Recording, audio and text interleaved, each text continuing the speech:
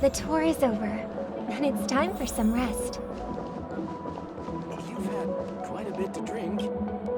Hello. May I ask what happened here? Nothing to be worried about. There's been a small rehearsal mishap at Clock Studios theme park. Please stay calm. Hey, are you a fool? You don't even recognize Miss Robin? Who do you think you're talking to? Huh? I'm sorry. I've just been transferred to the Bloodhound family, and I'm still not too used to working on the streets. I didn't realize it was you. I'm so sorry. Hey, don't sweat it. You guys have a tough job. I know how it is. How's the situation looking? Oh, we've sealed off the theme park. Most guests are used to bizarre phenomena in the dreamscape, and so far, no threats have been detected. We can expect order to be restored soon. Rest assured, Miss Robin will intensify our patrols to ensure that no incidents occur. I trust you guys. But regarding what happened in the theme park, what do you hounds think about it? It's okay. Feel free to speak your mind. Well... Actually, I was there shortly after it happened. Is it true that the IPC's ambassadors came with ill intent? And that Galaxy Ranger who easily cut through the sky? Miss Robin, tell you the truth, everyone's been talking about it. The myriad factions on Penacony have already been causing unease for everyone. Thank you all for your loyalty towards the family. The planet of festivities has indeed run into some trouble. The representative from the IPC, he's trying to regain ownership of Penacony and is prepared for a hostile takeover. Of course, the family did not agree. The result of the failed negotiations is as you see it now. No wonder. So this is the main reason why the IPC staff are banned from entering the dreamscape. Did they apprehend the troublemaker in the end? Don't worry. Mr. Sunday is currently tracking his whereabouts, and I'll have something to show for it soon. However, given the situation, the IPC surely won't let this go easily. Therefore, we are relying on you hounds to maintain the order and stability of the dreamscape. Please be assured, Miss Robin, we take our orders seriously. We won't let those IPC cronies get away with this. Thank you for your hard work. If there are any other members who still feel uneasy, please tell them on my behalf that protecting the dreamscape requires everyone's help. This is a small gift prepared by the Iris family for the guests. There's one for you too. Please, open it at the Charmony Festival for an unexpected surprise. I can't believe I received a gift from Miss Robin. It feels like I'm dreaming. Wait, I am in a dream. If trouble comes knocking on our door, we're not afraid to go to war. Rest assured, the dreamscape's peace will be protected by the Bloodhound family.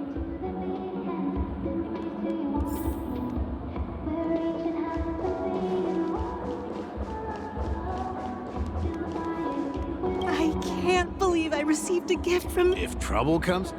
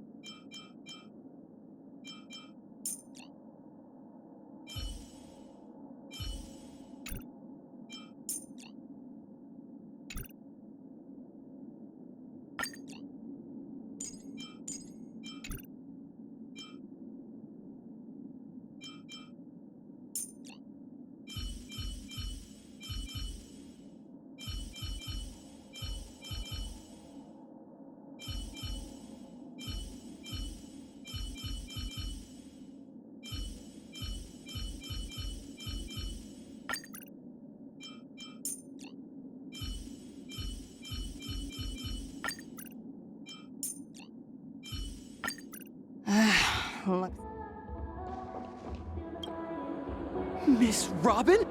That's the world-renowned cosmic superstar, Miss Robin! I didn't expect to meet a fan here. I'm honored. Welcome to Penacony, a world filled with wonderful dreams. I can't believe I'm actually meeting the real Robin! Shouldn't you be preparing for the Charmony Festival? Preparation is important, but the ceremony is fundamentally about sharing the Great One's harmony with everyone. If there's a chance to sing with everyone, I will not refuse. Regarding the recent mishap, I understand it negatively impacted some of our guests. As a member of the family, it's only right for me to come forward and offer my apologies to everyone. But, are you sure it was actually a mishap? Everyone saw those chips descending like rain and the red light tearing through the sky. Claiming it was merely special effects seems a bit far-fetched. Plus, I met that generous gentleman. He looked really out of it and kept talking to himself. Is this also part of the performance? Everyone, please do not panic. I believe that the family will give everyone a satisfactory answer in due time. Even if you say so, Miss Robin, it's hard to believe. Some people just never listen, do they?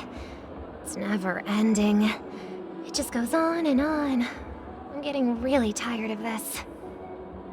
Miss Robin? Still, I suppose I should keep on helping everyone. I am the epitome of joy, kindness, and goodness, after all. Huh? What was I just doing? And, who might you be, miss? Here, take this, little guest. This gift has been specially prepared for you by the family. Make sure to take good care of it until the opening of the Charmony Festival. Then, when the show reaches its climax, press the button together with the others around you. You never know. Something very exciting might happen.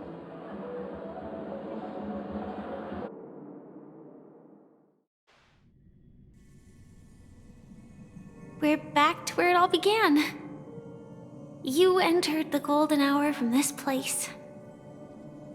And it is also from here where you will enter the true Penacony. It is a pleasure to journey alongside you once more. But it's time I laid bare the entire truth before you. As you might have heard, I also go by another name. Stellaron Hunter Sam.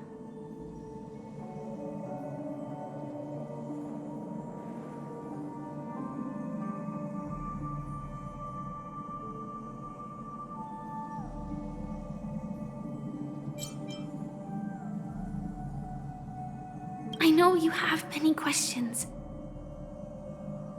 Do you remember when we encountered death in that strange dreamscape? When I was caught by that meme?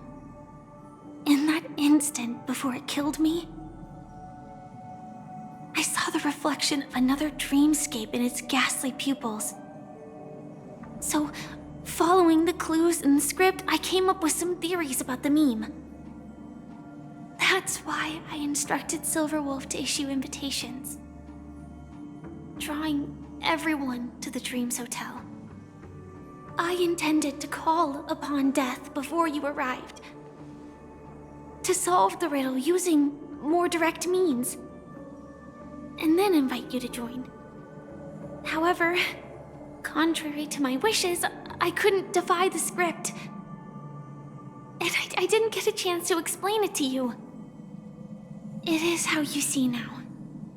I was impaled by the bladed wings of death. The heavy pressure of concentrated memoria miasma exploded in my mind as if it was actually reality. But after the momentary numbness subsided, I found that my body was absolutely unscathed.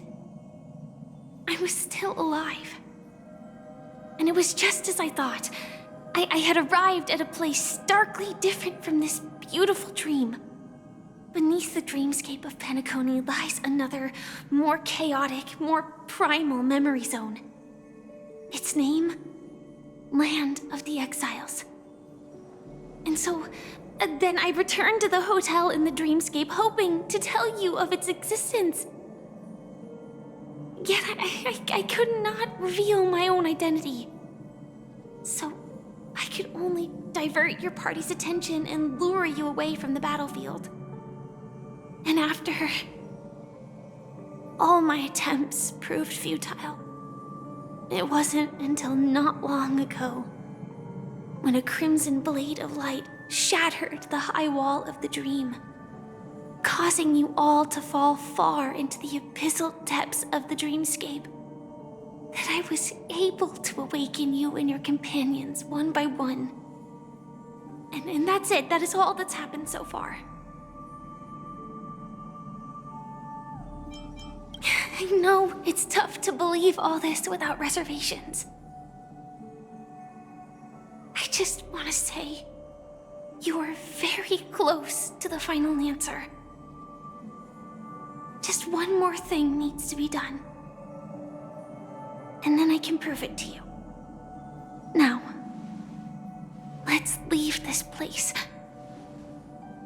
Please close your eyes. Take a deep breath and visualize the dreamscape's outline in your heart. And remember, you must not open your eyes at all times. 3, 2, 1. Don't be afraid. The one who has come to greet us has arrived.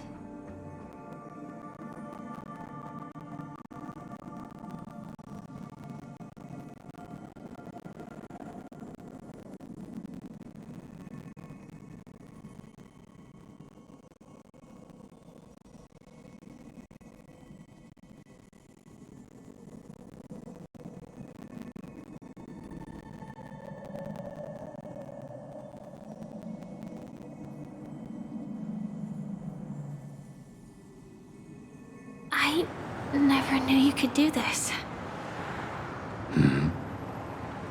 Do you have a driver's license? I do. That is surprising. Why? Because this is Japella, the city of sins? No, it's nothing. I'm just thinking that you haven't slept in 20 system hours. Are you sure you're okay? I'm fine. I'll survive. Same goes for you. I'm not so sure about that. Slow down a bit. Infiltration is over. Feel free to activate Sam anytime you like. There's still some time before the next part of the script unfolds. Let me stay a little longer in this body.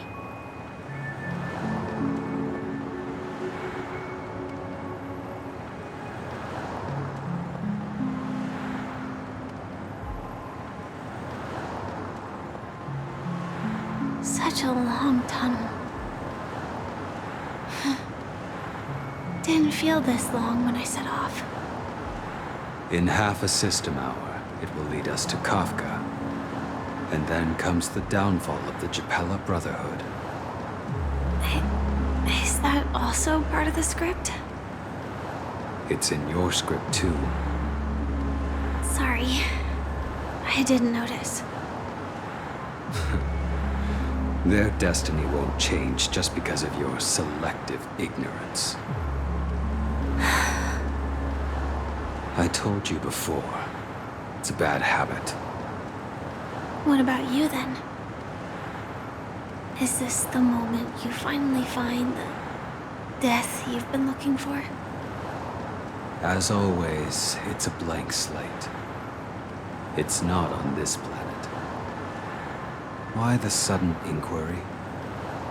Because I'm currently in a car with a sleep-deprived driver. I just want to get there in one piece. This car has full self-driving capabilities. I'll just put my hand on the steering wheel. Will that do? Hey, don't take everything so seriously.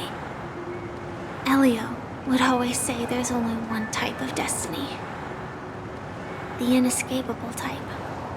He can see the future, and we, likewise, are aware of our predetermined end. But before that moment arrives, we can still choose what we do. We all have this right, don't we? After today, Gepella's name will disappear from cosmic history, and the Everflame Mansion will take its place. In the not-too-distant future, you'll receive an invitation. That's your next stop. Land of the Dreams. Penacony. I hope you find whatever you seek there. Be it answers or salvation.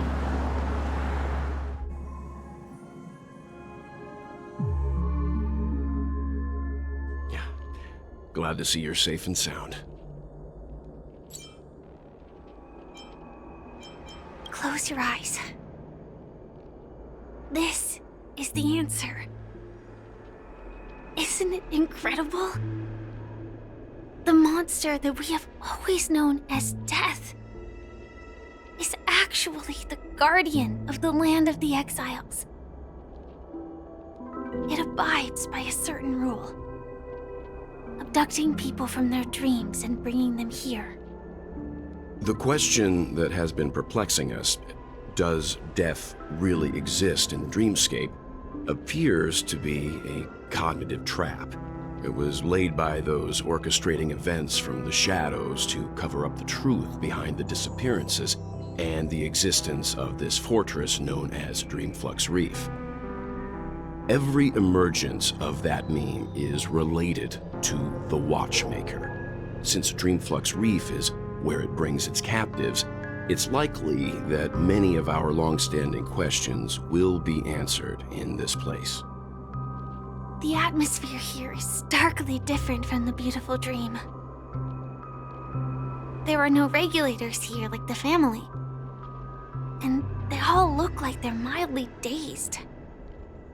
But from the whispers of the residents, they've heard a familiar name. Gallagher. It's that man again. Always in the right place at the right time. Though that does save us the trouble of looking for him. Himiko and March have already made a move. Get ready. We're about to set off. The real dreamscape, the land of the exiles. Before we go, should we speak to everyone first? I am really sorry for waiting until now to tell you everything. 2 reasons. Firstly, the script. In the future that Elio saw, Sam and the Astral Express's confrontation was inevitable. I tried to break the shackles of the prophecy, but this is as far as I could go. That aside, there were also my personal motives.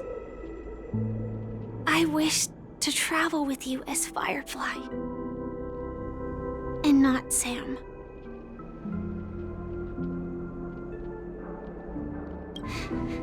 Thank you. Elio only gave me one instruction.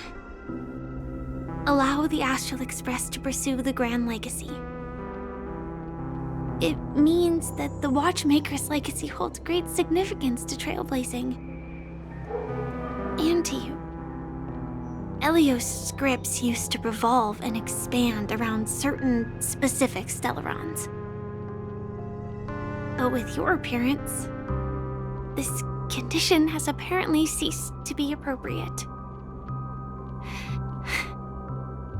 Perhaps he also saw the impossible in the future. Do you still remember that medical cabin I told you about? Well, that's Sam.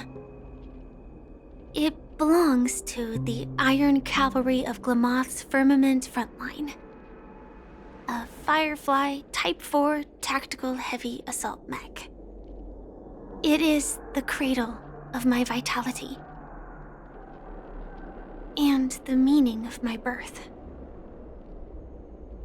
And for the longest time it was how I should have looked to the rest of the world.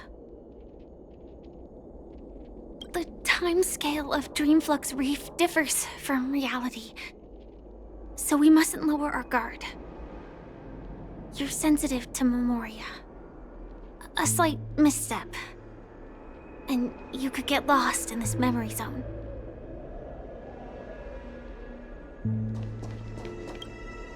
Something on your mind?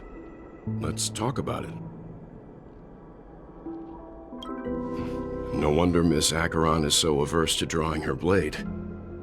It's hard to imagine such terrifying power could reside in an ordinary sheath.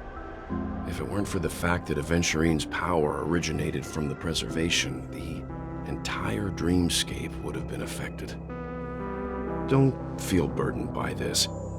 Even without that Stellaron inside you, Aventurine would still have found other methods to accomplish his goal.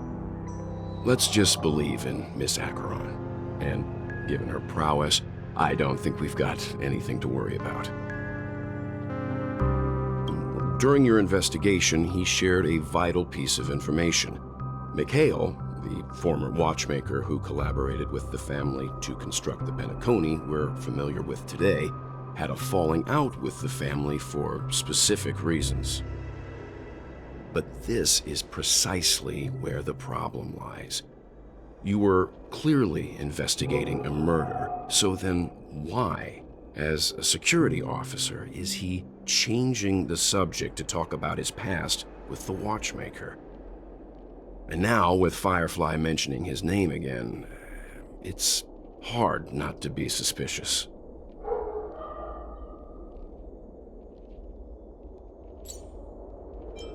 Before we found you, she'd already revealed her Stellaron Hunter identity and shared a lot of information. Who would have thought that the Molten Knight's true identity was actually a young girl? For her, this is a secret that she cannot allow others to know. That being the case, I think we can believe she's willing to cooperate. But she didn't reveal all her secrets. I just can't shake the feeling that her situation is different from that of the typical dreamer. And I hope that doesn't lead to any dangerous predicaments.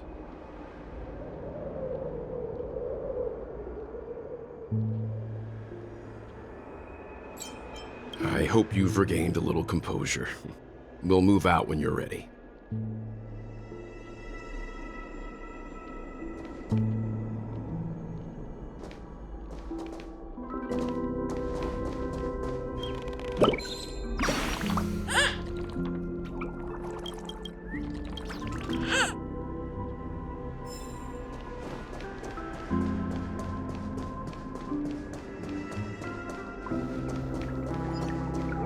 Keep going straight down this alley and it'll lead to an elevator.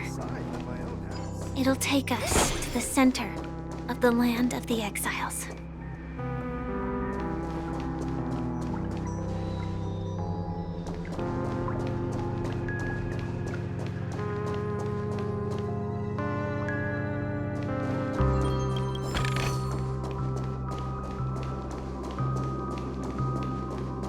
What a huge clocky. Looks like the watchmaker also left his mark on Dreamflux Reef.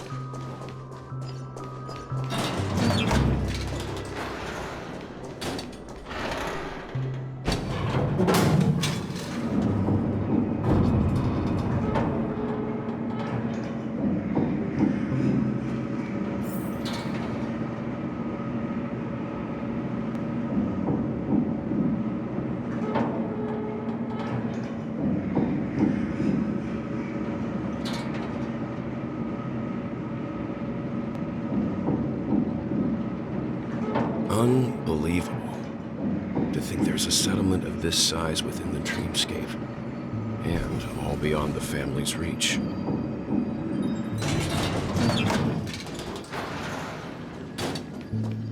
The atmosphere in this fortress is pretty different from that in the beautiful dream. When I first saw it, I was in awe too. The sky here, it's like a reflection of the 12 dreamscapes. What's even more bizarre is that this place is also separated into trade and residential areas. The layout may be simple, but the facilities are very comprehensive. It seems that there are quite a number of people living here. Though both dreamscapes have distinct styles, the architectural designs are quite similar. Works of the same hand, perhaps. Hard not to speculate on the connection. But there's no point in overthinking things. Let's meet up with Himiko and the others first. Take a right turn at the end of this road and you'll reach the trade district. There are more people there. And perhaps someone knows where she is. Not coming with us? The Astral Express likely needs room for some internal deliberation. In the meantime, I'll try and locate Gallagher. Sure. Let's reconnect later. Letting her go was the right decision. Further observations are needed before we decide whether to trust her. But first, there's someone I need to talk to. Let's go. I'm sure you've already noticed him.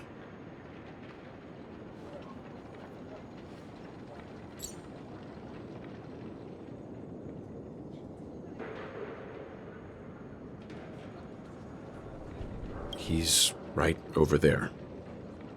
The Reverie Hotel's bellboy. How did he end up here? And right after Miss Acheron severed the beautiful dream. We'd better check, just to be sure. Perfect for me, and perfectly legal for me to stay in.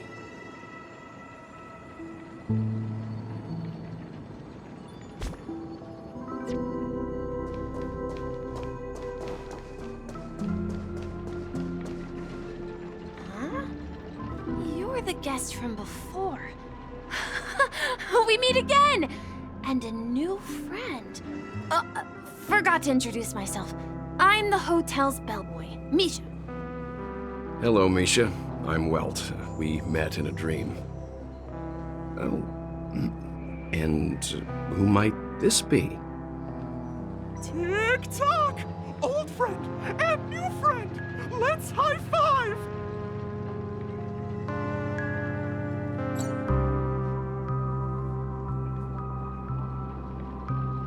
Your, memory zone meme? Nope. Clocky is a good friend of mine. We all live here. How did you two get here? This dreamscape isn't supposed to be open to the public. I wonder if it has something to do with Sleepy. So, this is your home? Yep. After my work in the beautiful dream ends, I'll go back home. Commuting used to be more convenient, but ever since travel became cumbersome, Sleepy started ferrying people back and forth between the two dreamscapes. This Sleepy. Can you describe what it looks like? Sleepy is a memory zone meme. Looks fierce and has many eyes. But it's actually really well behaved. Gallagher's been taking care of it.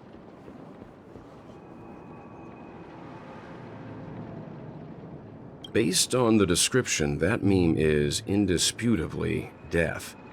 A nightmare for the family, but for the people who live here, well, that couldn't be further from the truth. Death? Not in a dream, surely. Sleepy's just a little aggressive, and sometimes messes up by fetching the wrong guess. But it would never hurt anyone. I see. Has it brought back any guests recently? Say, in the last day or two? We're currently investigating a missing person case that occurred within the beautiful dream. I see. Then you'll have to speak with Gallagher. But he's currently busy hosting a visitor from the Oak family and specifically asked not to be disturbed. Mr. Yang, the person you're looking for, is it Miss Robin? Just as I thought. Considering what happened with Miss Firefly, this doesn't come as a surprise. If you're looking for Miss Robin, I can lead the way. She told me that she'd be willing to meet with outside guests. If it's not too much trouble. Also, we're looking for our missing companions. A woman with red hair accompanied by a girl with pink hair. Have you seen them? Oh, I haven't. But please, rest assured. Dreamflux Reef is a small place, and it's not as bustling as the beautiful Dream. But its safety is unmatched. How about this? Since it's your first time here in Dreamflux Reef, I'll be your guide and help you find your companions. And then we can all go visit Miss Robin together. She's gone to Mrs. Grace's to visit the children. She won't be leaving anytime soon, so there should be enough time. All right then, we'll follow your plan. Well, we now know the answer to both murder cases that have caused such commotion in Penacony. As for the intentions of the mastermind behind it all, we're still none the wiser.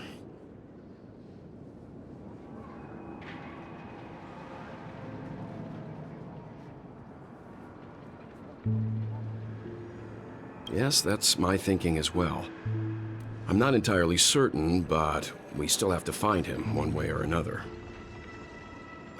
Say, you mentioned before that you saw Clocky that only you could see, right?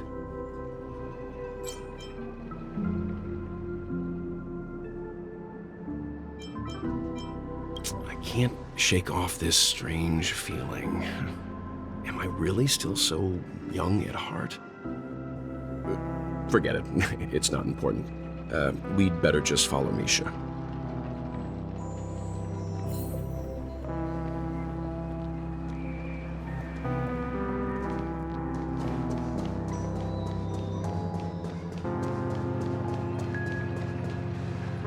Everyone, look! From here, you can see the most spectacular view of Dreamflux Reef. A black hole? No. An accretion disk formed from consolidated memoria? Was Dreamflux Reef built on such unstable memoria? Oh, so Mr. Yang is also versed in memoria dynamics. I was just trying to figure out how to explain this huge hole to everyone. I bet you guys have a lot in common with Miss Kami.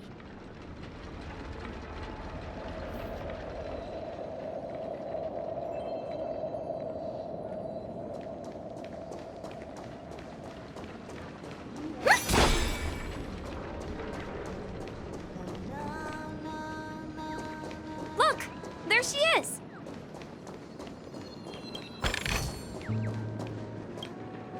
My calculations are finally done.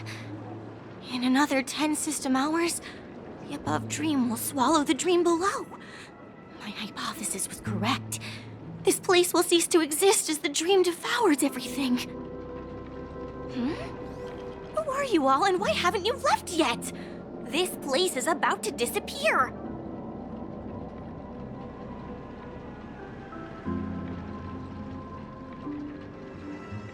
I'm Kami, a dreamscape surveyor specializing in memoria dynamics, and this is my life's work that I'm researching. See that huge gaping hole?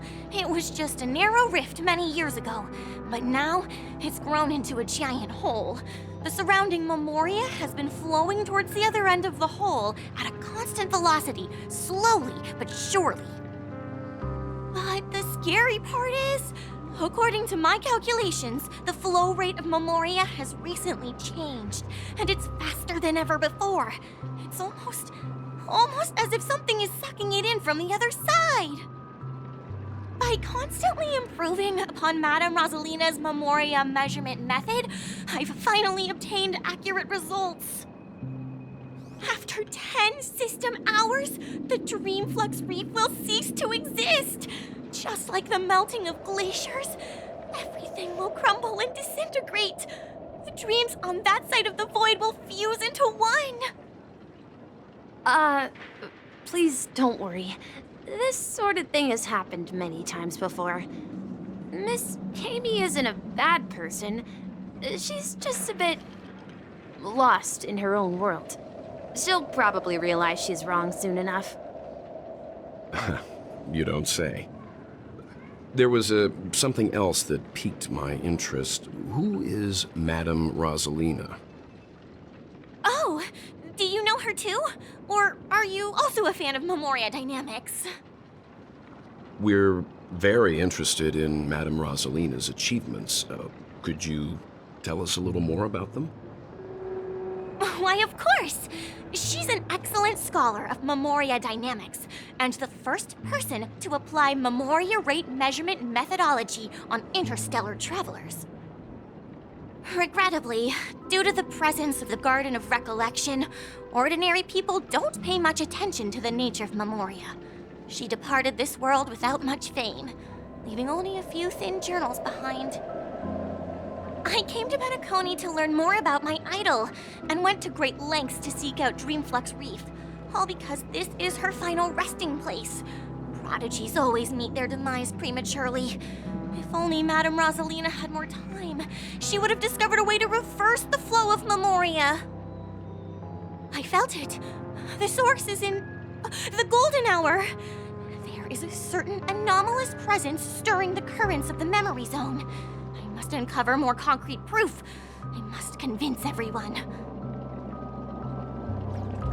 Does the name Madame Rosalina sound familiar to you?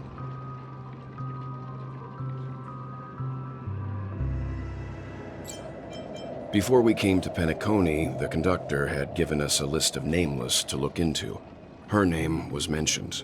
It seems like she did a great deal of research and calculations in Dreamflux Reef, before abruptly passing away.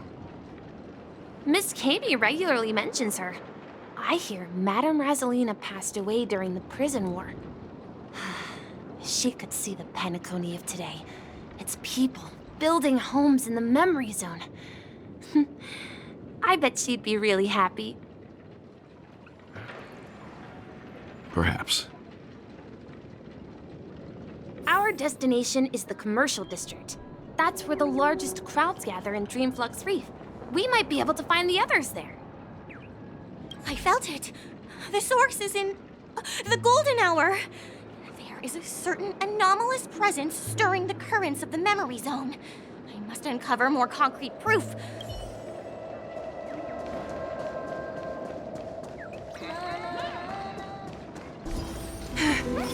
Let me go! Please, come to your senses. I'm begging you. Ghost! There's a ghost! Don't come near me! Oh my. I'm human and so are you. Can you get a grip? Mr. Yang and Mr. Trailblazer, I've been waiting for you. Quickly, come help. I bumped into a member of the family on the way here. He was so scared and I just wanted to calm him down. But... Let me go! Let me go! I've only done good in my life. Why can't I rest in peace after death? well, this is how it turned out.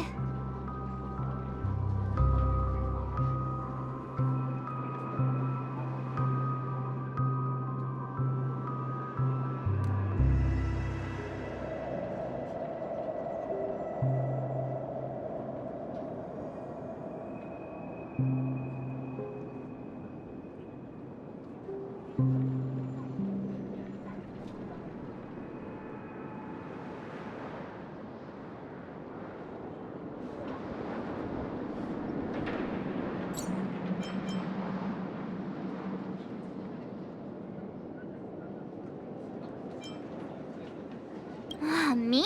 A ghost? Don't make me hit you. He thinks he's dead.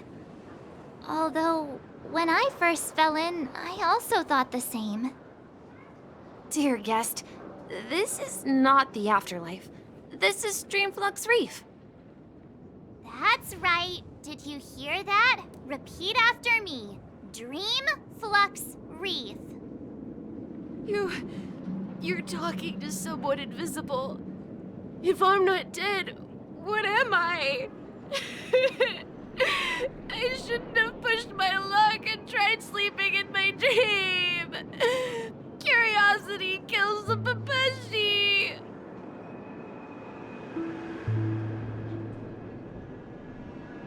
Stop asking!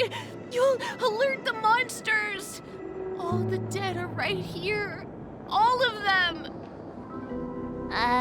You're not talking about the Memory Zone meme, are you? Don't say that name! It's all your fault. They're coming!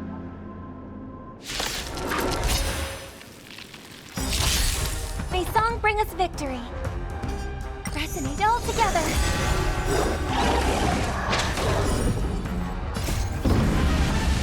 Show no mercy. Bust. Or maybe I'll take it all. Here, this thunder.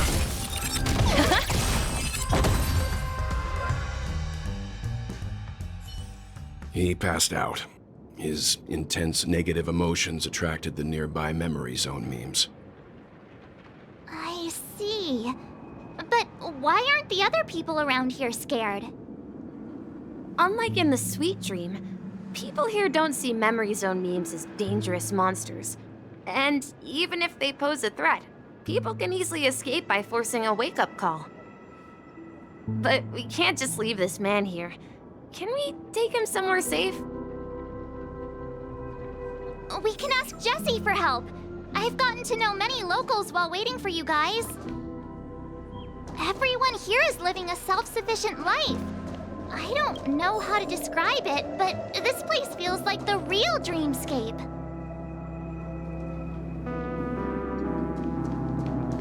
No, at this rate, the family will be done for.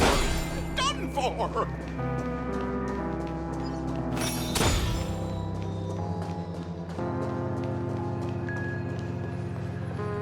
Let's see how you handle a stroke of genius like this.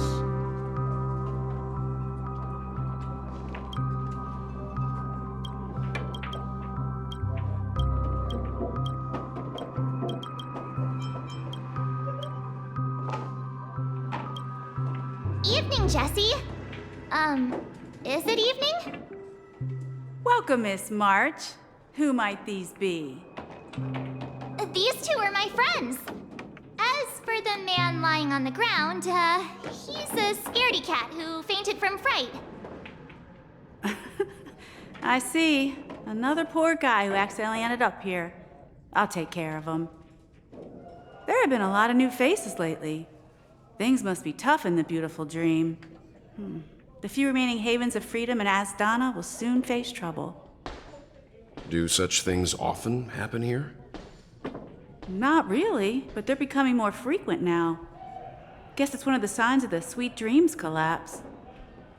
This man has had quite the shock. Could you help me find a Halovian lady, March? Her songs can heal mental wounds. A Halovian lady? That must be Robin. She's also here in Dreamflux Reef. Huh? Robin? But I thought she... Oh, right. If Firefly is here safe and sound, then it means Robin must be okay too. Misha's about to take us to her to find out what happened. But before that, let's meet up with Himiko. You were with her earlier, right? We met some stowaways in the residential area. Most of them came from neighboring star systems. I heard that places like Dreamflux Reef are scattered throughout the memory zone of Asdana, like islands in the ocean. They existed before the family arrived. I also heard that when Dreamflux Reef took shape, it was the center of all dreamscapes in Penacony. If that's true, it's It's no wonder there are so many similarities between this place and the Sweet Dream.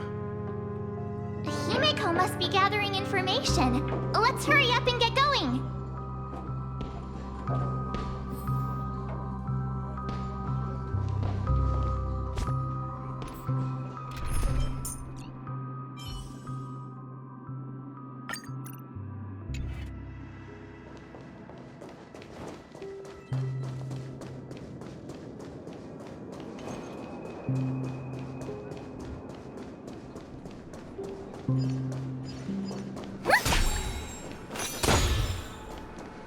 This is where we split up.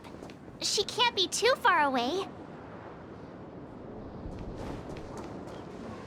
So that's how it is. I never imagined we'd gather the remaining details here. To borrow Gallagher's catchphrase, what an unpredictable twist of fate. Himeko, here they are. Ah, perfect timing. Now that everyone's here, I'd like to introduce everyone to Micah, who's partly in charge of the Land of the Exiles. Micah, these are my companions. It's a pleasure to meet the Nameless. You know us? I've been keeping an eye on you since the day you arrived in Penacony. We would have met under more appropriate circumstances if Dreamflux Reef hadn't been isolated from the 12 Dreamscapes. Please, allow me to formally introduce myself. I'm Micah, the Gravekeeper of Dreamflux Reef. Gravekeeper? Life in Dreamflux Reef is pretty liberating. Everyone here mostly keeps to themselves, without meddling in others' affairs. My daily task involves cleaning a few tombstones. You're too modest, Micah. When lost dream chasers stumble upon this place, you're the one who takes care of them, guiding them back to the Sweet Dream, or showing them how to survive the wild dream chaos. So, a guardian of sorts. Were you talking to me, Mr. Yang?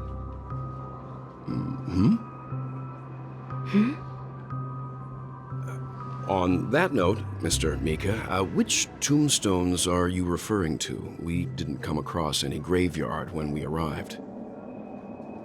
They're actually just symbolic stones.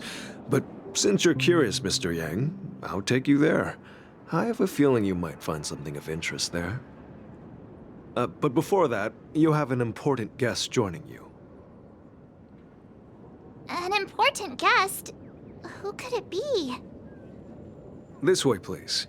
The roads here in Dreamflux Reef are a bit run down, so watch your step.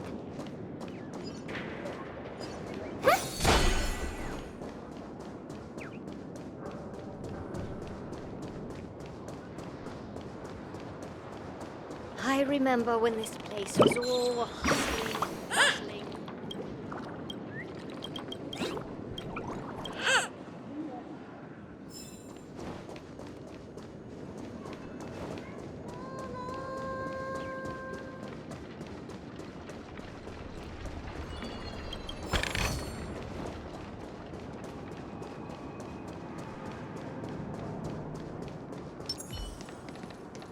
There she is.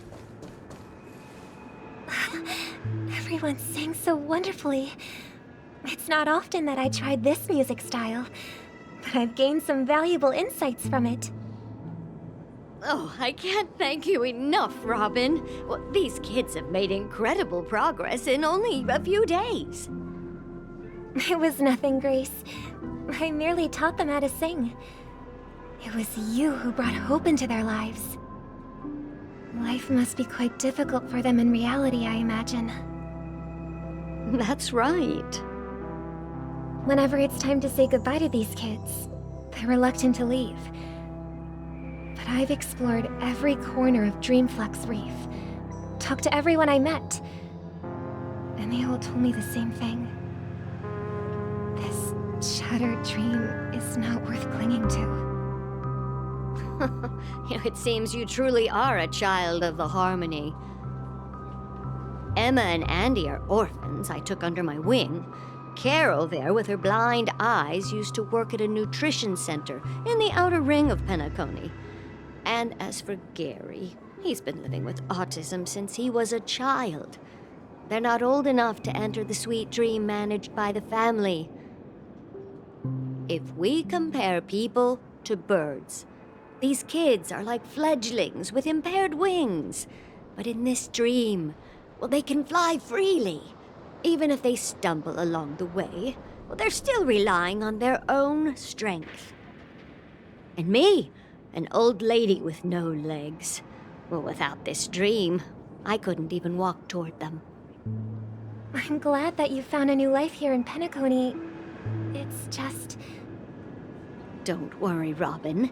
Dreams have their significance, but they aren't everything. Both the children and I understand this. No matter how long we fly through this dream, we will one day return to reality. But you know what? Emma and Gary aren't plagued by their insecurities anymore. No, and Carol is learning how to cope with her blindness. And Andy is livelier than ever. Well, even I've become more optimistic. You see, in dreams, we learn how to live. Once we return to reality, we learn how to survive. And should our feathers be damaged, then we share our wings with one another. There's no need to covet an illusory sky in dreams, because we have the right and the ability to fly towards a broader horizon. It's a relief to see you safe and sound, Miss Robin. It's nice to see you all again, Astral Express crew. I heard my disappearance caused quite the commotion out there. I'm really sorry about that. Since you're here, can we assume that you're fully aware of the situation in Penacony? Ever since I returned to Penacony, my voice started to change, until it gradually faded away. At first, I thought it was a temporary ailment, perhaps due to having been away too long. I thought maybe it just takes some time for my body to acclimate to the high concentration of Memoria and Asdana. But now it seems the root of the problem goes way beyond me. There are elements around me that don't align with the harmony. Losing my voice is just one of the signs of the Sweet Dreams collapse. The Sweet Dreams collapse. That memo keeper mentioned the same thing. So it's real. While I was away from Penacony, the boundaries of the 12 dreamscapes kept expanding outward. But whenever I mentioned the anomalies in my dreams, all the family heads refused to talk about it. Only my brother was willing to respond. Later, I discovered the secret letters from the IPC ambassador, which further convinced me that there are hidden secrets beneath the surface of Penacony. So, following the clues in the Oak family's dossiers, I found my way here. The land of the exiles, concealed by the family under the guise of death. A dream within a dream, where Penacony's past is buried. Hearing you speak, it sounds as if your voice has made somewhat of a recovery. I hate to admit it, but the harmony in this place resonates more broadly than within the Sweet Dream. It's regrettable, but the family has experienced betrayal. The traitor, or traitors, abandoned their original principles and, using the name of harmony, exploited people's weaknesses to turn Penacony into the planet of festivities, trapping everyone in the illusion of the Sweet Dream. This is not the strong defending the weak, but rather the strong exploiting the weak. A world without equality won't ever be favored by the harmony. And naturally, those voices blessed by them have lost the ability to sing. Could there be another force influencing the family's shift in philosophy, Miss Robin? Considering what happened with Acheron, it's difficult to conceive of another entity within the realm of the harmony capable of influencing everyone. Unless a power surpassing that of an emanator is involved. I I'd heard about what happened to the Xianzhou Alliance. But as far as I'm aware, the family hasn't faced any such external interventions. Who knows? Perhaps I've just been away too long and missed something. Regardless, I cannot accept my home is moving towards the very opposite of what the Harmony represents, while still claiming to uphold it. I must uncover the reason why Mikhail cut ties with the family, and who exactly it was who betrayed us all. Do you remember our arrangement, Mr. Micah? Well, here's my answer. I've decided to forgo my role, and never step foot on the Charmony Festival stage again.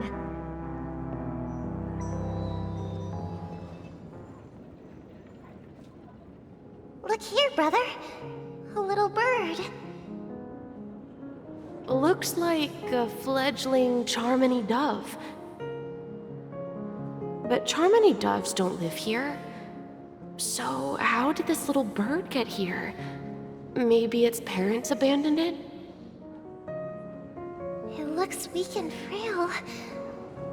Why don't we find something soft and make a nest for it? This place is too dangerous for a fledgling. Let's take it with us. We can put it on the wooden shelf in front of your window. Okay. A bird like that must have a beautiful singing voice. But where will it live? I'll ask the family head to build a cage for it.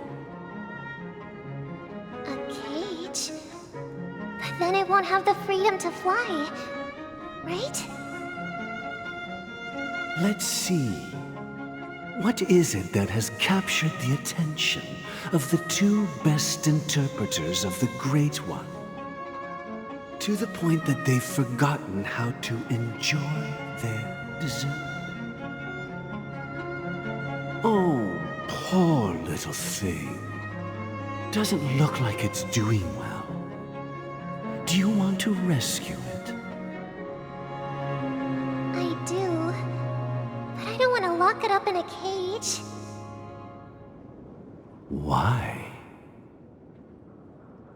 Even if it's small and not fully feathered, and can't sing, it didn't come into this world just to be locked up in a cage. Birds, they should be flying free in the sky. That's quite the romantic idea. And what about you, a young scholar? Do you agree with your sister? I think she's right. But if we leave it out in the wild, it won't survive for more than a few days at best. Ah, I see. It seems our little scholar is still a bit unsure. Well, let me tell you youngsters a story.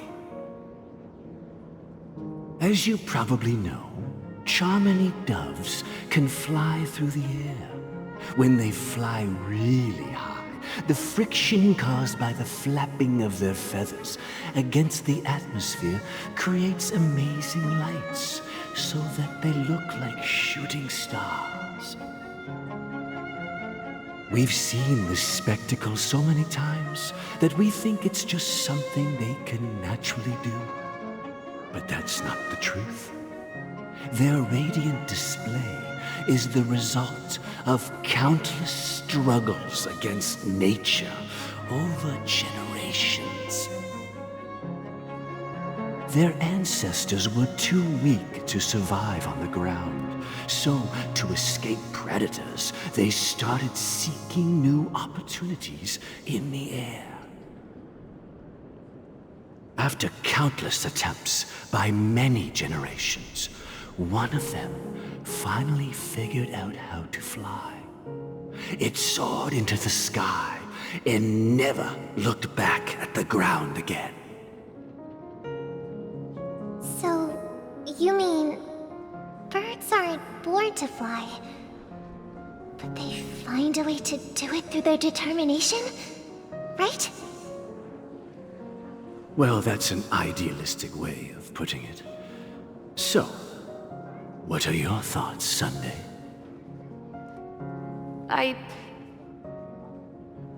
I think people believe birds are meant to fly because they've never seen those birds crashing to their death. That's an interesting perspective. So, have you decided what to do with the bird now?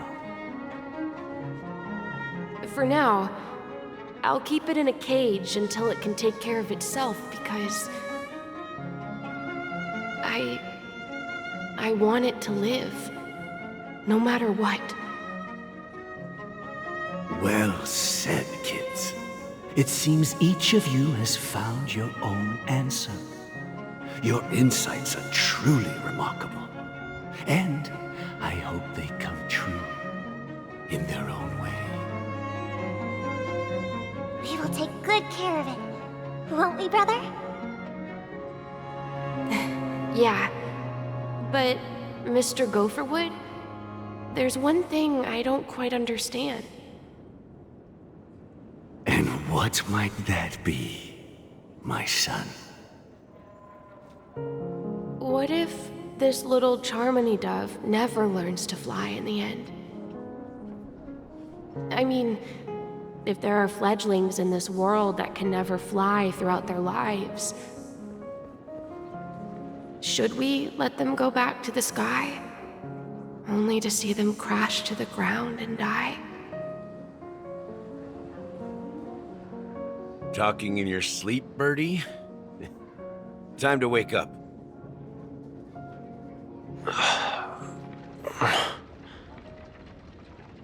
Huh? Need a hand? I'm still alive? Yeah. Happy about that. Where is Robin? Tell me. Now. I knew that was going to be the first thing you'd ask. Don't worry, your sister is here, safe and sound. She's probably walking around the streets now. If I were you, I'd be more worried about myself. After all, right in front of you is the guy who just stabbed you in the chest with a dagger. If you wanted to kill me, you wouldn't give me the chance to speak. Just tell me your demands, lackey of the Watchmaker. So, you figured out who I am, huh? No wonder you had the guts to go against the Dream Master and the Four Families. Looks like I made the right choice. Choice? You are aware of my plan and see through my act. Time is running out, so let's drop the charades. I'm suggesting we cooperate. Cooperate? What makes you think I'd cooperate with you? The fact that the famous Robin has chosen my side. Plus, some clues about a traitor and a bright future for Penacony. Any of that catch your interest? I find it hard to believe a man who's full of deception. Fine. You don't have to trust me. What you should trust is the sense of justice inside of you. Show me Robin first. All right, as you wish. Here she is. Huh? What's your trick this time? Just kidding. I mean, this lady will lead us to Robin, right? And the crew, too. There are too many people who you owe an explanation. That'd be great. Please follow me, Honorable Oak Family Head. Now, all the actors are on the stage.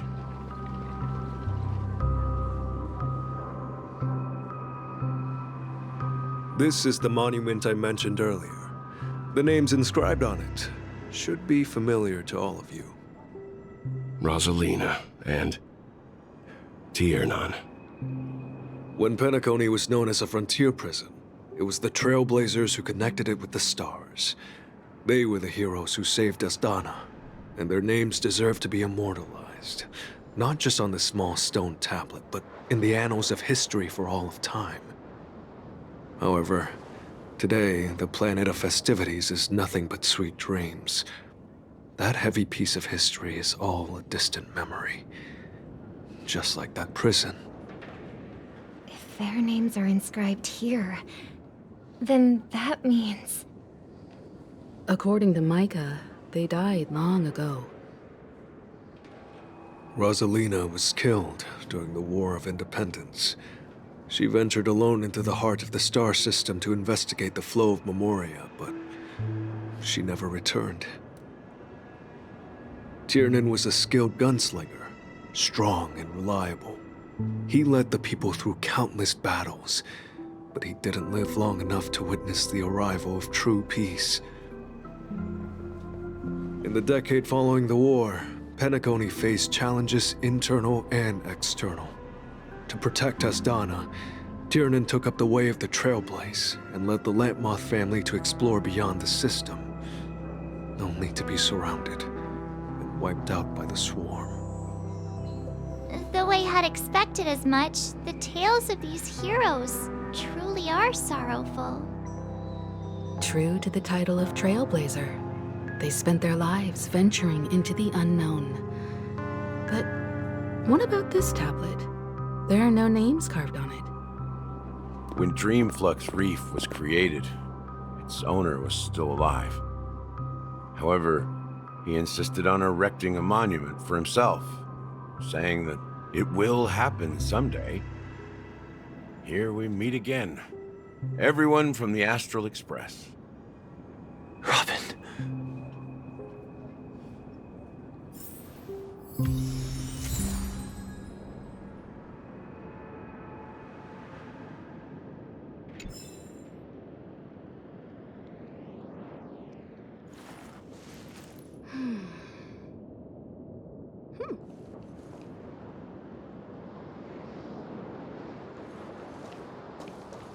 I brought Gallagher here. It's time to face the truth. Huh. The atmosphere sure is livened up with all these people in here. Brother... There's no need for words. You're safe, and that's all that matters. Well, I did my job. I gathered everyone here. Gallagher will explain the rest to you. Take care.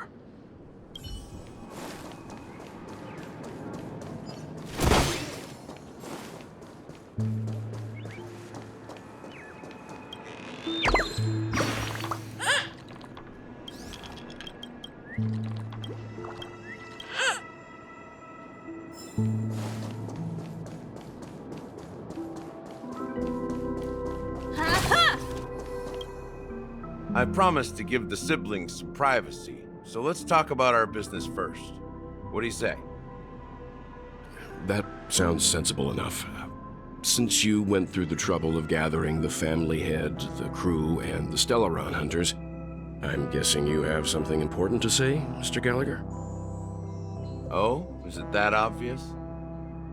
The look on your face is practically screaming, I'm the one behind all this. You're right, Mr. Yang. It is indeed time to come clean on everything. The siblings already know what they need to, and they've made their choice. But you, Nameless, arrived a bit late. So it's only fair that I answer your questions. Before we begin, let me reintroduce myself. I'm the founder of Dreamflux Reef, the deputy of the Watchmaker, and the one who sent out that invitation. As Gallagher, the history fictionologist, I humbly extend my greetings to you all. History fictionologist? So what, everything you told us was made up? Well, don't worry. Almost everything I shared was true. Well, except for the part about the family accepting me back. I double-checked with Micah, and everything he said about the family, the Watchmaker, and Mikhail is true. Thank you for your understanding. Now let's get down to business. I'm sure you're all wondering why I went through the trouble of setting up this battle for the legacy. inviting different factions, and stirring up a ruckus all over Penacony? Well, it all boils down to something very familiar to all of you. The Stellaron. The Stellaron? But how is that possible? Penacony is a free-flowing interstellar hub. There are no signs of contamination whatsoever. You're totally correct. So, care to take a guess at what that means?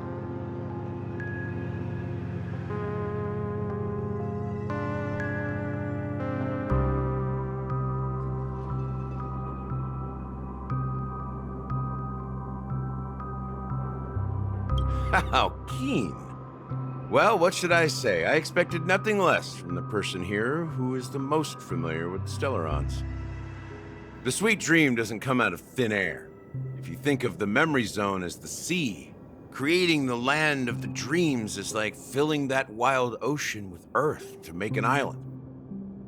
To achieve this feat, without the help of an emanator of remembrance or enigmata, the only way is to use a Stellaron. And that's not something you can achieve with a simple wish. It requires vast quantities of knowledge, time, and manpower. I'm sure you get what I'm hinting at. In Azdana, the planet of festivities itself is a Stellaron disaster. The planet of festivities itself is a Stellaron disaster? It all started a long time ago, back when the Watchmaker and his crew liberated the frontier prison. They faced countless challenges as they began building Penacony from the ground up. That's when the idea of using the Stellaron came into play. The Stellaron first entered the Azdana system during the war. The Nameless warned everyone against the folly of attempting to tamper with such a power, and most heeded their words. But there are always people in the shadows with ulterior motives. The turning point came after Tiernan's death. With two of the Nameless gone, the Watchmaker had to go to the front lines. It was at that moment his rivals saw an opportunity. By the time a representative from the Montour Systems family arrived at the Watchmaker's call, the Stellaron had already been activated and was seeping into the primordial synesthesia dreamscape. And I suppose the family happened to possess the knowledge to seal the Stellaron? Not just that. They knew far more about the Stellaron than the average person. They helped Mikhail swiftly quell the civil unrest and played a part in building Penacony under the disguise of the Harmony.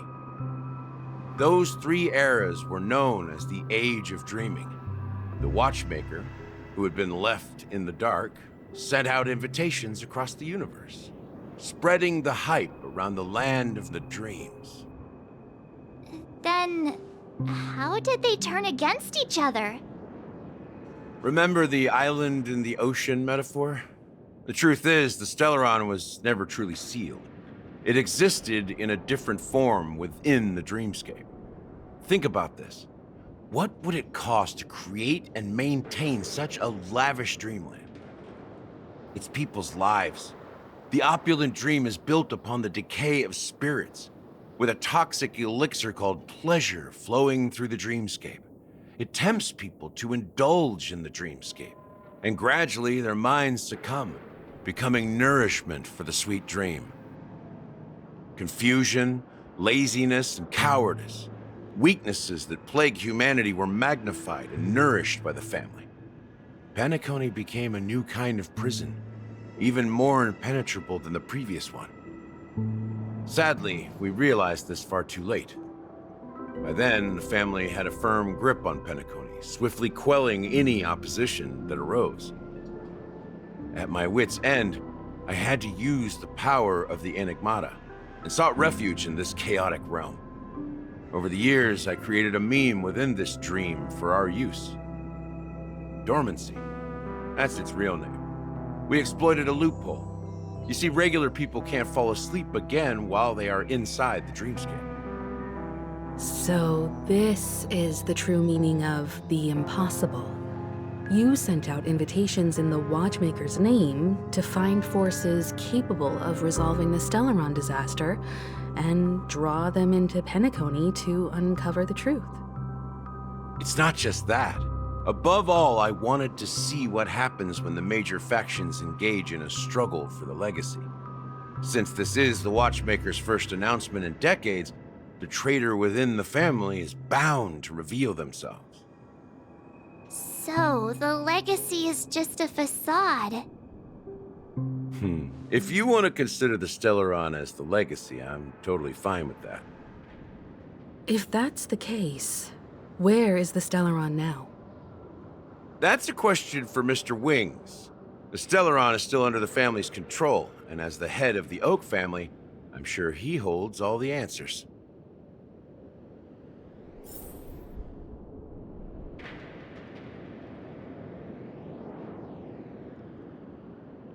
Go ahead. I'm sure Mr. Wings holds... You all look quite serious.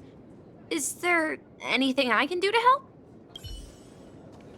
As I suspected, the core of this issue lies within the Stellaron.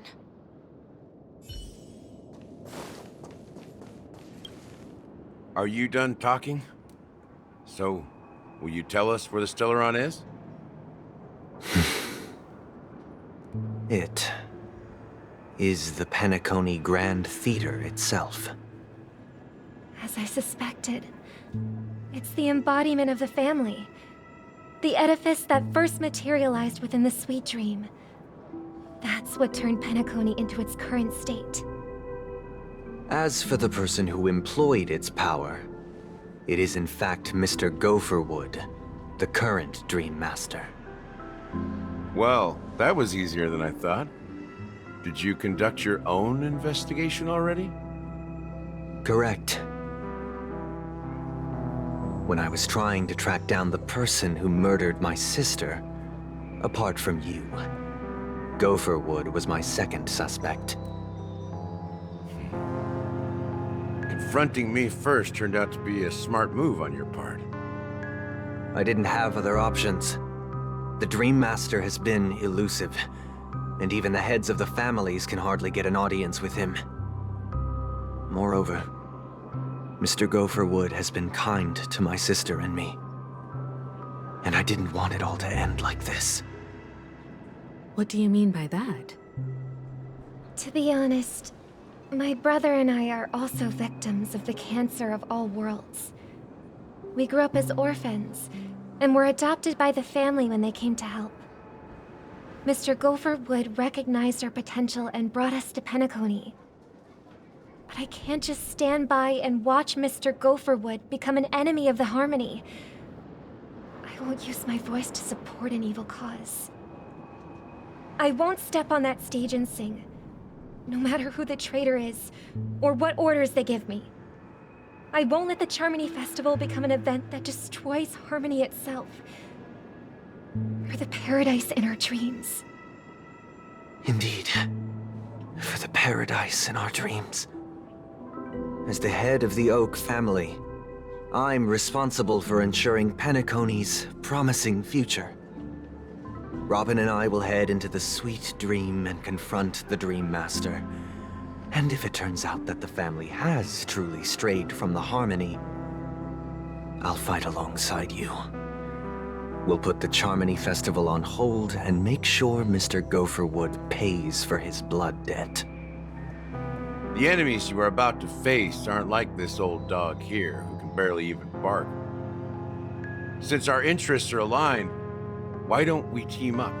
Maybe, just maybe, we'll have a shot at success.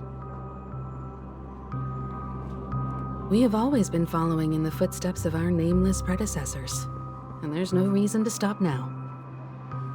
Yeah, we Nameless won't back down from a challenge. Isn't that right, Mr. Trailblazer?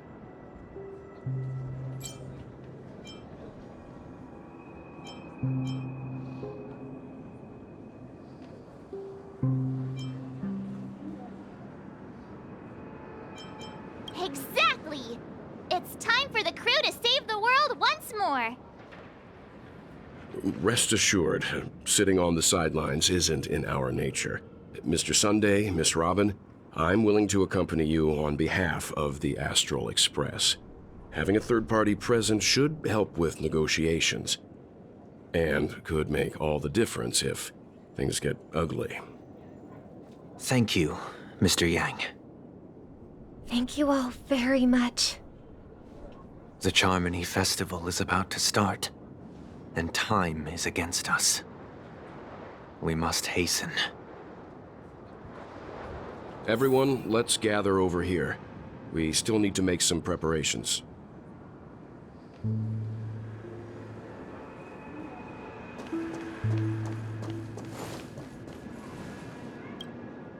I may have been quick to step up to the plate, but confronting the Dream Master could be a very dangerous affair. Huh? Even you're saying that, Mr. Yang? How powerful is that Dream Master?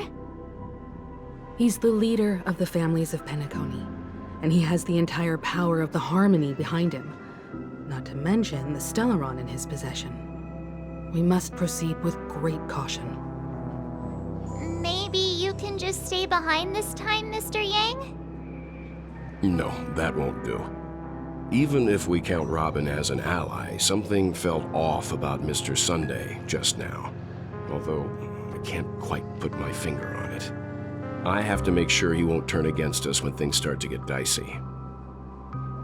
You're still carrying the keepsake the IPC envoy gave you, right?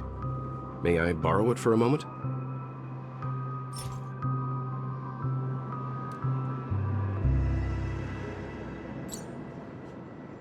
Huh. I knew it.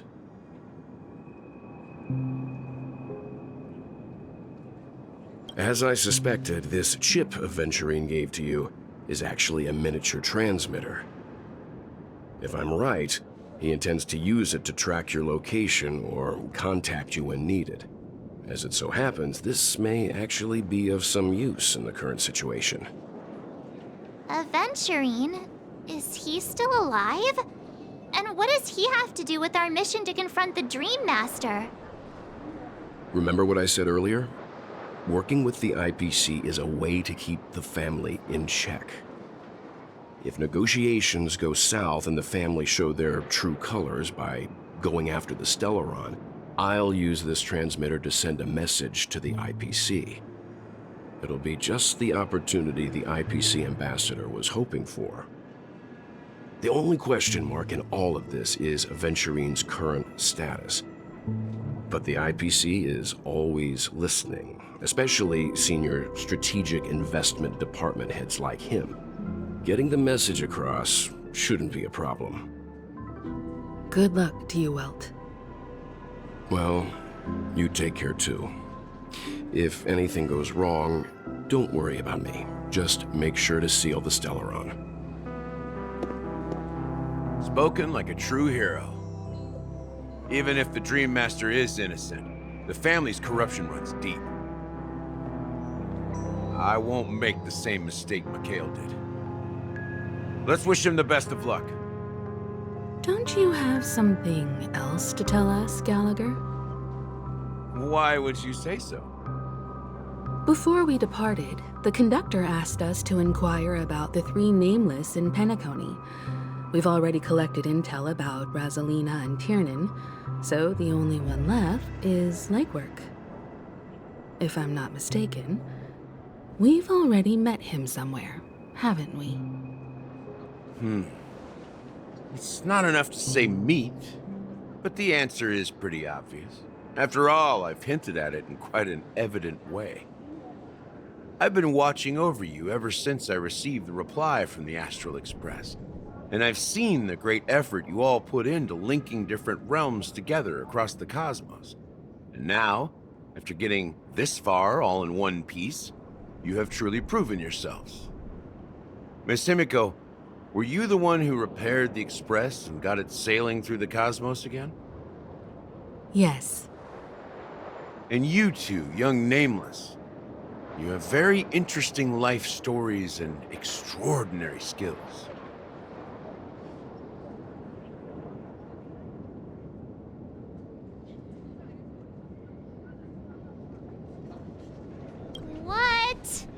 Hey, you can't just make up titles like that. You're full of energy. Please send my regards to the conductor, Pom Pom. Please let them know that their friend had fond memories from his time aboard the Express, which he reminisced on every time he had a good drink. As for the last nameless, he embarked, disembarked, and embarked again, traveling in a great circle, ending up back where he started. On his deathbed, he told me to find the Astral Express and deliver an invitation to the future nameless. He left behind a special gift, a true legacy. Something that belongs only to the successors of the Trailblaze. Come with me. Now is the time to reveal it.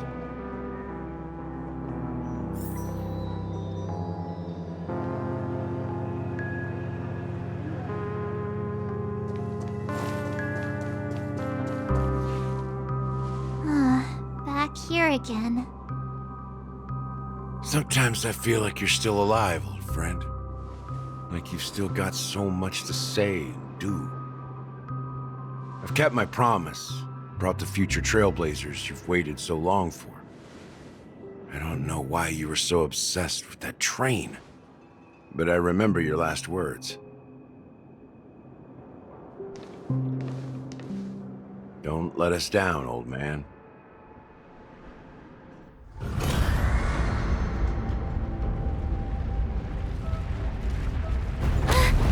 What's happening?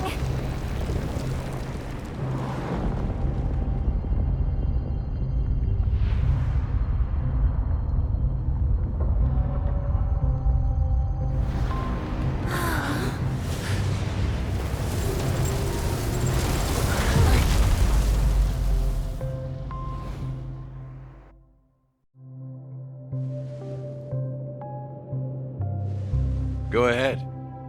His resting place lies in the garden up ahead. The first and last nameless of Penacony. Mikhail Char Legward, the Watchmaker.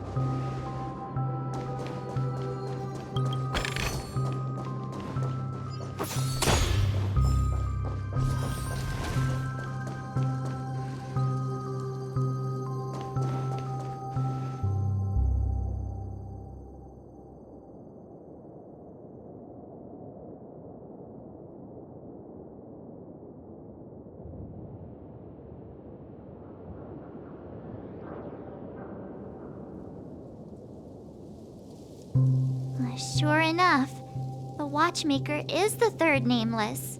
Even I could guess that one.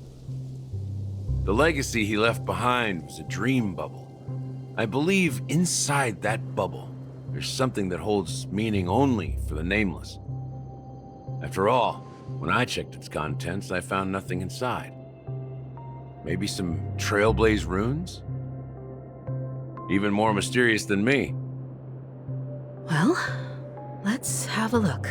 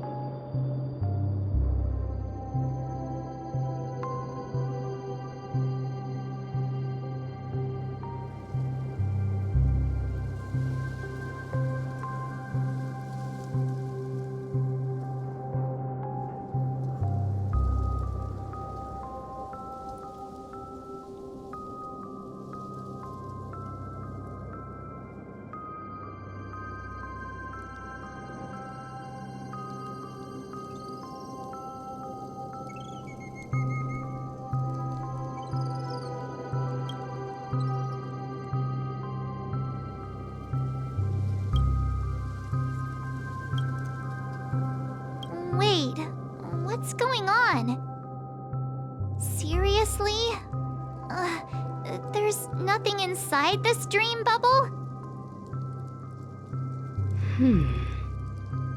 How could a dream bubble be empty? Just as I suspected. That old man always had this strange belief in the nameless and the trailblaze. And I never understood where he got that confidence from. Especially since he never managed to get in touch with the Express while he was alive. I could never figure out what was going on in that old man's head.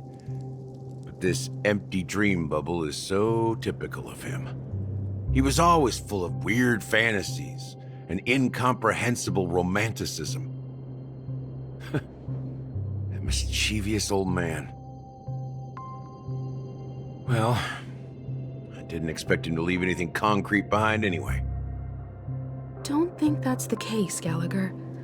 I'm sure Mikhail has left us the most precious thing of all. Don't start getting all philosophical on me, all right? Just as Mikhail believes in the nameless of the future, we unconditionally believe in the nameless of the past. How could they leave with regrets for the future when they were ready to dedicate their lives to the land they loved?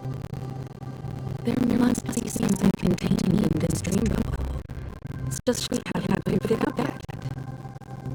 You also have faith in the watchmaker, don't you, Gallagher? Well, I'm a follower of the Enigmata. My philosophy forbids me to have faith in anything. That's why I understand what faith means in the path of Trailblaze. And I also want to know what he left behind. I'll leave it to you guys then. Can I borrow your pet? I need to make a trip back to Golden Hour and check something at the Dreamscape sales store. It's for Mikhail, and for the future of Penacony.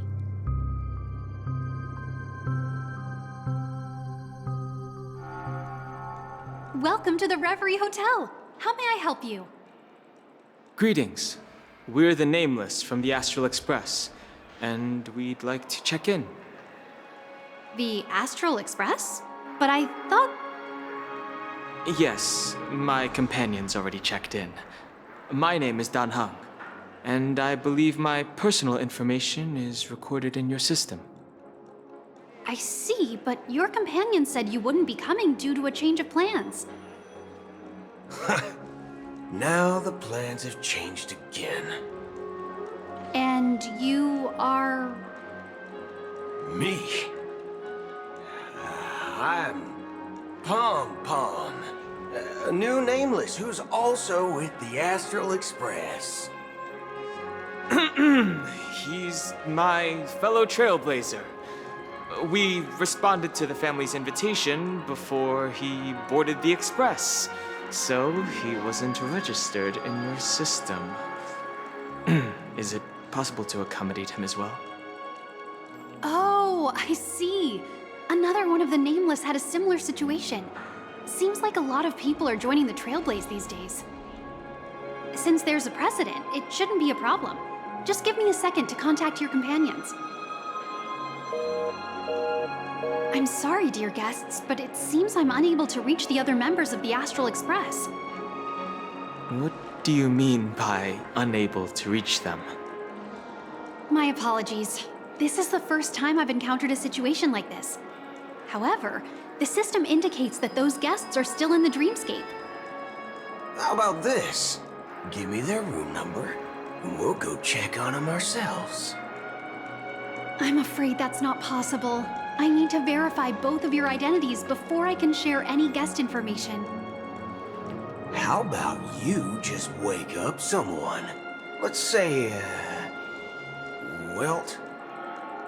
I'm sorry, but there are strict rules regarding forced awakening. It cannot be done without the proper clearance. So nothing works, huh? What's your solution then? Are you saying we sleep here? At the reception? Please be patient. We need to contact your companions in order to confirm your identities. And now it seems you need to confirm our identities before you can contact our companions. It seems so. Fudge! Look, nothing personal, but if you can't handle this, go find someone else who can, okay? Please calm down, dear guests. I do recall that Mr. Sunday, the Oak family head, personally handled this issue earlier. Oh, please wait a moment while I contact him. I don't think she's trying to give us a hard time. She really just doesn't know what to do. I have a bad feeling about this. You tried to contact them on the Express earlier, but they didn't respond. Something doesn't seem right. I need to leave for a moment.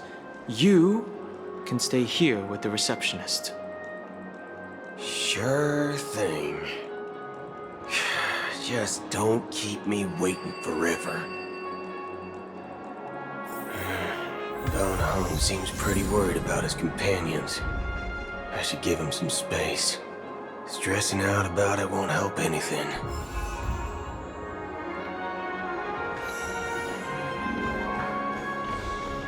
Locked and loaded.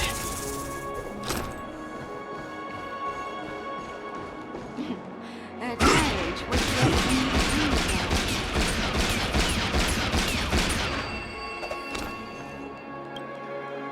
The Charmony Festival is about to start! I'm so excited! Hey! You guys here for the Charmony Festival too?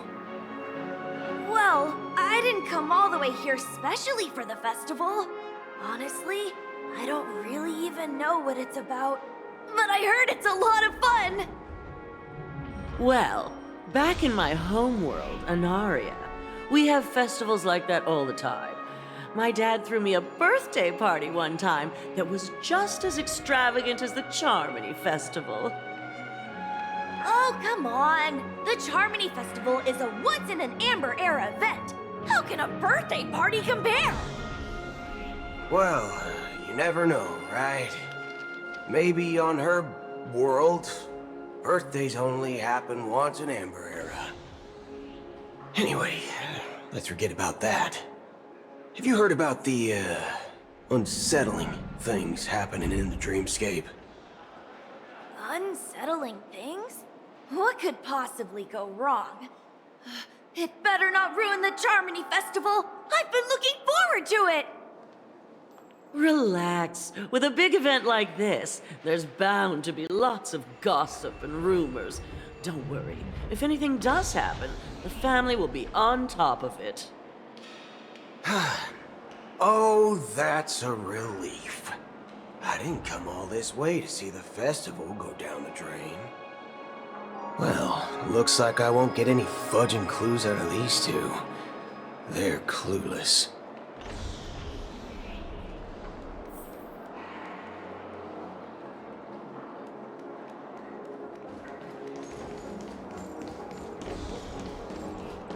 Face-freaking. Greetings. I'm Cody of the Bloodhound family, head of security for the hotel. How may I assist you? Hello. So, there's something I wanted to ask about. I've been hearing some unsettling rumors about certain incidents that might affect the Charmony Festival. Do you think there's anything to be worried about? I've traveled all the way from the Hayaii Federation, and I don't want my trip to be ruined. What do you mean? Wait. You haven't heard? I'm not sure where you heard those rumors, but they're completely baseless. I can assure you, as a representative of the Bloodhound family, that everything is going smoothly for the Charmony Festival. At present, all of the families are focused on making sure the festival starts on time. Even the Dream Master himself has arrived. So don't worry, your trip won't be in vain. That's a relief to hear. She doesn't appear to be acting. So, it seems that even the hotel staff are out of the loop. Back already? Hasn't she returned yet? Nope. I'm starting to wonder if sending her to contact Sunday was a good idea. Neither the staff nor the guests seem to know anything about what's happening in the dreamscape, and wherever we go, all we see is people enjoying themselves. Definitely not a good sign. I agree. Another unusual thing is that the Oak family is supposed to be in charge of organizing the council and managing everything inside and outside the dreamscape. However, I walked around the hotel but didn't meet a single member of the Oak family on such an important day. Well, I'll be forked. If I remember correctly, the head of the Oak family is that Sunday guy, right? We shouldn't linger here too long. Let's go back to the Express for now. Not so fast. Have you ever robbed the IPC, bro? If you run away now, everyone will be chasing after you. Are you suggesting we sit here and do nothing? I wouldn't say do nothing, but let's stay put for now. Even if the family has ulterior motives, they couldn't have anticipated us showing up here. We're the surprise factor for them. They don't want to attract unwanted attention from certain outsiders, so they won't do anything reckless. See? The IPC lackeys are keeping a close eye on this hotel. If I were a family member, I'd find an official excuse and keep the surprise factors here. If we just wait here, that would be like walking into their trap. Of course, we don't need to walk into their trap. I gave a backup plan to the memo keeper. If it turns out we won't be allowed to enter the dreamscape, she'll order a drink for me in the VIP lounge at the hotel. In reality, a secret signal. That's right. Oh, a concrete object can indeed help the memo keeper establish a connection with you. But Boot Hill, if you have more backup plans in the future, I hope you'll let me know in advance. I'm sorry, but it's one of my quirks. I have too many unreliable friends. And if I reveal that I have backup plans, things can go awry. And that would leave all backup plans completely useless. How do we get into the VIP lounge? This is where my street smarts come into play.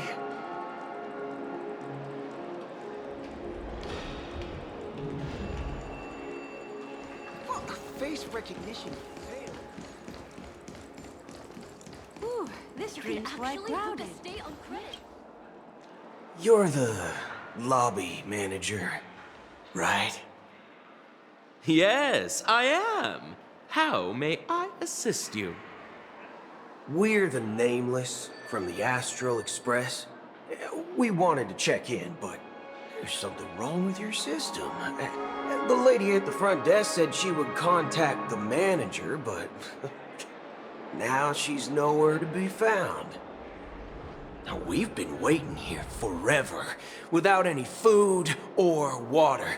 What the fork, man? Is this how the family treats its guests? Is this your idea of street smarts? Starting an altercation? It's called standing up for your rights. I apologize for the inconvenience. Please wait while we try to contact Mr. Sunday. I'll arrange 2 premium seats in the VIP lounge so you can rest there while you wait. See? Just like that. Just don't call yourself Nameless next time. Wow, this bar's something else. Certainly worthy of the planet of festivities.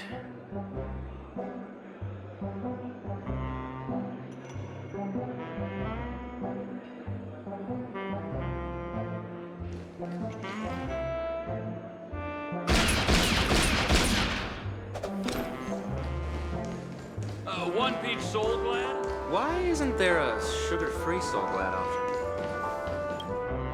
Good evening, gentlemen. Hey, I have an order for a bottle of Donna's White Oak. Can you help us find it? Donna's White Oak? I think there might be a misunderstanding. We don't serve that here. Oh, no way. Are you sure you're not mistaken? If someone had reserved such a beverage, I would definitely remember it. It sells for hundreds of thousands of credits per bottle, after all. I couldn't afford to cover for such an item if it were broken or lost. That's strange. Well, could it be that the memo keeper couldn't afford it? And what should we do now? Oh, no need to rush. Well, let's grab some drinks first. Maybe I arrived too early and he hasn't come yet. Now, let's see what kind of juice malts you all have here. Well, give me a glass of Heenum Valley, 40 years. I'll have it neat. No ice. Wow, that's the most expensive one on the list. You have a taste for the finer things. It's on the house, anyway. What can I get for you? Anything you recommend is fine. Then I would recommend today's special, Glass Village. It's classic Soul Glad mixed with Laboom juice. It's refreshing and suits your cool demeanor. Just 1 minute. Ah, this flavor. Dynamite barbecue with rocket fuel. Ooh, it really hits the spot. Truly the finest sherry cask aged malt juice in the cosmos. Dynamite barbecue with rocket fuel. Is that really something that humans enjoy? Hey, this guy doesn't know anything at all. As long as you're satisfied, dear guests, please enjoy. Let's give the memo keeper another half system hour. If she doesn't show up, we'll need to come up with a new plan. In the meantime, let's take stock of the situation. What do you think? The situation is unclear. Something must have happened on the planet of festivities, but the public is unaware of it. Someone in a position of power within the family must be covering it up. It's unusual for the followers of the Harmony to invite other factions, let alone the IPC and the Masked Fools. If what you said about the Emanator of the Nihility is true, the situation in Penacony is a little complicated, to say the least. Actually, there's something else I'm concerned about. Regarding Acheron. As you know, the faction that follows the path of the Hunt are some of the most dangerous folks in the cosmos to mess with. I mean, who in the right mind would impersonate the Cienjo Alliance or the Galaxy Rangers? It's like asking for a death wish. Isn't there a saying among the Cienjo people that the Rainbow Sect lets their Lux arrow do all the beating? Talking. Do all the talking. Well, you know what I mean. Even though the Galaxy Rangers have been out of sight for years, we've been keeping an eye on this region. Even the dumbest criminals know better than to mess with the Annihilation Gang, much less the Rangers. But that Acheron lady, she doesn't seem like a lunatic at all. On the contrary, she's highly logical and organized. She knows exactly when to hold back and when to strike without mercy. And you believe that someone like her would have an ulterior motive for impersonating a Galaxy Ranger? I'm not entirely sure, but I do have my suspicions. Maybe she knows a Galaxy Ranger, or perhaps she's trying to lure us out for some reason, which I can't figure out. Anyway, what worries me more are the anomalies within the family. They've summoned followers from various paths for the festival. No matter how generous such a gesture is, this move seems highly unusual. Unless the invitations weren't sent by them. If that's the case, it's even more intriguing that the family insists on organizing the Charmony Festival, despite the chaos. Maybe it's Shipei the Harmony pulling the strings. You find it beyond human understanding because it wasn't arranged by humans at all. People do stupid things out of irrational impulses. They abandon their principles when self-interest is involved. They believe in things they know they shouldn't, and fudge, they even break their own rules. But Eons don't. They stick to their determined path and never turn back, even if they reach a dead end. You think Shipei's will is behind all this? It may not necessarily be Shipei, but there's definitely some higher entity involved. I know it may sound pessimistic, but if human free will were reliable, why would we even need Galaxy Rangers? It's much simpler when you boil it down to the eons and paths. Like how Lon always follows the path of the hunt, or how the Express stays true to the Trailblaze despite Akavili's disappearance. But in my opinion, Akavili's fall holds significance for the Nameless. Oh. So you're saying the Nameless now have to take responsibility for their own choices because their absolutely right leader is gone? Exactly. I believe the purpose of the journey isn't just about following a path that's always considered absolutely right.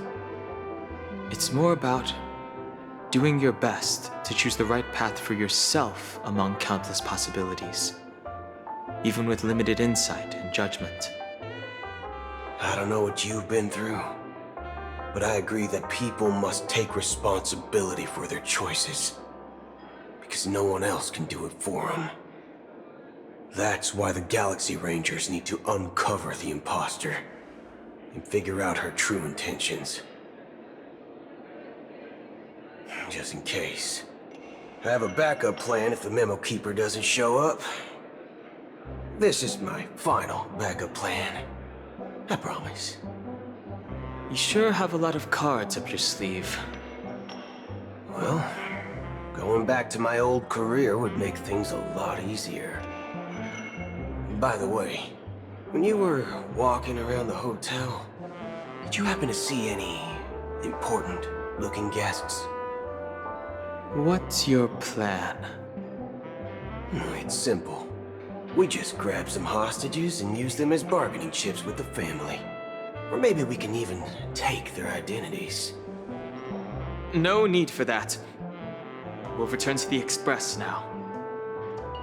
Wait. Are you getting scared? Draw your weapon. Let's make a big scene. Are you leaving, esteemed guests? Would you like to cancel that Asdona's White Oak you just ordered? Huh? Asdona's White Oak? But didn't you just say... Ha ha. Looks like you are a bit intoxicated, esteemed guests. You ordered a bottle of Asdona's White Oak just a moment ago. Looks like your Memo Keeper friend has finally arrived. Oh, right. Sorry, my memory's not the best. You know, too many modifications and all. Anyway, let me check. Well, fork me. It says Donna's White Oak, all right. And there's a note. I'll be waiting for you on the Astral Express. No mistake. That's her message to you. She knew the hotel wasn't safe, so she suggested we find another place. Well, looks like we took a detour, but now it's back to the Astral Express. So, what are we waiting for? Let's go.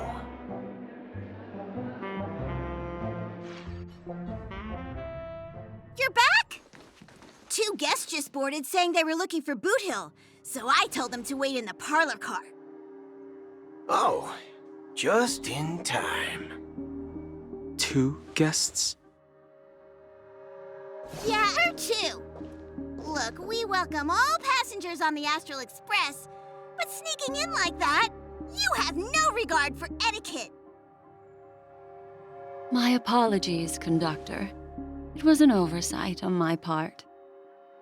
I assumed you were already acquainted with the garden. Given the chaotic situation in Penacony, the Nameless are the only ones we can truly trust right now. You are the memo keeper. Pleased to meet you, Dan Hung. I've seen you in others' memories. And as for Boot Hill, this is our first face-to-face meeting. I hope you enjoyed that bottle of Astana's White Oak. You sure have a refined taste. Finally, Memo Keeper. Well, let's cut to the chase. Spill everything you know. That's precisely what I intend to do. But before that, please allow me to introduce myself. My name is Black Swan, and I serve the Garden of Recollection as a memo keeper. As for Acheron's story, I'm sure she knows it better than I do. Greetings. I'm Acheron. What? You Garden of Recollection shirtbag! You betrayed me! I apologize, but she did that at my request. Due to certain reasons, I have been exiled by the family. Thankfully, this memo keeper came to my aid and helped me escape their surveillance unnoticed. To be honest, it was more like stalking than helping. And the process was far from unnoticed. But we did escape. I asked her to guide me to a place beyond the family's reach and to contact a few trustworthy individuals, namely all of you. Trustworthy? Son of a nice lady, you think I'm dumb or something? How about this? I'll put a few bullet holes in your head and see what secrets spill out. Then, we can talk about trust. It doesn't have to be like that. I'm willing to answer all your questions, but not right now. If my cover hadn't been blown, we might have had more time, but at the moment, we don't have any other options. No other options? What do you mean? This is the only way I can ensure everyone's safety. I kindly request an immediate warp jump out of the Astana star system.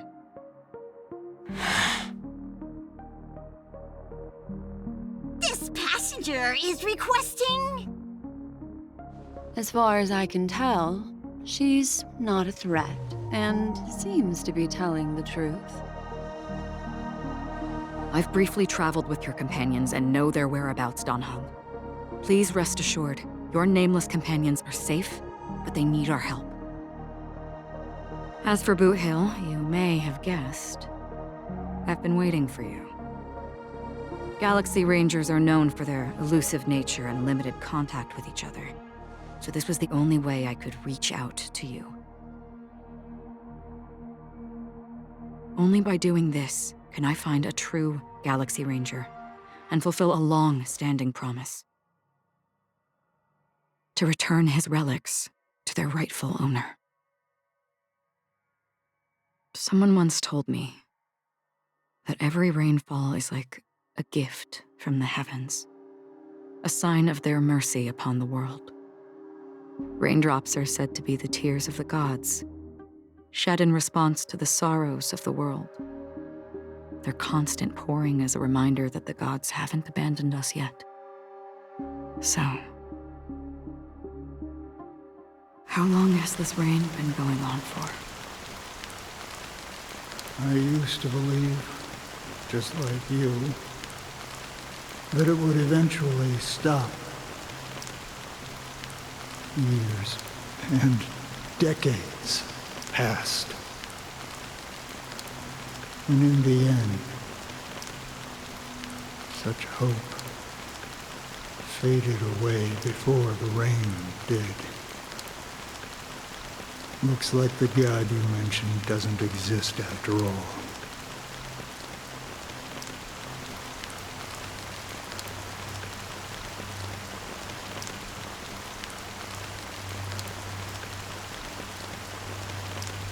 Well,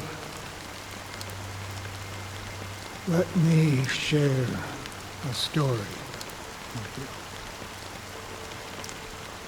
you. Mortals who walk the paths are like sailors on a vast ocean, leaving behind a trail that creates countless ripples of possibilities.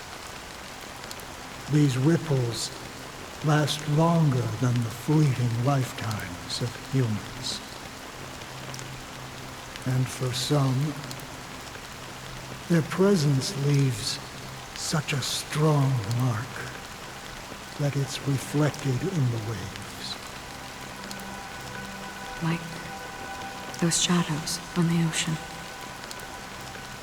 Sin-thirsters, the obsessions of the Pathstriders, they emerge from the depths of IX, seeing themselves as masters of their own destiny, unknowingly repeated the actions of their past lives. They emerge from the nihility and head toward it, leading purposeless lives. However, these hollow phantoms, they were once my dear companions. A group of Galaxy Rangers. Are you watching over them? Watching over them? No. I'm guiding them toward transcendence. It was a brutal war. A crusade that shook the universe. The universe witnessed the fall of Zulo, the Lord Ravager, but it came at a price. A price so hefty that only those who were there still remember. The unwavering determination of the Hunt followers persists even in death. So someone must guide these lost souls to their life beyond. They were heroes in their time, and they shouldn't be reduced to mere puppets of nihility. As for me, I've suffered too many losses on that battlefield to advance any further. And that makes me the most fitting person to carry out this task. But you know, these sin-thirsters, they're not who they used to be. Does this seem pointless to you?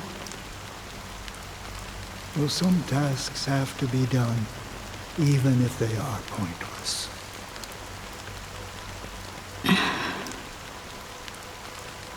I can help you. For what? For the meaning of the nihility. That's what I've been seeking. I see. After all, this realm is off limits to ordinary souls, right? Thank you, stranger. I wish that you find what you seek. Before we part ways, I have one more question. It is true that their actions and even their entire lives may seem pointless from our perspective. But if, and it's just an if this is what the departed ones expected, should we try to change it? A good question. And a profound one. I don't know the answer. What I do know is that one day I too will pass away. And when I bid farewell to this world, someone will stand at my grave and place a bouquet of flowers on it.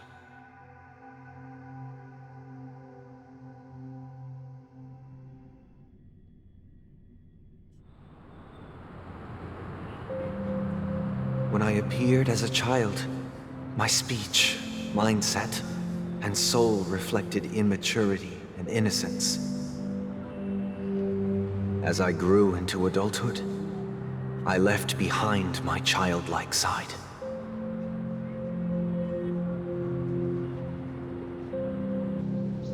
I humbly request your blessings, esteemed advocate of Shipe. Come to me, my kinship. I have sought their presence with us. As you wish. I have faithfully served the Alfalfa family for nearly a decade, promoting the path of the harmony to the best of my ability. However, I made a mistake yesterday. While I was preparing dinner for the family head, I accidentally dropped a prepared dish on the floor. Out of laziness, I lied and claimed that everything was ready. Although the head has dismissed me as punishment, it has been tough to sleep with the guilt still gnawing at me, as I worried that the seeds of evilness may have taken root in my soul. So, I confess to you now to seek atonement for my sins.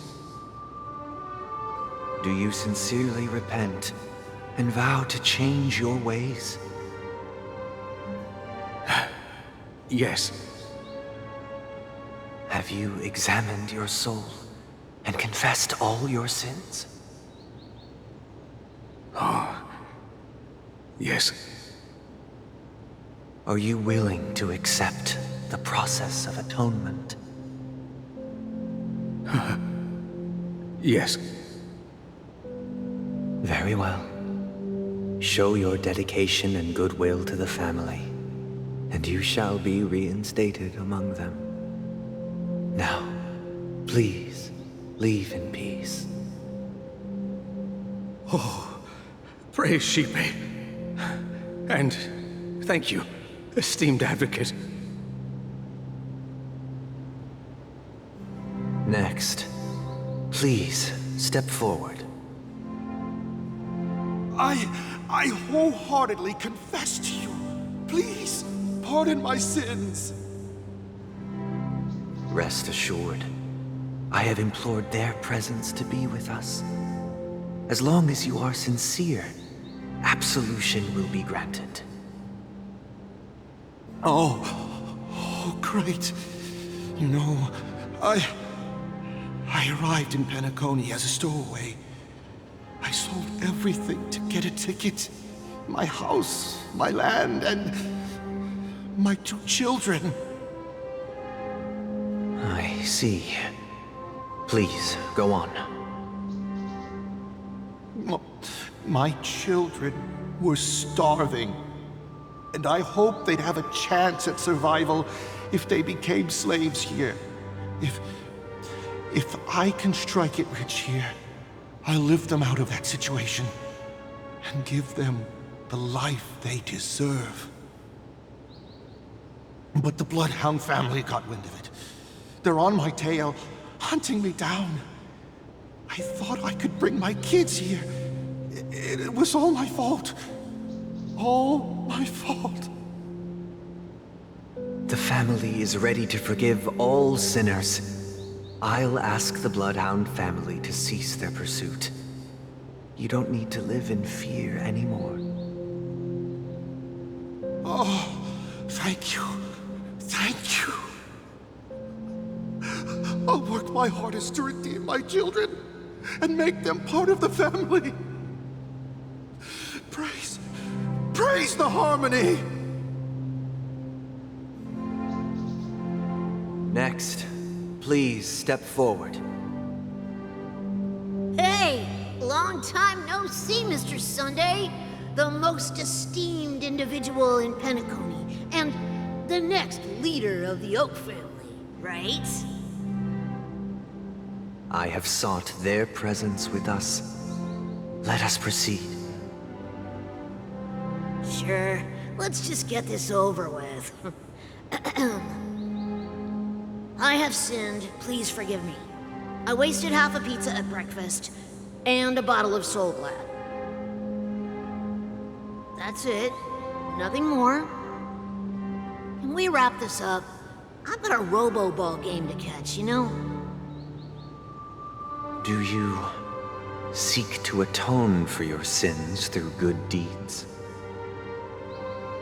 My sins?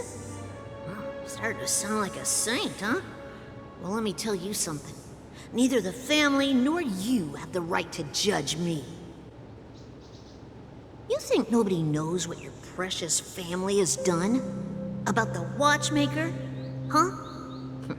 Don't kid yourself, Featherbrain. Those dream chasers might be fooled by your act, but don't fool yourself. Before you start spouting off your holy verses, answer me this. Where does the power of the Oak family come from? And your power? What makes you think you can sit there all high and mighty, looking down on everyone else? Well, I've spent enough time in confession today to enter the Harmony's paradise, right? Then I'll take my leave. Good luck with your election, and, don't make me regret my investments in you.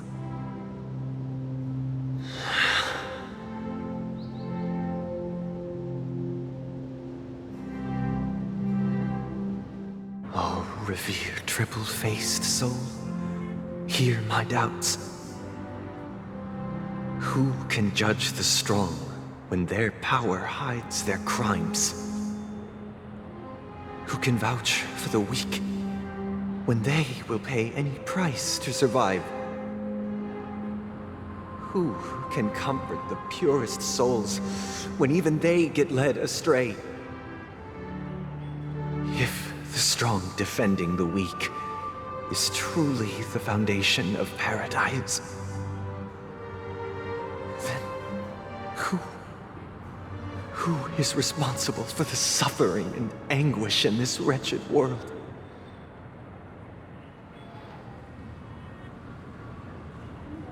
Brother? Brother? Brother, are you all right? I'm fine. I've been working long hours, and I just made a trip to Dreamflux Reef and back. So, I'm a bit out of sorts. But it'll all be over before we know it. You've been working non-stop on the Charmony Festival, Mr. Sunday, and no one could have predicted this incident. Even if the Stellaron does pose a grave threat, I still feel sorry for all the trouble we've caused you. No need to worry about troubling anyone. The Charmony Festival was meant to spread joy and harmony across the cosmos. But now that we know the truth, I'm afraid we'll have to cancel it. It has always been our wish to make everyone happy, so... we'll do our best to explain everything to the Dream Master. I'm sure he'll understand. Even if the negotiation does not go smoothly, I'll refuse to go on stage. Without the Chordmaster, the Harmonious Choir would not arrive, and the Charmony Festival would be just a grand performance, and nothing more. I'm relieved to see your determination. You know, since arriving in Penacony, we haven't had any contact with this Dream Master himself. I'd heard of the heads of the 5 major lineages, but the Dream Master is a mystery to me. The Dream Master rarely grants an audience, even for us. But, given the urgency of the situation, he's agreed to meet us in person. Perhaps you'll be the first guest to meet the Dream Master in years, Mr. Yang. Let's hope we can reach a consensus that satisfies everyone. Indeed. Let us hope so.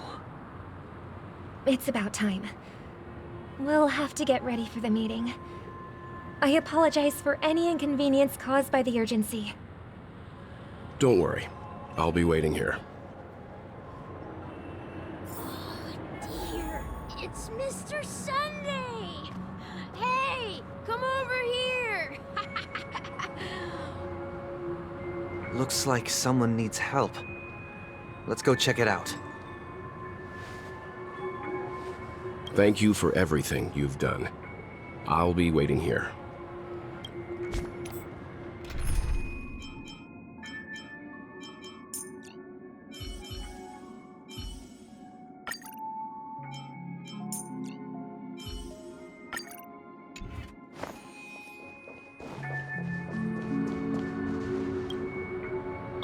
Mr. Sunday. Hey there! Okay, see the moon in the sky? It's about the size of the cap on my Soul Glad bottle. If I just reached out my hand, I could grab the moon, couldn't I?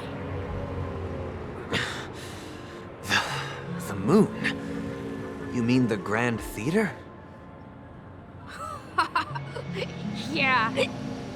Look at me.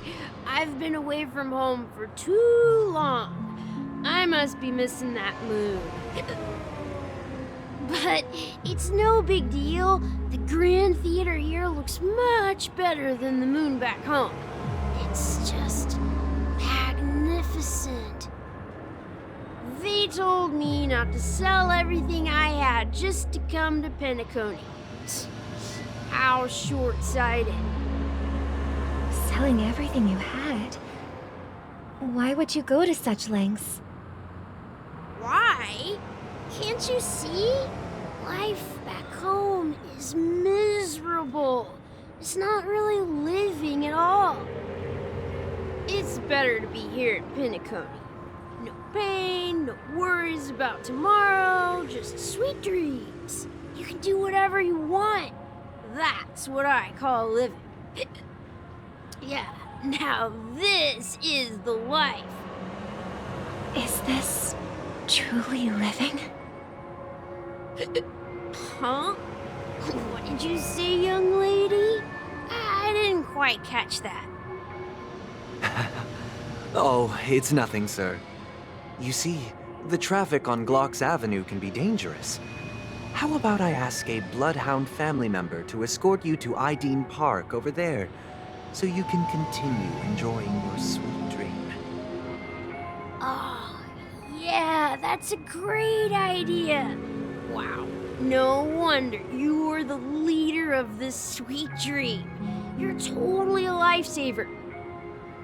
See you around, Mr. Sunday, and it was nice chatting with you.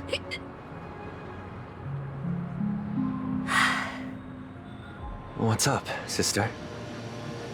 This is the land of the dreams. But why do they live like this?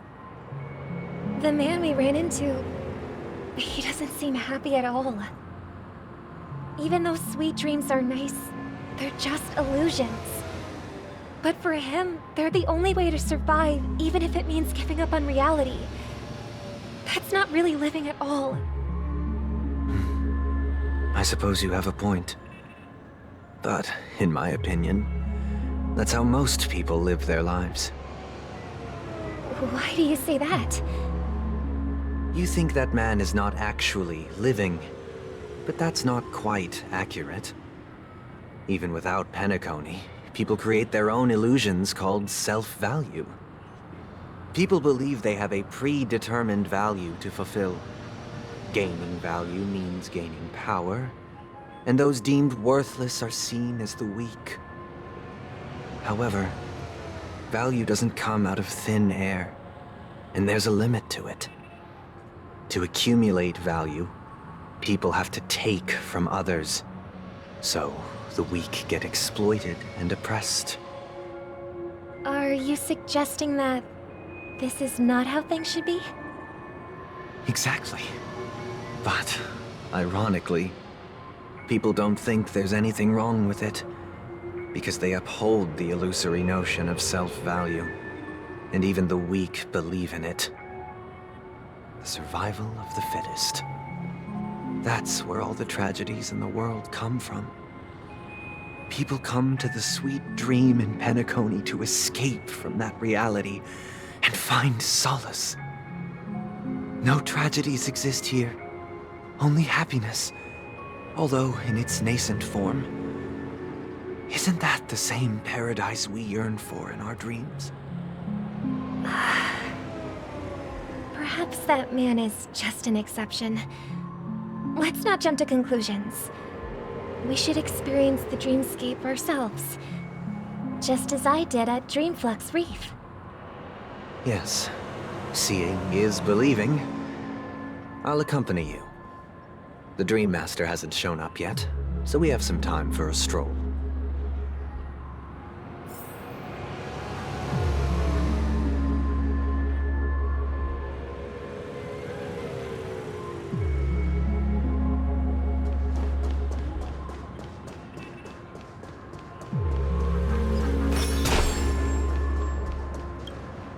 Glad to meet you again, Robin.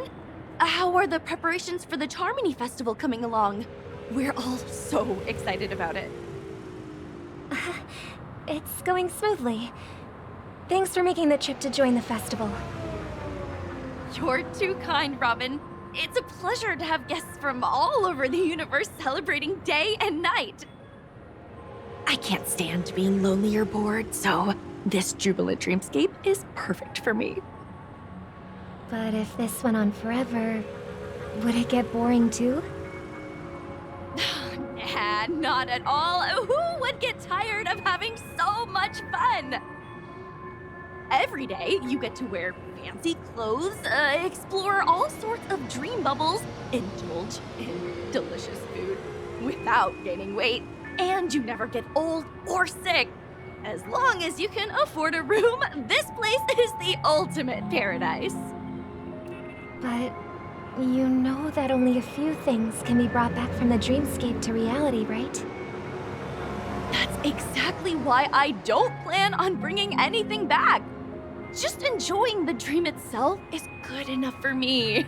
I mean, I'm not one of those long-living species. I only have around 60 or 70 years in this lifetime, and there's so much to worry about. Being happy here is pure bliss. Only in this sweet dream can I truly feel like I'm in control of my life and fate. Who would want to go back to reality after experiencing this bliss? I see. I genuinely wish you all the happiness in the world. And I wish you a fantastic performance, Robin! I'm off to the Blue Hour for the ball. See you later.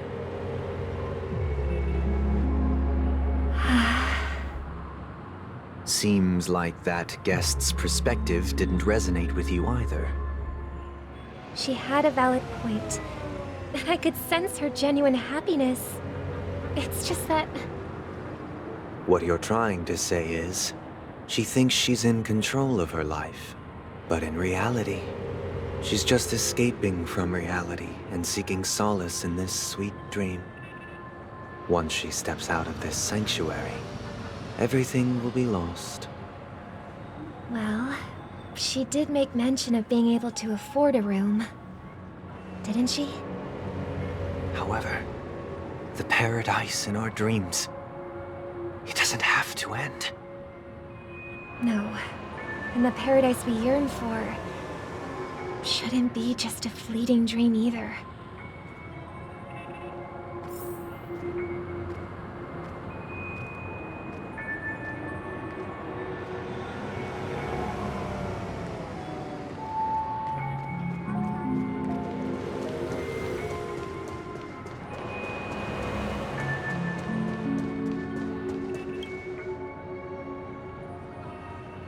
scenery in this dreamscape is truly breathtaking, isn't it? Oh, Robin. Can't believe I'm meeting you in person here. What an honor.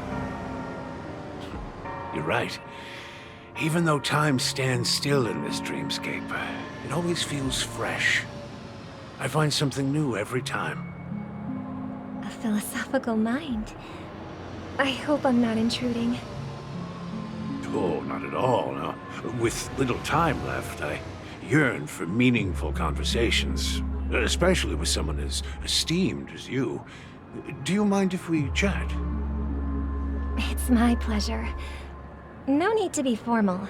Just speak your mind. You said, with little time left. Please, forgive me for being blunt. But is that why you came to Penacony? Yeah. I was part of a war, and while escaping from the Sarkosian mothership, I got exposed to some radioactive materials. And then, all my comrades died, and my hometown was wiped out by neutron bombardments. I couldn't bear to live with everything I knew gone. That's when I heard about a possible solution here, so I came. How heart-wrenching. I hope the family has been able to help you. They have, and I'm truly grateful for that. They provided me with a comfortable room, the most advanced life support devices in the cosmos, and a stellar team of caregivers. My physical body is now in the dream pool, sustained by life support. The me you see here is whole, rational, and no different from any other person. But I can't say the same for the me in the hotel room. My true appearance? Huh? I hope you never have to witness it, Robin. So, you'll be living forever in this dreamscape, right? Just being able to live at all is good enough for me. Whether it's in this dreamscape or not, well, I don't really have much say in the matter. My world has been torn apart, and my life could end any second. So, even if this whole place is an illusion, it's still my paradise, and I'll treasure every moment I spend here. How I envy those everlasting things. That old man's story. It's so tragic. Fortunately, this sweet dream gives him joyful memories to hold on to for the rest of his life. That's precisely why this sweet dream in Penacony exists. However, even this sweet dream has its limitations. While it provides solace to the disillusioned, it can't completely eliminate pain in reality. There will be a way out. Penacony is already on the right track.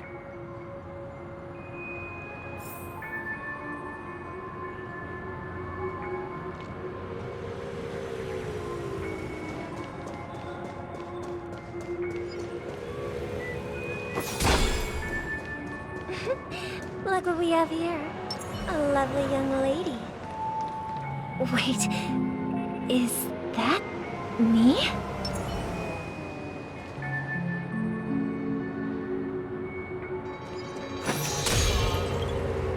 Brother, what a surprise to see you again. Show yourself.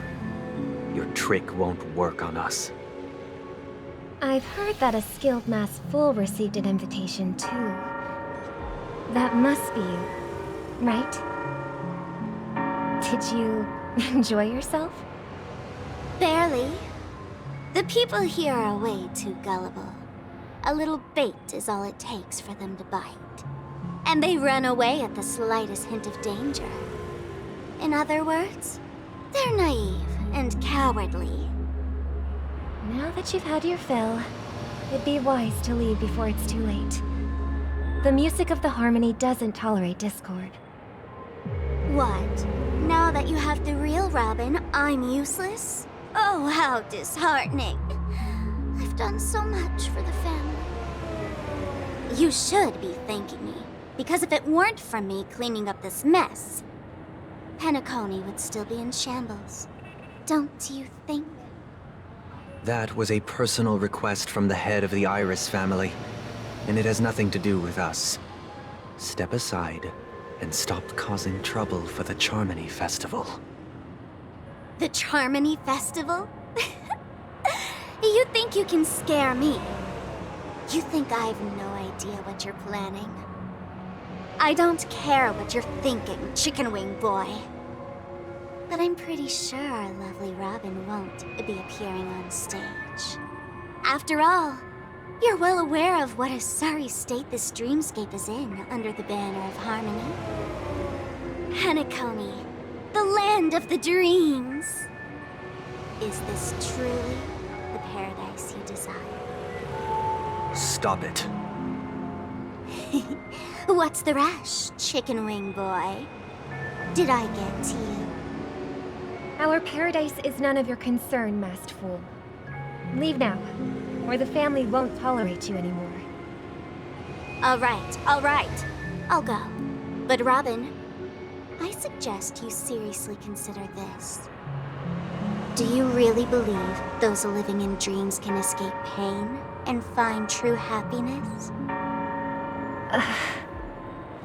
Well, I've done my part, and now I'm simply waiting for the fireworks to begin.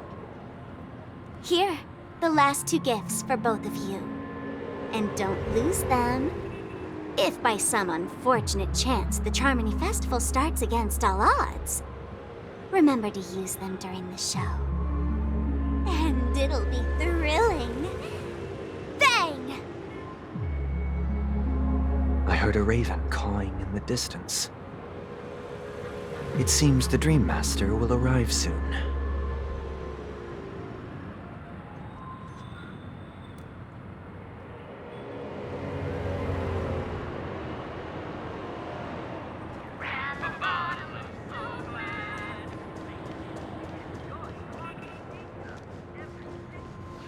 Let's wait here for the Dream Master to arrive.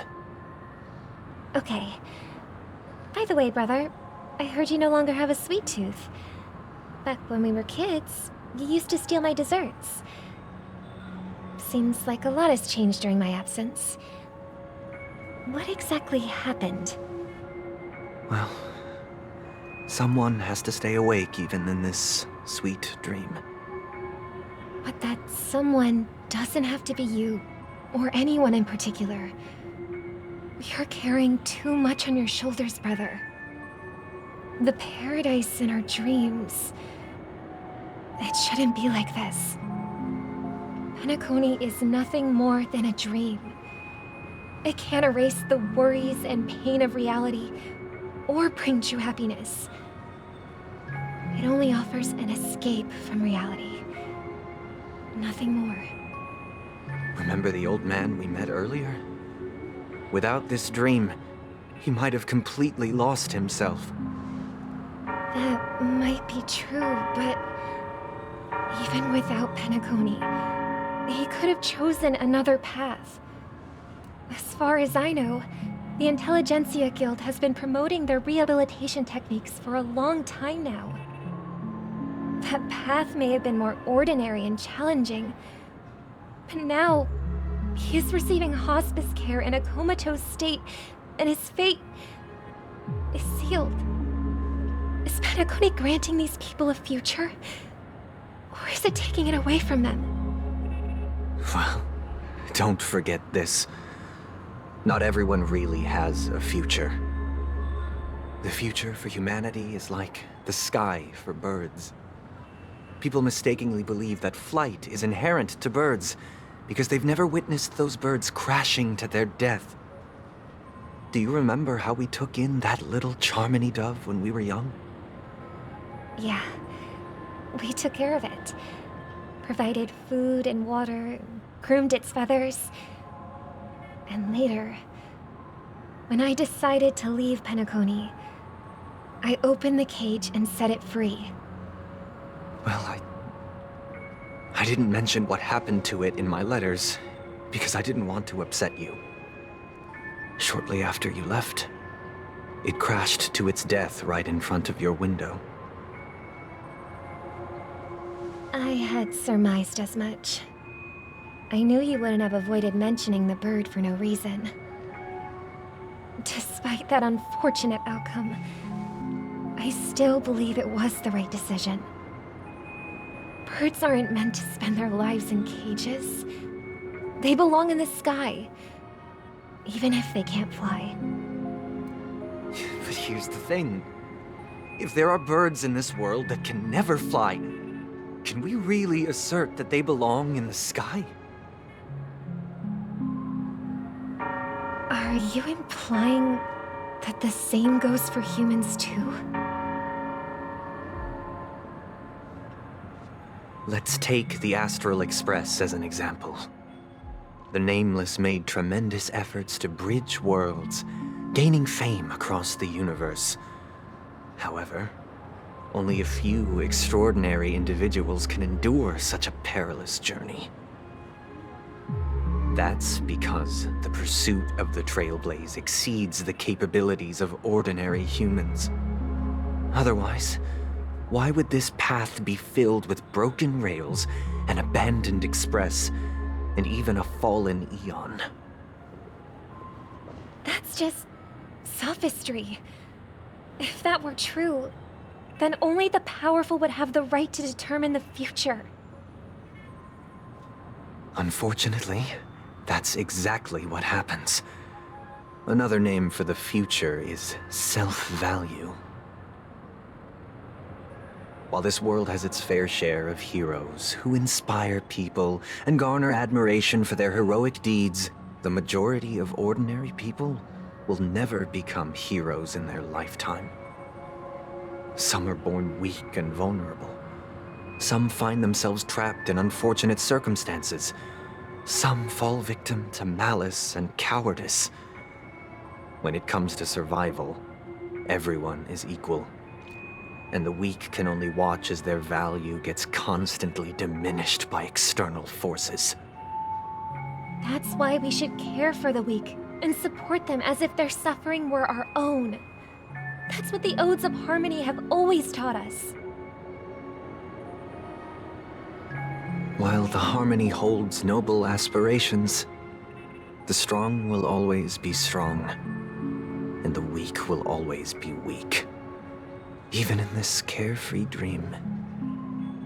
Human nature contains greatness, but it also harbors inherent weaknesses that can't be eradicated.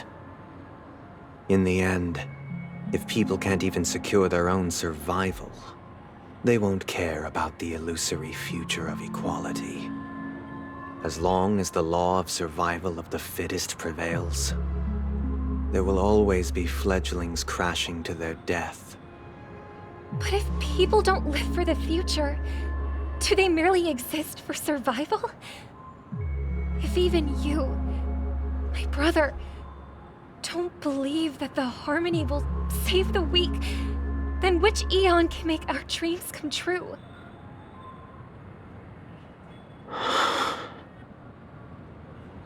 People often forget that when the first bird took flight, the entire world envisioned a future where no more fledglings would ever crash to their death. Are you reading, sister? What are you reading? Mr. Gopherwood gave me a picture book. It's about the story of the harmonic strings. If I could become a chord master, I'd like to summon Dominicus, the harmonious choir.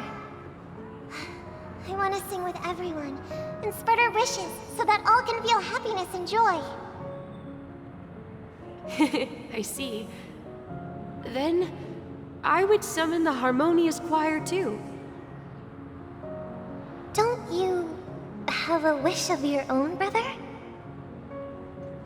Of course I do. It's just that it includes your wish and everyone else's. I long for a true paradise where everyone can find peace. Then, let's build a stage there and invite everyone to our performance so that both our wishes come true through the power of the harmonious choir. It's a deal then. Yeah, it's a deal. But how can I become a chord master?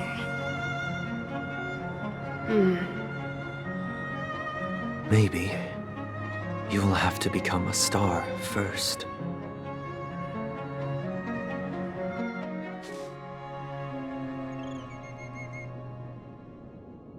You're back sooner than I thought. Any results? Yes. And now, it's up to us to forge ahead. Since he's already carried out his last wish, my final mission is complete. But pardon me if I sound curt. It's good to have determination. The path Mikhail left for you is not an easy one to tread. Why else would he have chosen to sleep in solitude, staking everything on some nameless in the future? But you have the numbers, and in numbers comes strength. So that might just delay your inevitable a little more. Got any more encouraging words? As I see it, relying on Welt's negotiations alone is far from enough. Regardless of whether the other party will be compliant, negotiating simply allows us to meet them as equals and won't grant us an upper hand. Penacony is our rival's home turf, and we already have very few chips left to play with. Rather than idly sit around while the family's got us blocked off, an offensive approach might be a wiser course of action. We're more familiar with the Stellaron's properties than most, and since it's the key to stabilizing the Sweet Dream, it's vital to the family's interests. By attacking their core interests, they're bound to retaliate hastily. And as the saying goes, haste makes waste. That's right. As long as we pose a threat to the Stellaron, either with words or otherwise, we have a chance at gaining the upper hand. But the problem is, on the eve of the Charmony Festival opening, how exactly are we going to get close to the theater? Family security will be airtight, and if we brute force it, even if we succeed, it's too risky. So, no one's gonna say anything? Then I'll raise my hand. I know the answer to this question.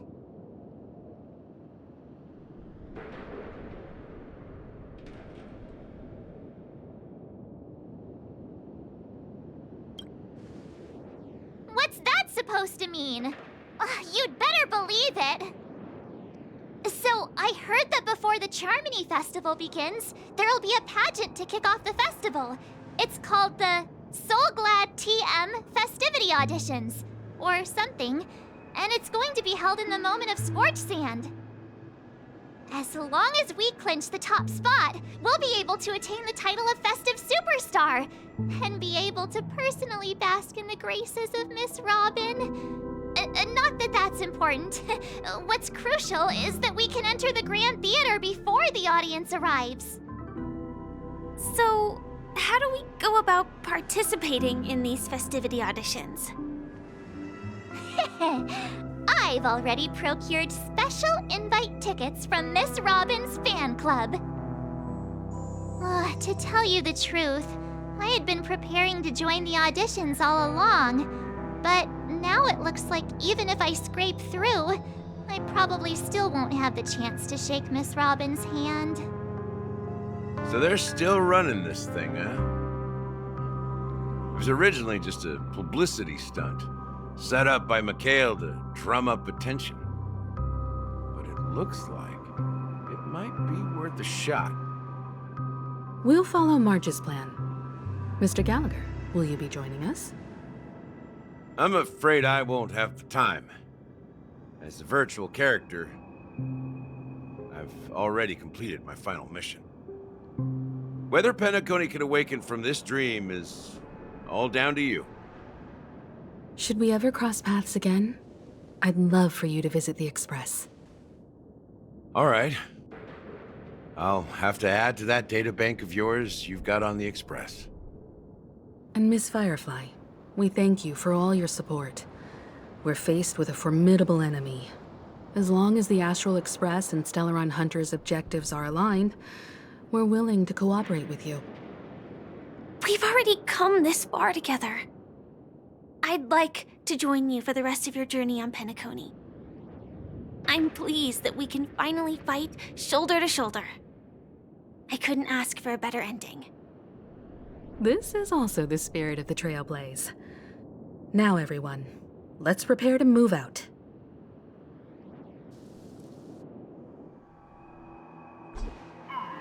Ladies and gentlemen, welcome to Scorched Sand Hall. This is where challengers thrive and dream chasers shine, all under the watchful eye of the entire universe.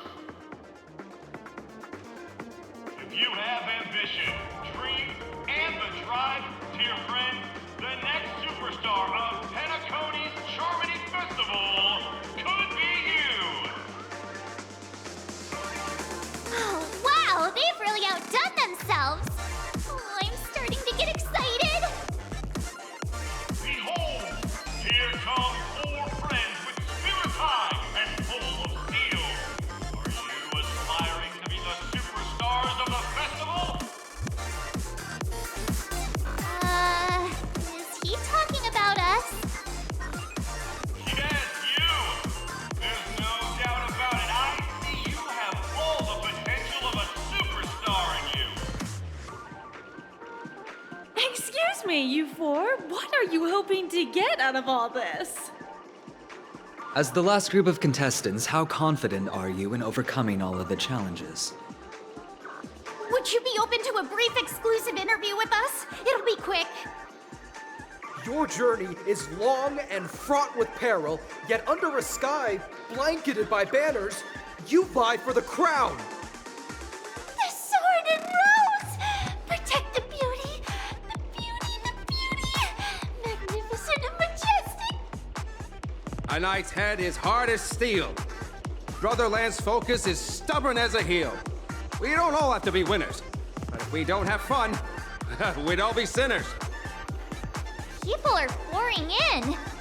Kinda feels like all sorts of baddies are showing up. Let's get in there quickly and enter the competition. Ladies and gentlemen, please make way. Make way. Coming towards us now is one of Penacony's top 10 wealthiest tycoons and the soul-glad business empire's founder, Mr. Dean. Allow me to introduce myself. I'm the director of Soulglad's factory, Ideen Lena. My 4 friends, introduce yourselves to the audience across the cosmos. Hello, everybody. I'm Himiko, a nameless from the Astral Express, and these are my companions.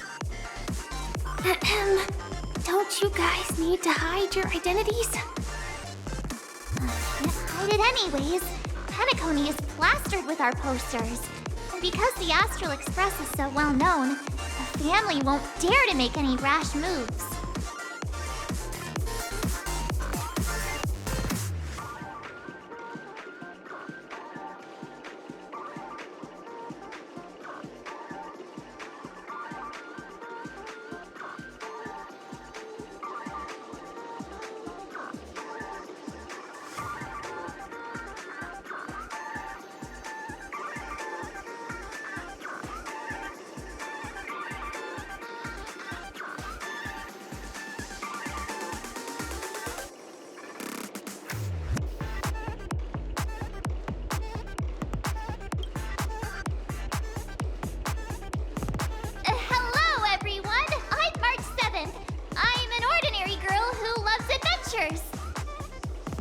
Hello, everyone. I'm Firefly. I am also an ordinary ordinary girl who enjoys adventures. So it's a bunch of nameless guests. This fine place is bound to be spectacular. Time is precious. My four friends, come with me.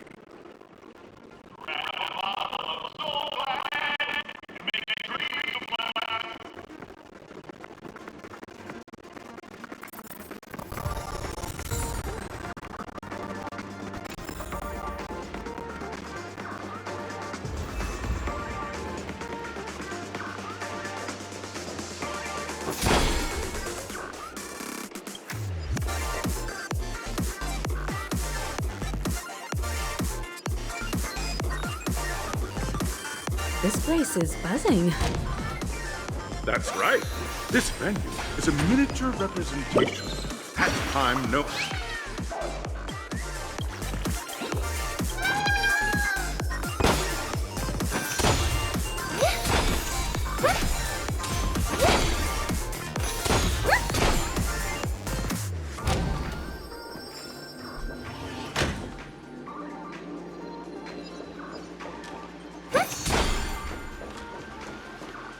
Grab a bottle of Soul Glad and make your dreams a black. Nameless, your arrival reminds me of the grand occasion when Penacony was first established. I was still a young, bright-eyed lad back then, lured here by the watchmaker's ads, full of zeal and ready to make my first fortune in life. Once, during a particularly grueling day, I passed out and was resuscitated by a drink from Mr. Sousa. That sweet taste has since been etched in my mind, and that was what drove me to create the Soul Glad that we all know and love today. The dream-chasing era was truly a wondrous time. Oh, I miss those days, and the watchmaker. Scorched Sand Hall is my homage to that time of boundless possibilities. I wholeheartedly hope you make it to the finish and emerge as the next superstars of Penacony. Now then, is there anything you'd like to say before the competition officially begins?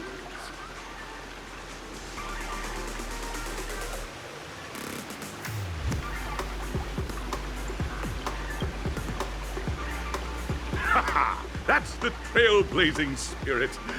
How about you, Miss March? Hello, everyone! Next up, get ready for the Mega March 7th Adventure, where I'm going to break the speedrun world record! Trailblazing into the uncharted and challenging the limits. That's Miss March 7th for you. How about Miss Firefly? I hope that by the end of this journey, everyone will have achieved the outcome that they hoped for. Ah, a wonderful wish! Miss Himiko, what are you expecting from your team? Safety first, everyone. Simple words, but full of warmth. Waiting for you are 3 stages, each connected to that era.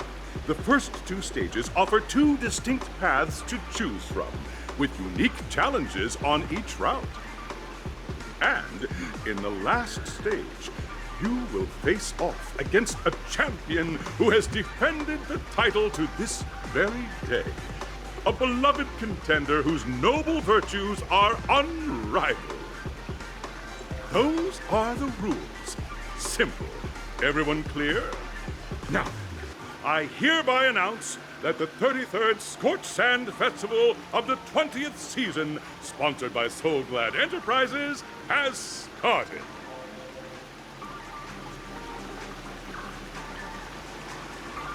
Everyone, as the Charmony Festival is drawing closer, we must reach the end as quickly as possible. Factoring in efficiency and safety, splitting up into 2 groups is the best choice. March and I haven't known Miss Firefly for too long and aren't overly familiar with her. It'd probably be better if the 2 of you paired up. Fine by me. Let's do it. All right. I don't have a problem with that.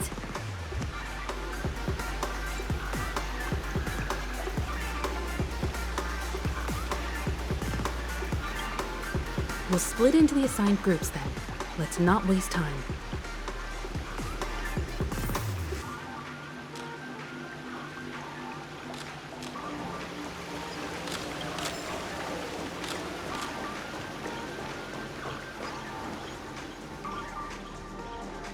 Welcome to the first stage of Soul Glad Enterprises' 33rd Scorched Sand Festival of the 20th season, Dream Play Fantasia. In this stage, you can choose between two challenges, the School of Acting or School of Action. In the School of Acting Challenge, you have to complete 3 performances from 3 scripts and move the panel judges. In the School of Action Challenge, you have to defeat 3 groups of enemies convincingly and reach the end.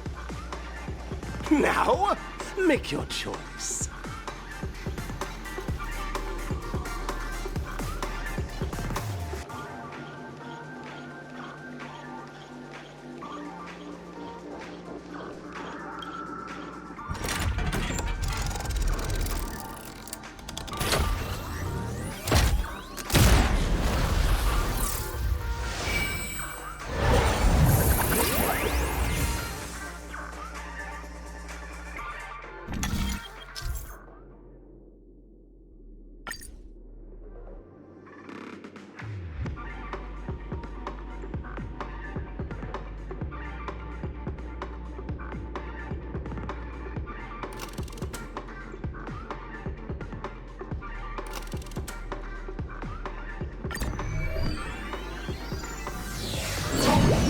The champion's crown awaits you on the stage.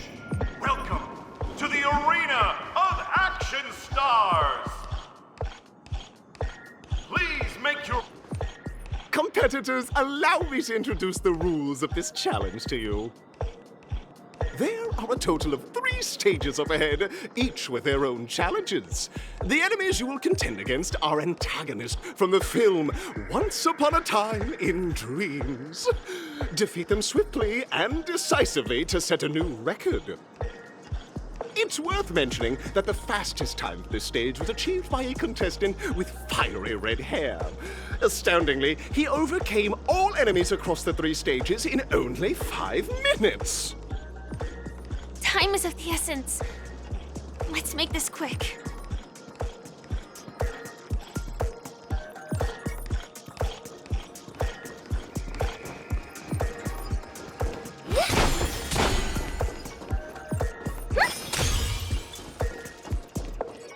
Contestants, you are about to confront the monsters of the primordial dreamscape. During this period, Penacony was nothing but a barren wasteland. The dreamscape was fraught with strife and disorder, with memory zone memes running rampant. As dream chasers who've come to Penacony, defeating them is your first step towards success. All the Soul Glad is ours! Don't even think about plundering the Soul Glad from us!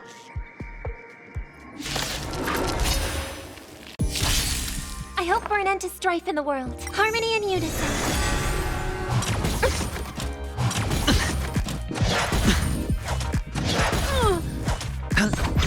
Here is thunder! Stars echo! Conflict is pitiless!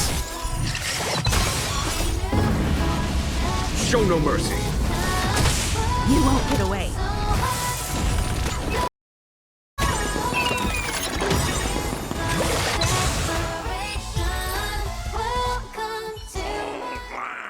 My Soul Glad! Pretty simple. I just hope these tests don't take too long.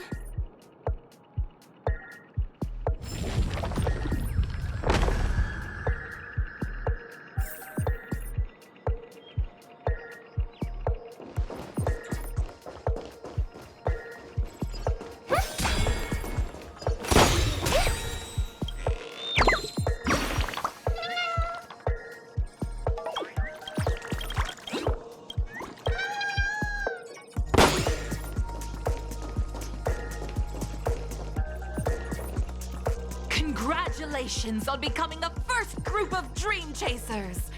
Answering the call from the Watchmaker, you are disappointed to learn that Penacony isn't paved with gold. Resigned to your current plight, you start from the hierarchical dredges, biding your time for a chance at success. Just as you're about to give up, a downpour sparks a business idea. You enter the umbrella business! But just as things are looking up, you encounter a competitor. Defeat them and emerge victorious from this trade war. Why is our opponent so glad?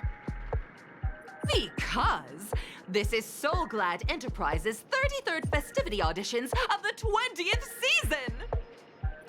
Isn't this just product placement? To safeguard the integrity of Soul Glad, I will soar high into the sky and become its shiniest star. Whoosh! Dangerous thoughts resonate all together. Bust. Or maybe I'll take it all.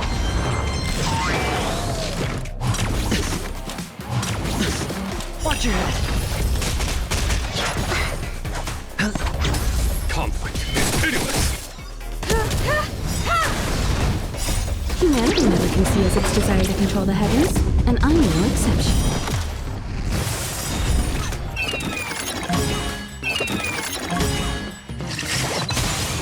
Bust. Or maybe I'll take it all. Oh. You won't get away.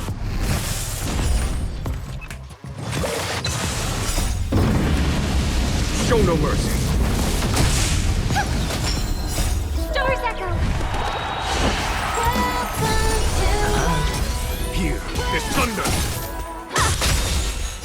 Humanity never conceals its desire to control the heavens, and I'm no exception. The world kisses me with pain, and I provide with Soul Glad in return. Whoosh!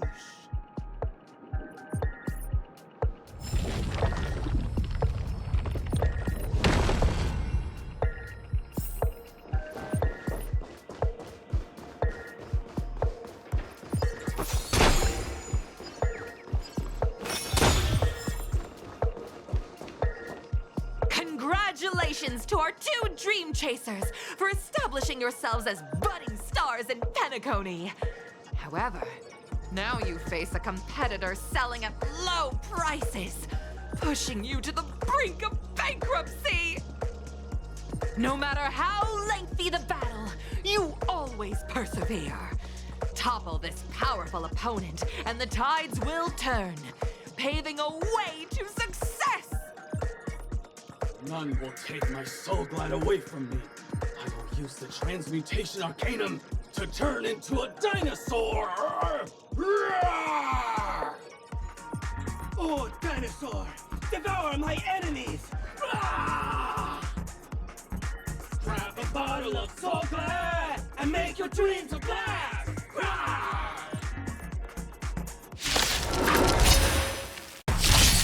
Dangerous thoughts resonate all together. Trifling. No dirty tricks, all right. Watch your head.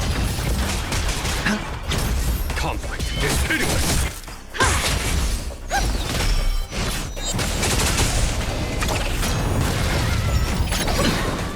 Kinda tickles. Bust. Or maybe I'll take it all. No dirty tricks, all right. It's on me. Here is thunder. Show no mercy. Stars echo. Conflict is pitiless. You won't get away.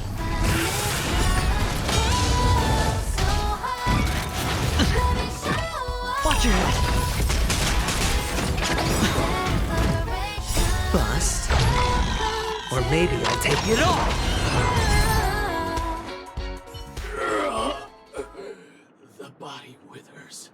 but the Soulglad name shall not. You truly are a beast, more than I can ever be. That should do it!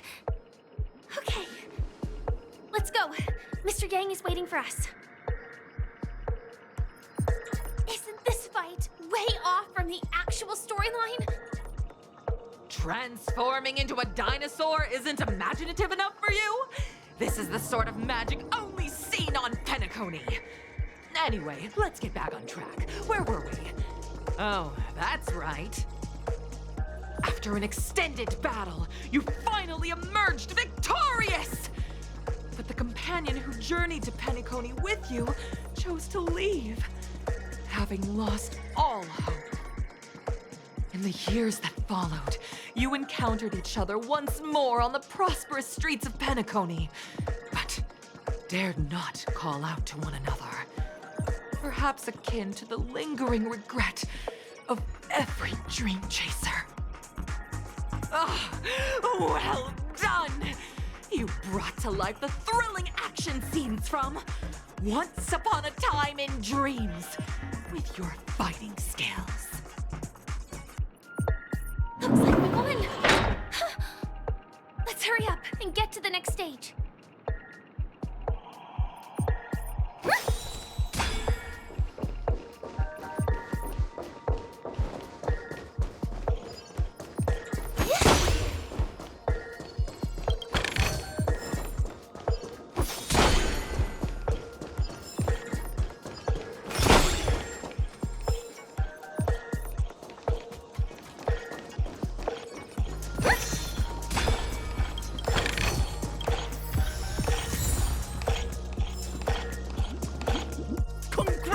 Both of you for clearing the stage, but more importantly, are you having fun? Fun is more important than success. Look at the time! You finished much faster than that red-haired contestant did. That red-haired contestant? Who is that exactly? You'll find out eventually, but only if you clear the next test first. Welcome to the second stage of the 33rd Scorched Sand Festival in the 20th season, sponsored by Soulglad Enterprises. Gunfire time! You have the option to choose gunfire and undergo Brother Hanu's trial, or time, where you'll face Clucky's trial. And now, make your choice!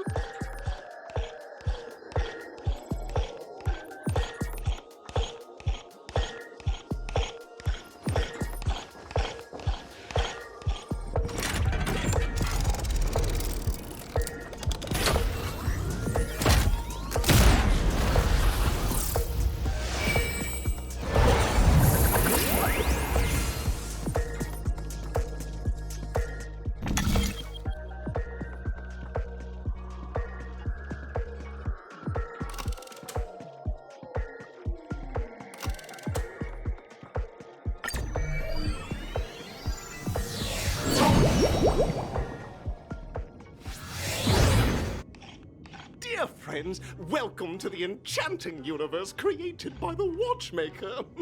Awaiting you is the morally dubious yet ever charming character from the animated Clocky series, Hanu! It is said that these cartoon characters were inspired by the Watchmaker's own experiences. According to research by Clocky scholars, the original Hanu of reality shared a deep friendship with the Watchmaker, akin to comrades in arms. Enter into the world of Hanu via the TV by the entrance and partake in an enchanting and suspenseful story with him. Good luck in there! If it's a gunfire trial, we should be able to settle this with a fight, right?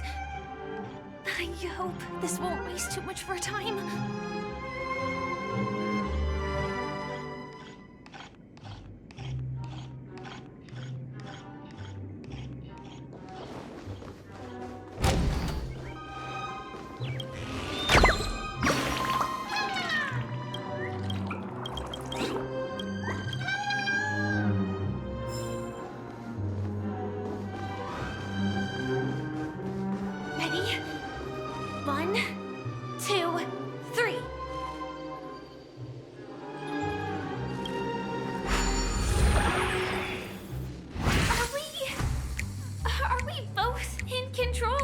Hanu character?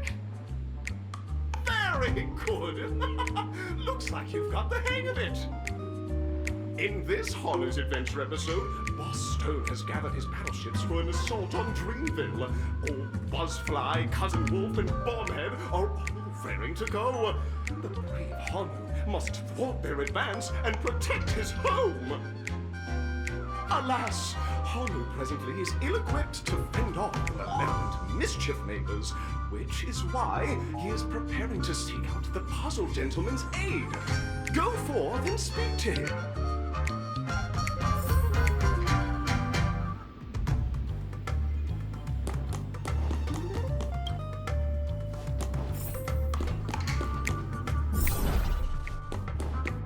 Oh, brave Hanu, you look like you could really use some help.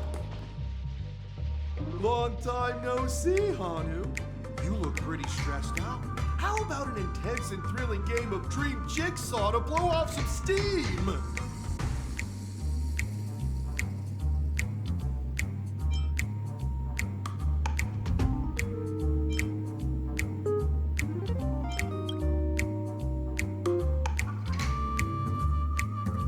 Oh my! Are you telling me that Boss Stone has rallied the villains to seize Dreamville? What a dreadful twist of fate! Listen closely, Hanu. I'm aware you're in need of a suitable weapon. And I also know there's one just upstairs. But you know what? You'll have to play an exhilarating round of Dream Jigsaw first. No Jigsaw, no moving forward.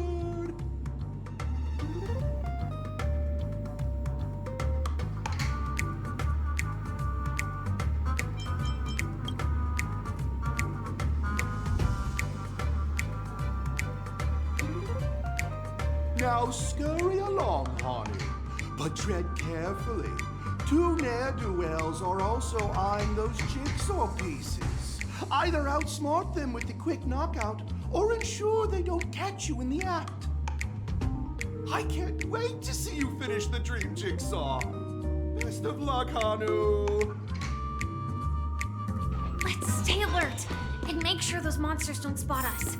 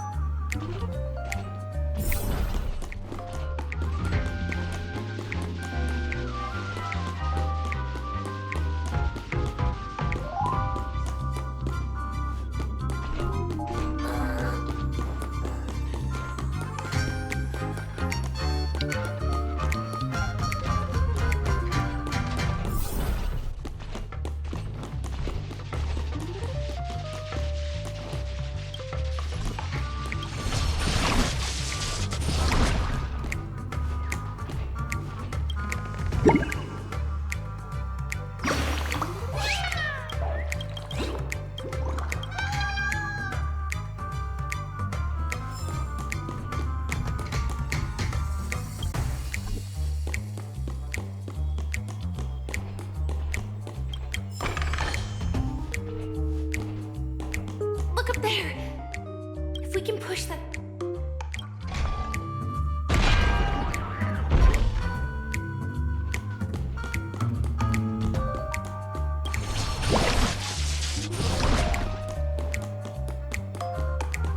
Finally, that's all the jigsaw pieces. Let's hurry back. It appears we can't climb the stairs in our current state.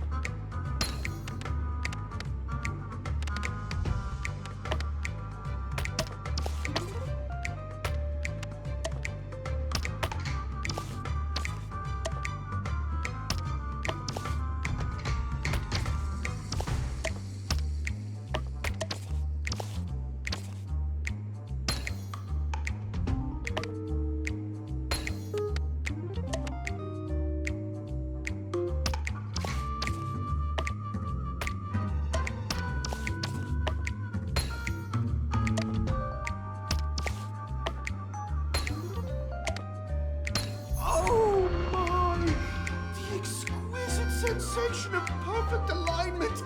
My organizational itch has been quite thoroughly scratched. Hurry now, Hanu. Touch that TV set and transform back into your own self.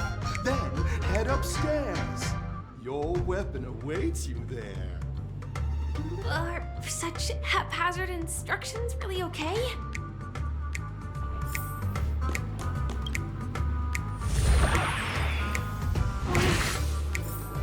Disconnecting from that thing so suddenly has left me feeling slightly disoriented. Is that Hanu?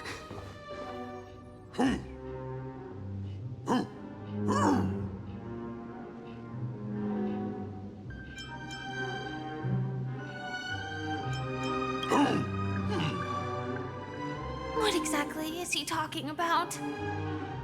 Tick-tock! It's time for me to make an appearance!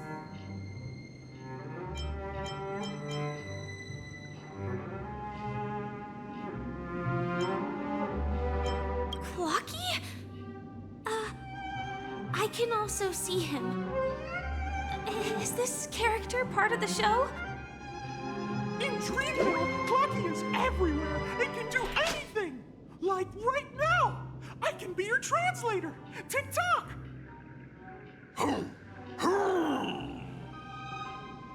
Hanu says, battle! We must do battle!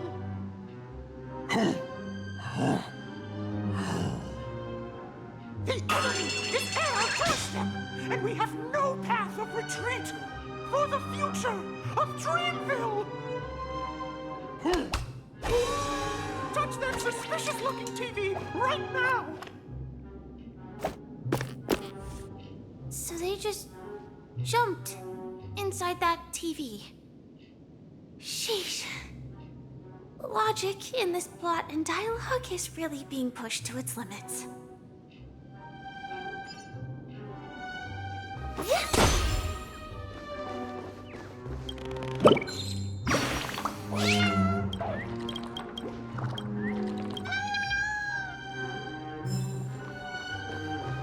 Well, here we go again. Ready? I am gradually getting used to this. Huh? Who knows? I might even be able to perform some high-level moves with Hanu. Oh, did someone say high-level movies just now? That's right, pal. The upcoming script is just exploding with all sorts of high-level shenanigans. Last we saw, Hanu was preparing for battle. Suddenly, he hears heavy footsteps coming from the hallway. The mischief makers have broken into his home. But brave Hanu won't go down without a fight. He instantly sprints for the storage room, ready for a do-or-die showdown against the baddies. But we still don't have any weapons in hand. Guess what? Hanu's favorite bazooka just so happens to be in that storage room. So get a move on. What a coincidentally convenient plot twist. It'd be even more awesome if the organizers allowed me to wear armor.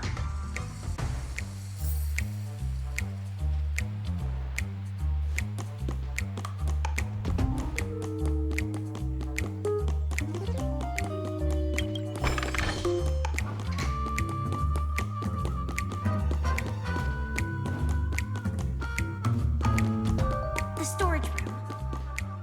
It's behind the shelves, right?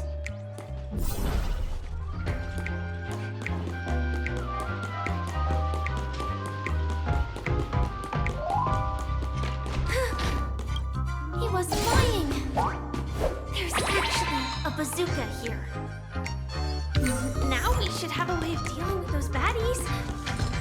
This thing feels just like the soaring locust too.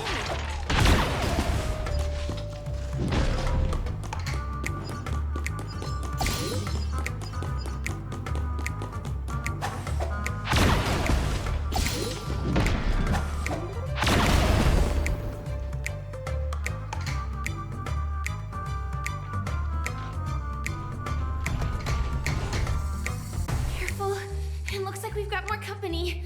Get ready to fire!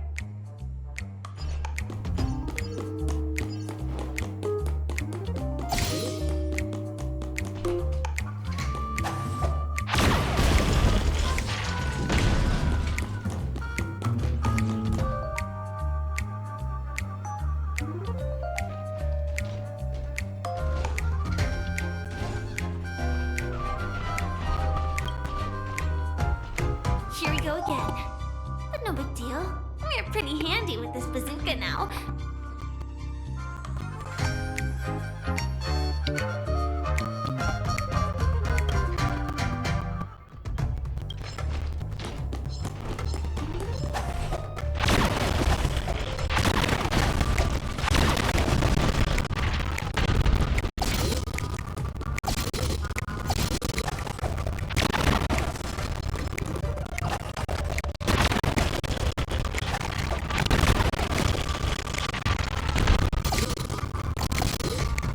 Should be all of them, right?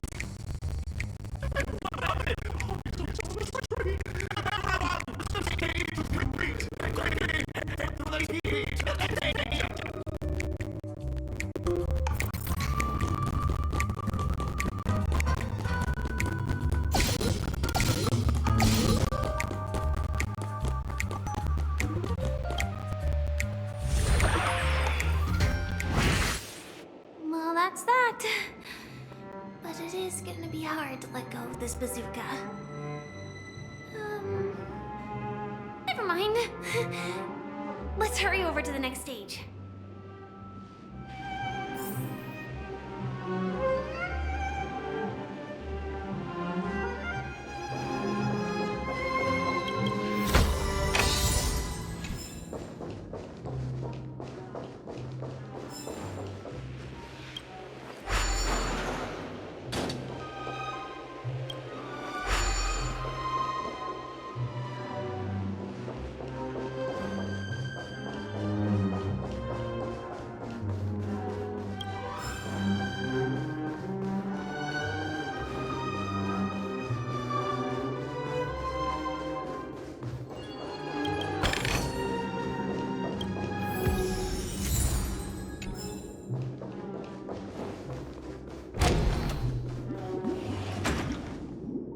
Congratulations to both of you! Oh, you've overcome all obstacles and proven yourselves! But, unfortunately, there is only one who can be Penacony's festive superstar. In the final stage, you will face the defending champion. If you fail, you will lose the opportunity to become the festive superstar. Welcome to the 33rd Scorched Sand Festival's third stage in the 20th season, sponsored by Soul Glad Enterprises' Superstar Showdown.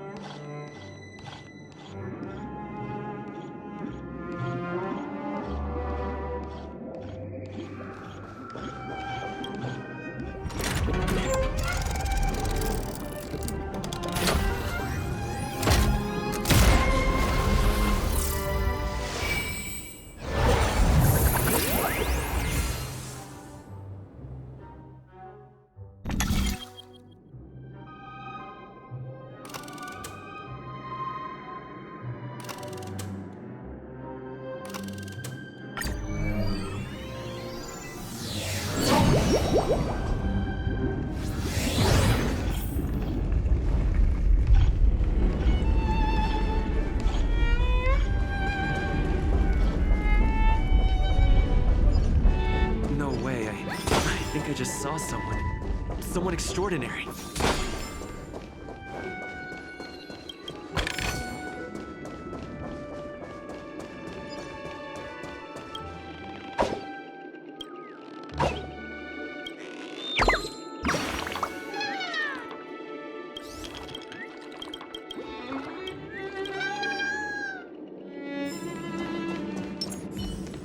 I commend. Burn away! Burn away! Feeling lucky. Let the show begin.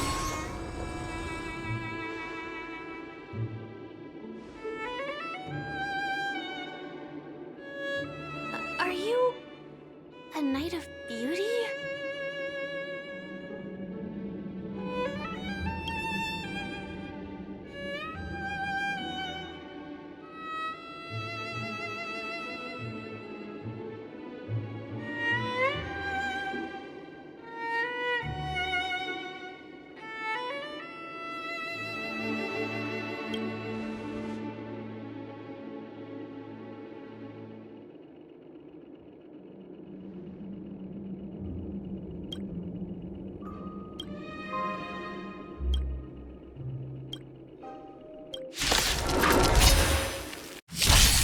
Dangerous thoughts. Resonate all together. Bear witness to... Hedge your bets. The flesh wound. Here is thunder.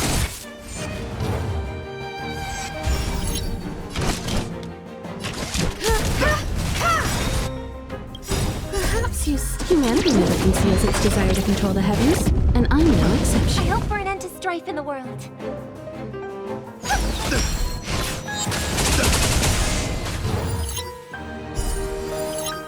Pledge thy loyalty.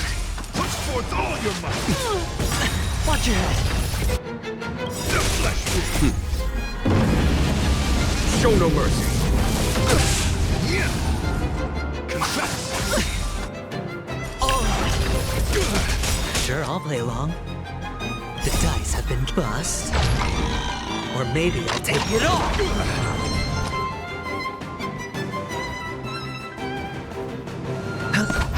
There's no time to lose.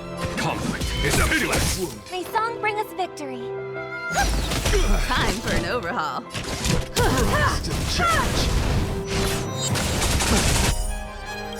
Watch your head. The flesh wound. Right. Stars echo.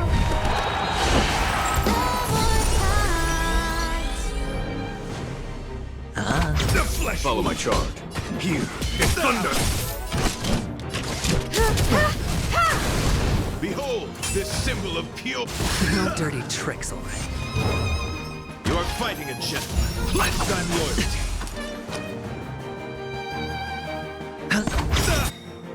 The dice have been bust. Or maybe I'll take it all. The flesh will bear witness to let the duel commence. Conflict is pitiless. Show no mercy. The flesh wound. Christ to judge.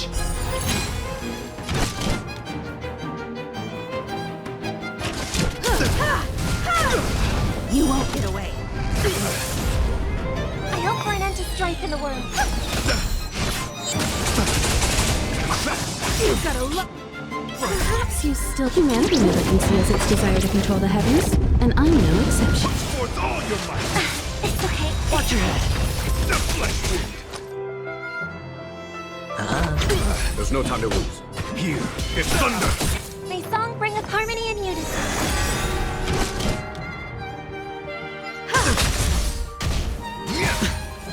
Put forth all your might. The flesh wound.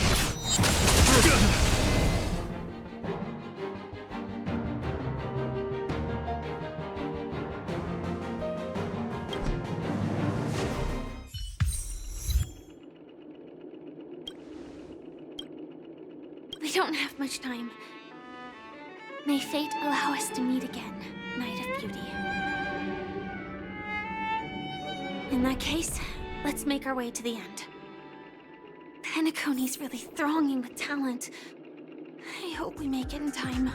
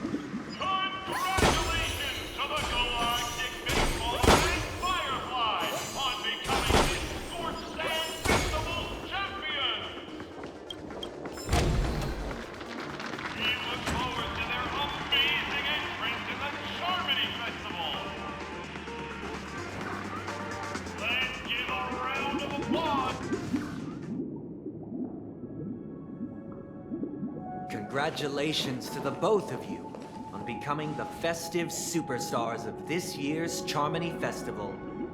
Before entering the Grand Theater, I, on behalf of the organizers, extend my sincere congratulations to you, wishing you joy under their radiance.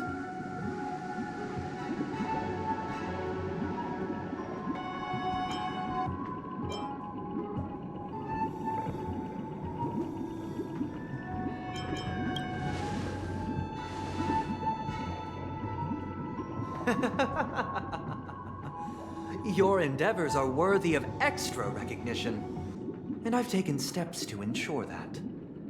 However, this reward is not a material one, but rather the opportunity for an open and honest communication between us. As previously promised, my sister, Mr. Yang, and I have met with the Dream Master. We delved into the truth about Penacony and its Stellaron, and have come to a consensus. Both I and the Oak family cannot acquiesce to your request. Just as expected. We acknowledge the perspective of you, Nameless. Penacony does require change, but not as you propose. The planet of festivities cannot and will not revert to a place characterized by chaos, disorder, or anarchy. Through your journey of overcoming obstacles, you must have glimpsed the essence of that era. The vulnerable ruthlessly eliminated, equality non-existent, common folk living precarious lives, eking out a dreary existence. Ultimately, only heroes like yourselves manage to achieve success. But I would dare ask, if you did not possess the special status of having a Stellaron, and you were but an anonymous and frail member among the masses, which Penacony would you prefer? A dystopia for the survival of the fittest, or a sweet dream paradise for all?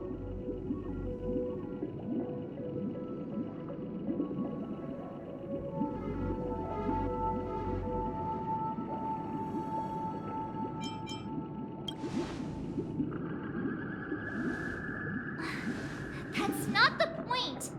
Don't let him mislead you! Mr. Sunday, even if the members of the Oak family can't fully agree on what to do about the Stellaron, now's not exactly the time to be holding an extensive discourse about Penacony's past and future, is it?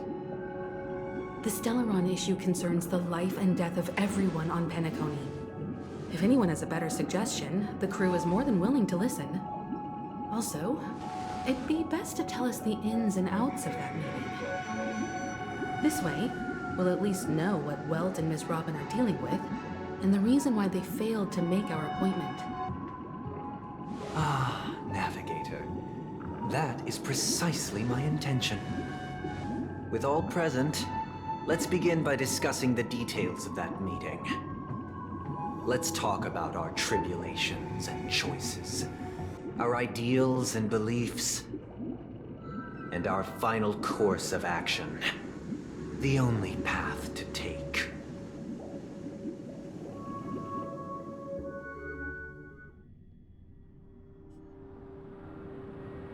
You mean to say that for the longest time, there have been scoundrels who would use the Charmony Festival that I have bequeathed to the masses as a tool to realize their ambition? Indeed, Dream Master. Once the Charmony Festival begins, the Stellaron's powers, along with the song, will be broadcast across the entire planet of Penacony. And then everyone in their dreams will be unable to awaken. This is indeed surprising to me. The dreamscape is maintained by the collective effort of the 5 families. If someone were to use the Charmony Festival to recklessly disseminate the power of the Stellaron, This individual must hold a position of great authority. Do you have any suspects? I'd like to ask, did you really not know of the Stellaron's existence?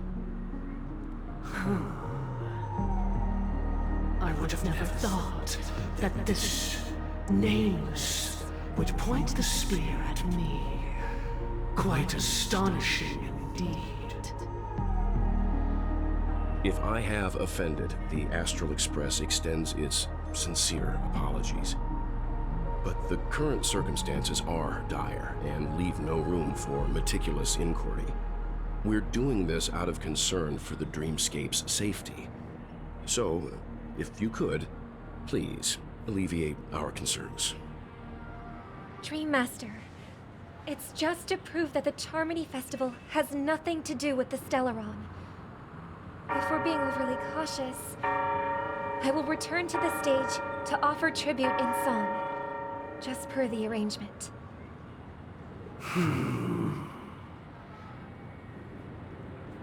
Sunday, Robin. I've watched you two grow up, and know your dispositions like the back of my hand. Both of you, right now, can surely be lauded as their most devout advocates. I already know your resolve. The magnitude of this matter is enormous, and cannot be taken lightly. Since Mr. Yang has asked with such earnestness, I will personally respond in kind. If there is a need, the entire Oak family will be mobilized to heed your call. Someday, might I ask you to beseech them to cast their light unto me, and question me in their stead, so that no lies may be concealed? I will do as you command.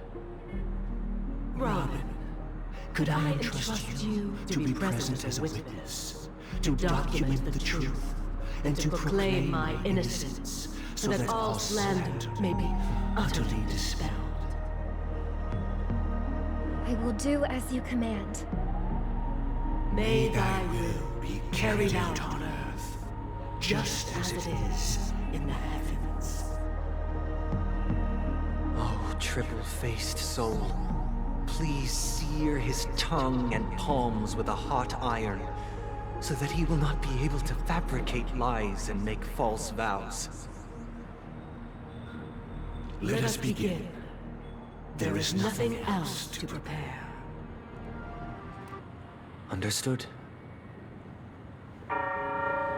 Question. Have you devoted your life to your god, never worshipping other gods? Naturally. Do you love your god as you do yourself, always heeding their admonishments?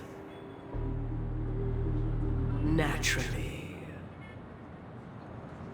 Have you strayed from the path expected by your god, betraying their name? Never. Have you ever been inordinate with your asks of your god, coveting more than the foundation of the creation itself? Never. Then, a final question. Do you swear to fulfill all vows, past, present, and future? With the Eon as my witness, if I do not deliver on my words, or if I renege on my vows, may I be cursed in accordance with divine law. They have seen your faith, and have endorsed your faith. With this, it can be evidenced... Just a moment. What is it, Mr. Yang? I have another question I hope to have answered. To my understanding, the family's harmony and prosperity have never relied on so-called divine laws. The god you both mentioned, are they truly Shipe? Mr. Yang should know that those belonging to the family toil together as if they were kin, embracing solidarity and unity under their light. All duplicity is laid bare before the harmony.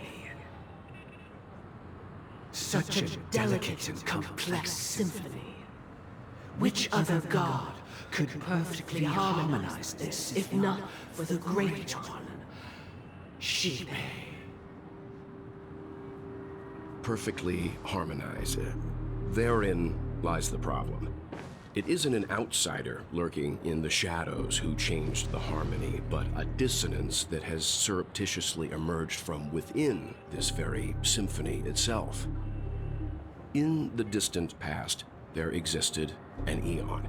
With one flick of the wrist, they crafted the laws of the cosmos. Their followers formed the Beyond the Sky Choir, spreading solemn and reverent hymns throughout the universe. Later, they fell. The route traversed by this Eon clashed with the harmony, ultimately being absorbed and fused into it. The chorus that once reverberated across worlds fell silent, and when it echoed anew, it was transformed into the hymn of harmony. Though an Eon may perish, paths with no masters still linger. In the all-forgiving harmony, echoes of bygone dissonance may subtly arise. Mr. Yang, being overly astute can be a detriment, especially when you find yourself alone and without allies. So this is how it is. For the sake of our grand cause Sunday, please afford these two an opportunity to rest. What?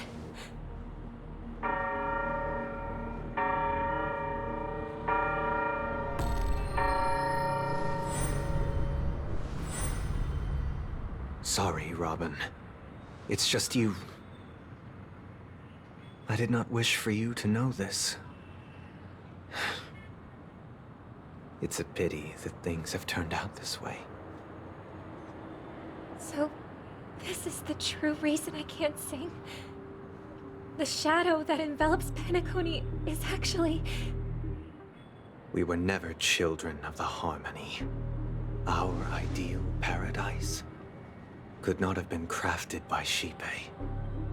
True bliss can only be guaranteed by the one who transcends the many. Within the foundation of law, humanity establishes civilization, and through harmony, we obtain order.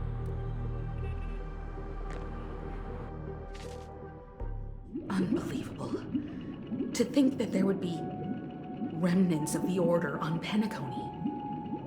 What have you done with Mr. Yang and Miss Robin? Don't worry.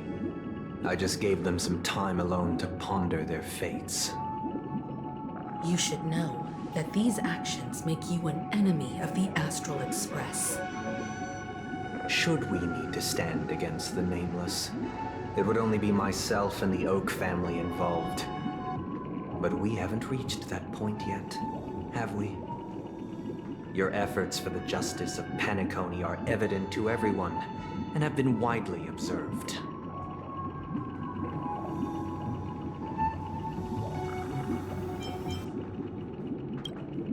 Oh, I intend to. But that hinges on the outcome of this negotiation. If it is the Order that drove you to imprison Welt and Robin, and you're using them to coerce our compliance, then there'll be no point in entertaining any type of discussion. You're mistaken, Miss Himiko. They are in very safe hands, and just as the family has always proclaimed, No one can be harmed in the dreamscape, least of all in the beautiful new world belonging to the Order. Penacony and the entire universe have witnessed far too much innocent bloodshed. The strong wield their blades against the weak, and the victors push the vanquished to the brink of life. Natural selection. The world abides by this principle, establishing the well-being of humanity atop the corpses of the downtrodden. Only we, or rather, I, possess the power to put an end to this farce. So you've decided to resurrect a dead Eon?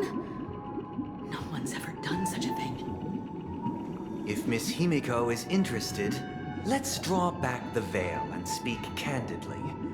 I've always firmly believed that people can understand one another through peaceful means. I'm willing to divulge the unembellished truth as to the intentions of the Order's Pathstriders, so that you will make better judgment for the Astral Express, for Penacony, and for this stretch of the universe. Words can hardly do justice to the beauty of that ideal. So, come with me, everyone. Let us retrace our steps and see once again where this road leads. Huh? Where'd he go? Welcome. This isn't any location in Penacony's dreamscape. It's my inner world. The reason the scenery before you remains unchanged is because your consciousness has drawn on similar concepts to fill in the gaps.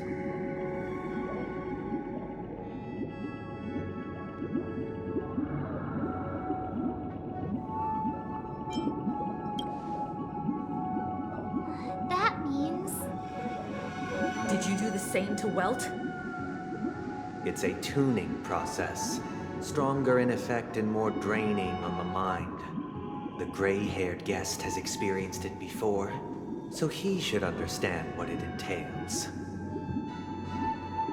Tuning allows you to intuitively grasp my feelings, which also means that I cannot hide anything from you. Now, everyone, please look at the huge screen. The road we once took begins here. From this point on, you will witness the numerous decisions I've faced. I've selected a portion of these to share with you.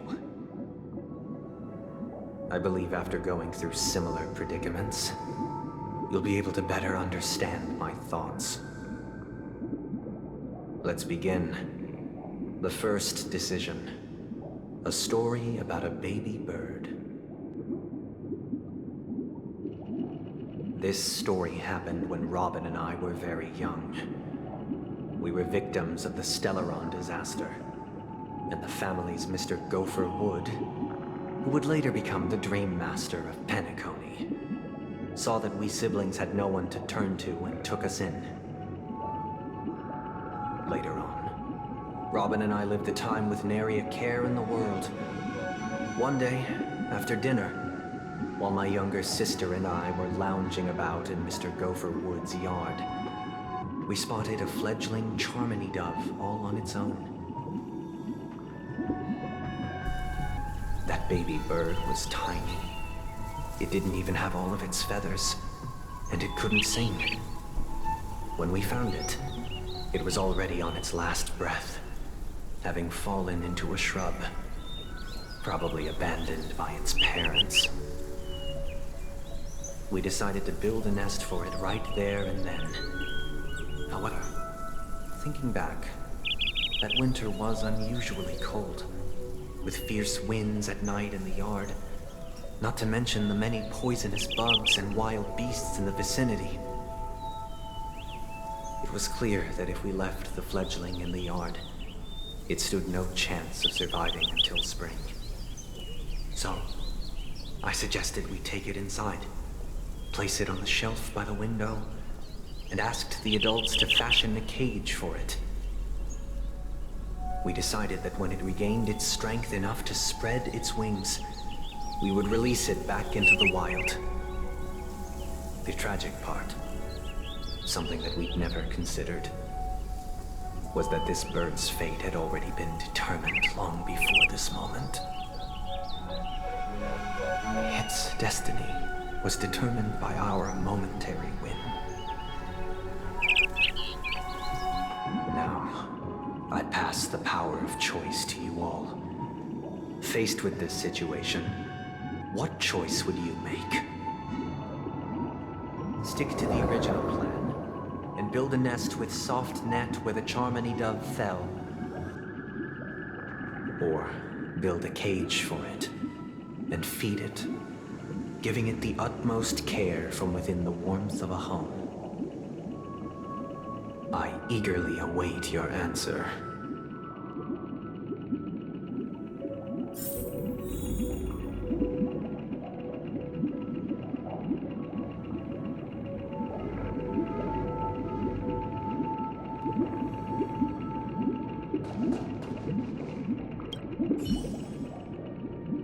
That guy just casually throws this kind of question at us? What exactly is his deal? But fine, I'll answer, I guess. If it were me, I guess I'd choose to build a cage for the little Charmony dove. After all, leaving it there, it's bound to get hurt by wild animals or something. And that'd just be too sad.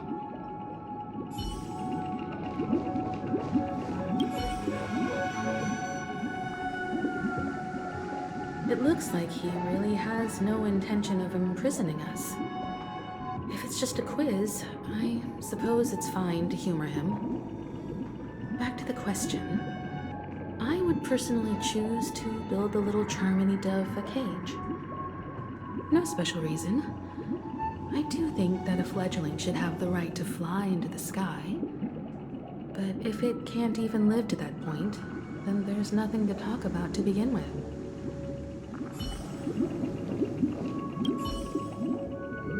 I can't decipher his intentions right now, but based solely on that question, I would probably choose to build that dove a cage. Even if I was gonna release it back into the sky, it'd have to be strong enough to fly first. If I left it where I found it, I fear it'd never get the chance to fly ever again.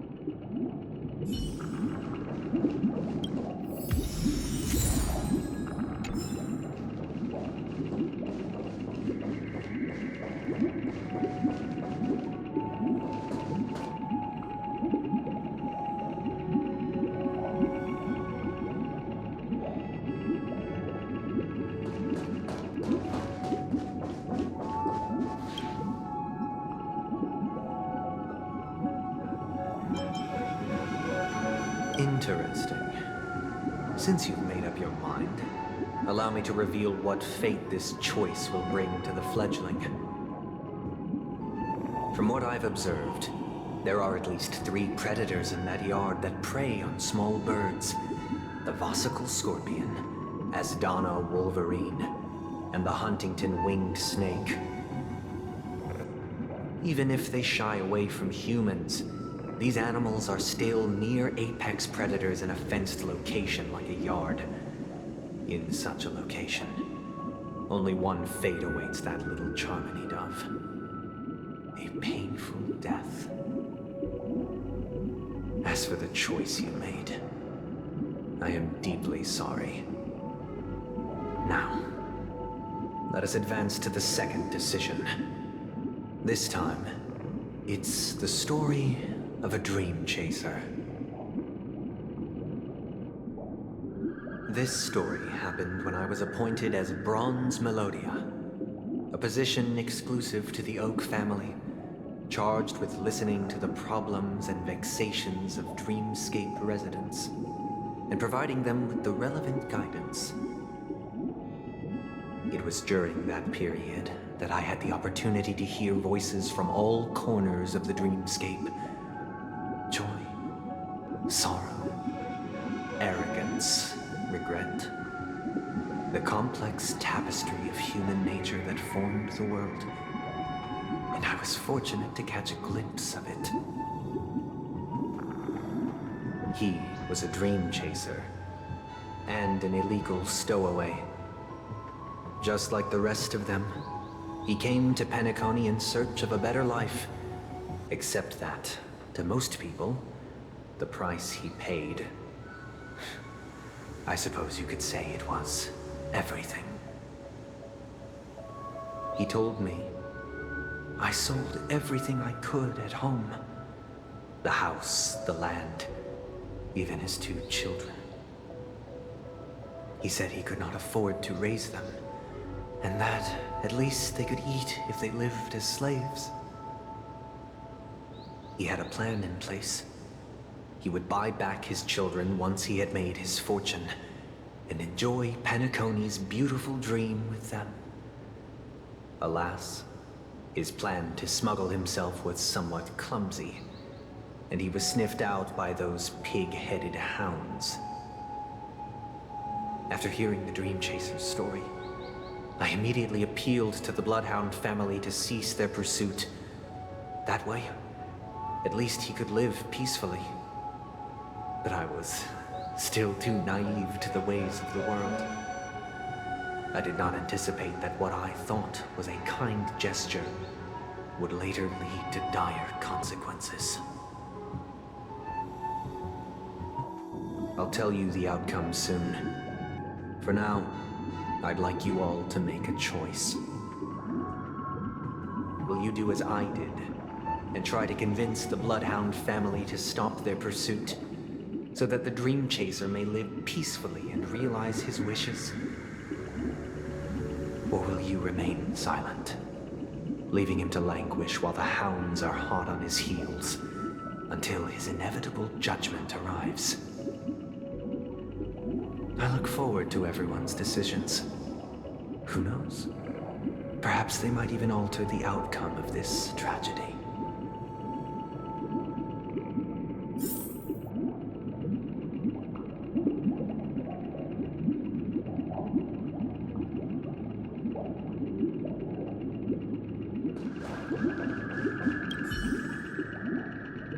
It seems illegal stowaways are really quite common on Penacony.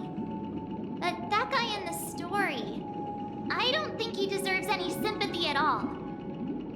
He sold his kids to chase a dream. Even if he intended to go back for them, it's still insanely irresponsible. With that thought, there's only one choice. Let the Bloodhound send him back home. This person deserves to be punished.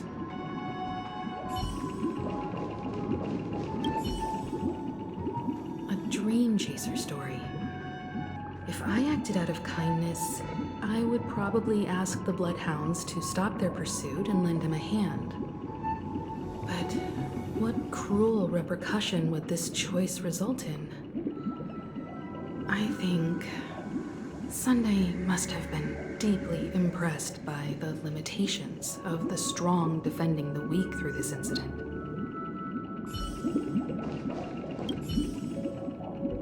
This question... Surely it has some connection to the baby bird story. And this connection is precisely the breakthrough Sunday aims to use to persuade us. I'd probably choose to ask the Bloodhounds to cease their pursuit.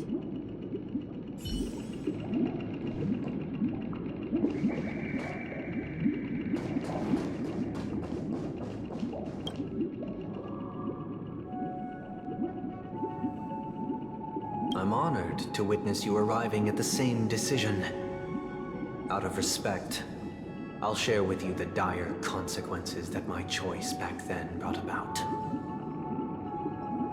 First, the outcome. He attained major success.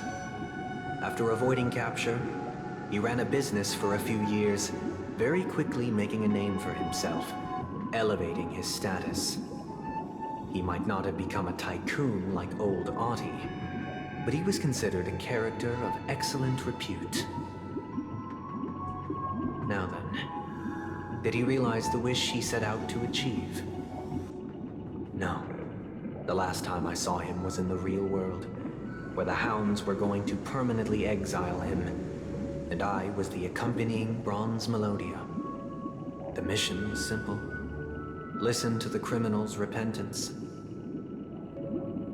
He told me the reason he was in this predicament was because he conspired to usurp the head of the Alfalfa family. When I asked him about his 2 children, he instead responded with a question.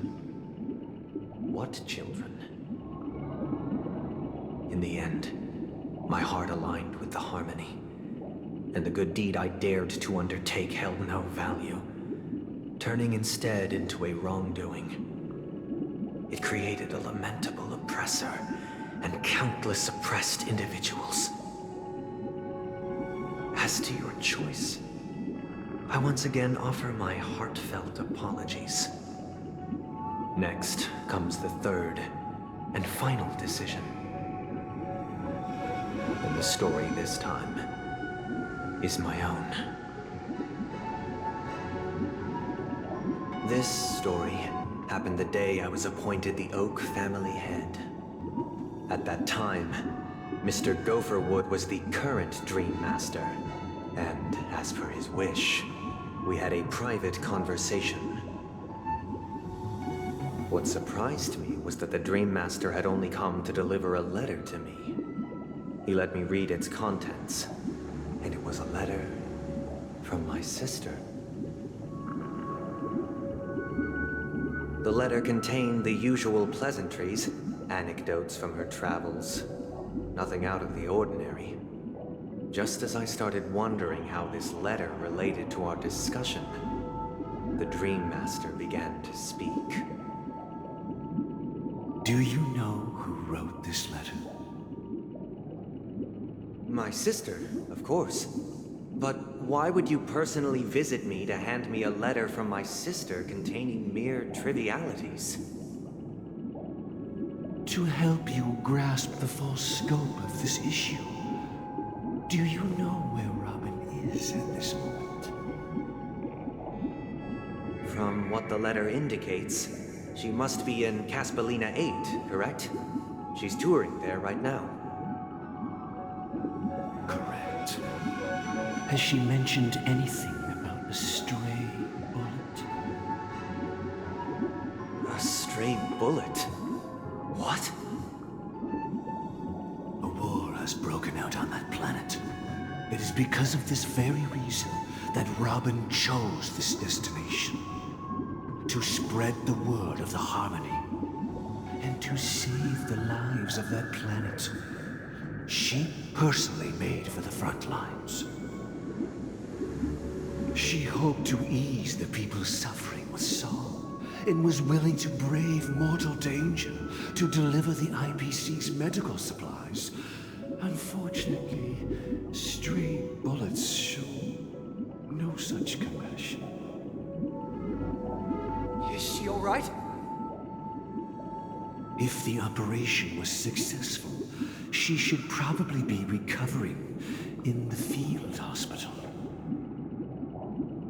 By the eon above, the bullet struck her neck directly, yet possibly as a reward for her consistent deeds of harmony, it didn't hit any vital arteries. Once you've attended to your outstanding tasks, it'd be advisable to write her back as soon as possible. Those damned savages! I'll pack my bags right away. My gratitude for bringing this to my attention, Mr. Gopherwood.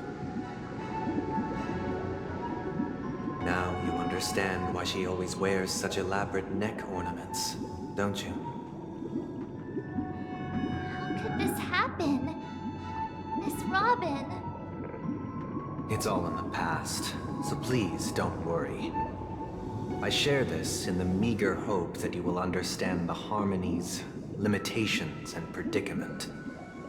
As grandiose as the strong defending the weak sounds, many times, it is nothing more than wishful thinking. Likewise, I've prepared one last question, one last choice. But rest assured, this choice will not have any grave consequences. Because this is merely a figment of imagination, a nightmare that has haunted me through countless nights. If you ever had the opportunity to make a choice like I did, would you still support Robin's journey on the path of harmony?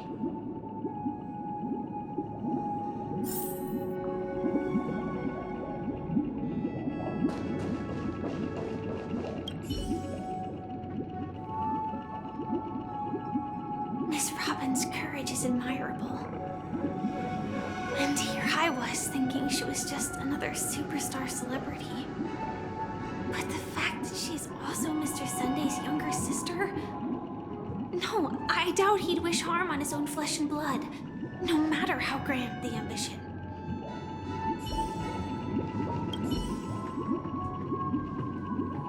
I often feel like I've dreamt of similar scenes on certain nights.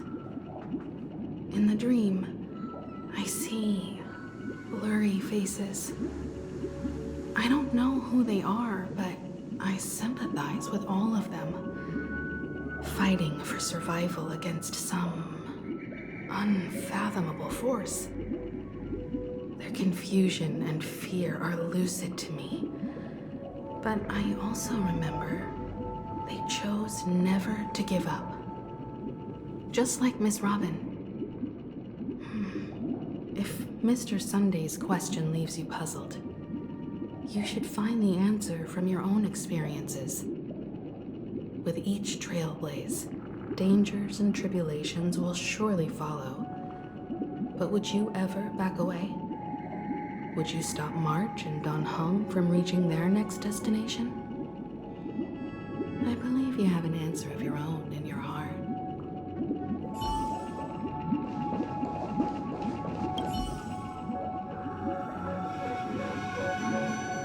Can't believe that happened to Miss Robin.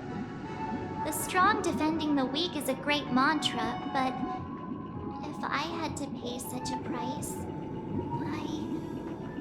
I don't know what I'd do.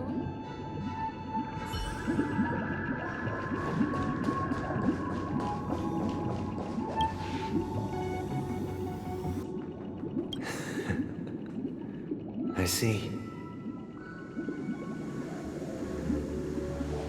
I am now aware of everyone's stances. Raising these questions merely serves to illustrate one point. The plight of Penacony cannot be salvaged by the harmony. The true foundation for a sweet dream paradise can only be established through the order where the strong govern the weak. I know the suffering of being tormented, the turmoil of losing your way, how sorrow and even despair set in when matters don't work out. All of this causes me unending pain, because this is not what happiness is at all. We must teach the weak how to live a happy life. And this life isn't some noble propriety that the upper crust preaches, but in definitive terms, a way of survival that belongs to everyone. So what is your definition of living a happy life?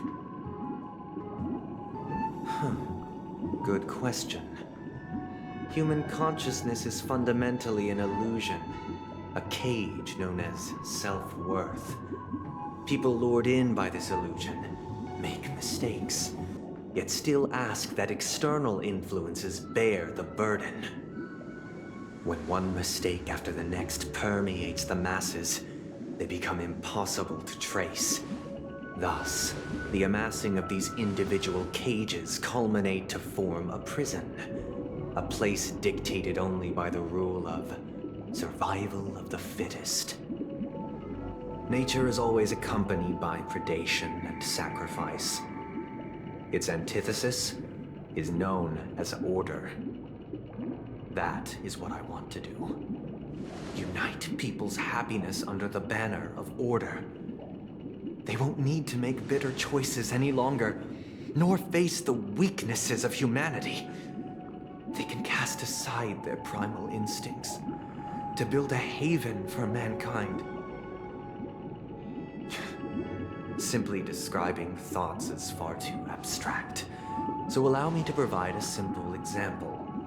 As you all may know, there are societal norms like weekends and long weekends that exist on some worlds. During these hard-earned rest days, people are given the chance to extricate themselves from the stresses of everyday life, allowing a certain tranquility to return to their souls. And it is only on these days that people do not have to adhere to the law where the strong prey on the weak. They can live out their lives happily during these brief intermissions. It's just a pity that 2 or 3 days are still too fleeting compared to the span of a lifetime. From where I stand, society's ideal system should be 7 rest days. Following Sunday, there should ensue a second, a third, and indeed an infinite procession of Sundays. This should be the face of the new world. Idyllic, eternal, peaceful days. And thus, every person can return to their base selves in this utopia. Some gaze in reverence at the stars, pouring their whole beings into calculating the distance between us and the isolated world of Pagana. Meanwhile, some seek refuge in quiet corners, holding one another, unencumbered by the chains of unwelcome obligations. There would be no need to bear the hardships of reality. Only in this way can humanity face the inevitable end with the purest of spirit, living a life of dignity. This is what it is to live in bliss. Miss Firefly, you who are stricken with entropy loss syndrome, you of all would surely understand this.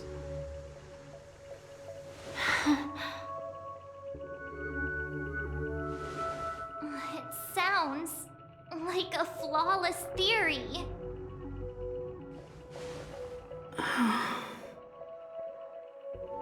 But what is the price to attain all this?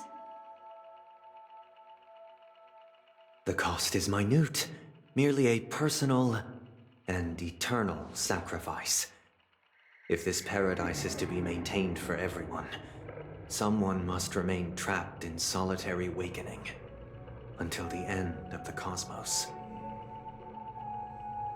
Awakening. Which means that this so-called paradise is still a dream. Stepping into this paradise means forsaking reality, correct? It is not forsaking, but transcending. Flesh, blood, sorrow, weakness. If the physical is the root of spiritual suffering, it is only logical that we defeat it. But in this supposed bliss, people won't have defeated their demons. The chance to overcome their tribulations would be forever lost to them. In other words, it is an escape. That's another way of understanding it. But there is no shame in escape.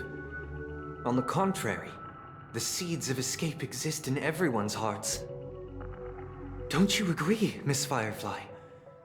And as to why we sleep, it is because we are afraid to awaken from our dreams.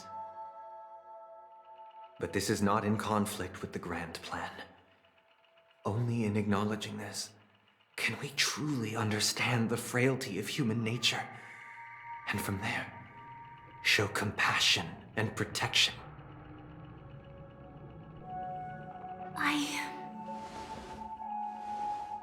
I admit that you are a born leader. Your perspective on humanity brims with pessimism.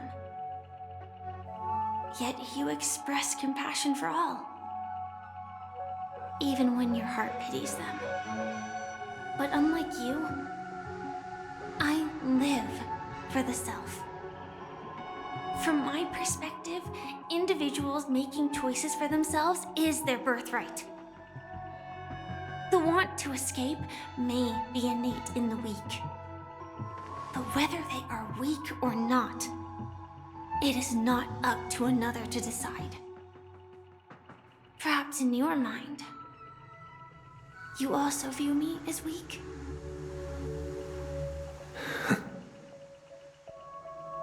Because I don't think so. Since Miss Firefly has said her piece, the Astral Express will also naturally give you our answer. We'll leave it to you. Just as Mr. McHale instructed before. Tell him our choice.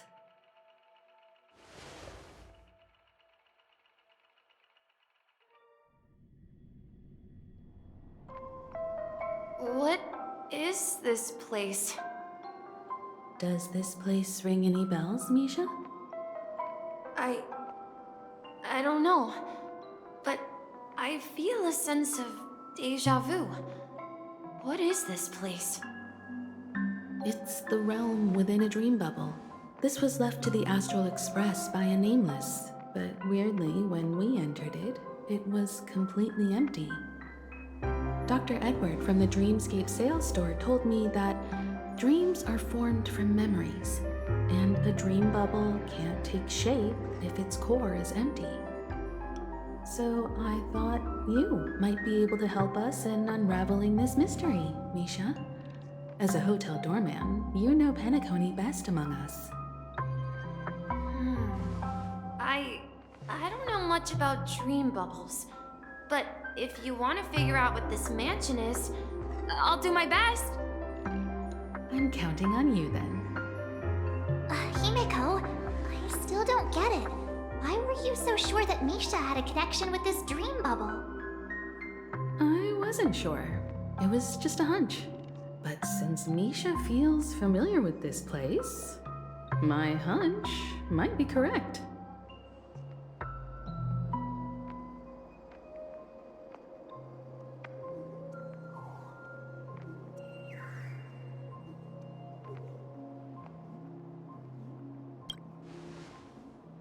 Exactly. This is where you and Firefly encountered death, which we now know as dormancy. Considering its connection to Dreamflux Reef, it's not surprising it appeared here. The question now is, who brought you here? Based on the clues we have so far, it's unlikely to be that masked fool, so identifying them is crucial to us. We're drawing closer to the truth once more. Let's give Misha some time, as I believe he'll unveil the secret of this dream bubble. All right, but there are doors all over the place. Which one should we choose? Do you have any idea, Misha?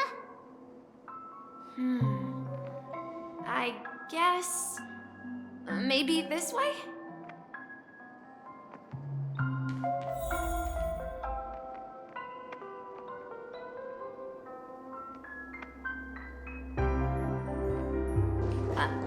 I'm not entirely sure, but let's give it a try.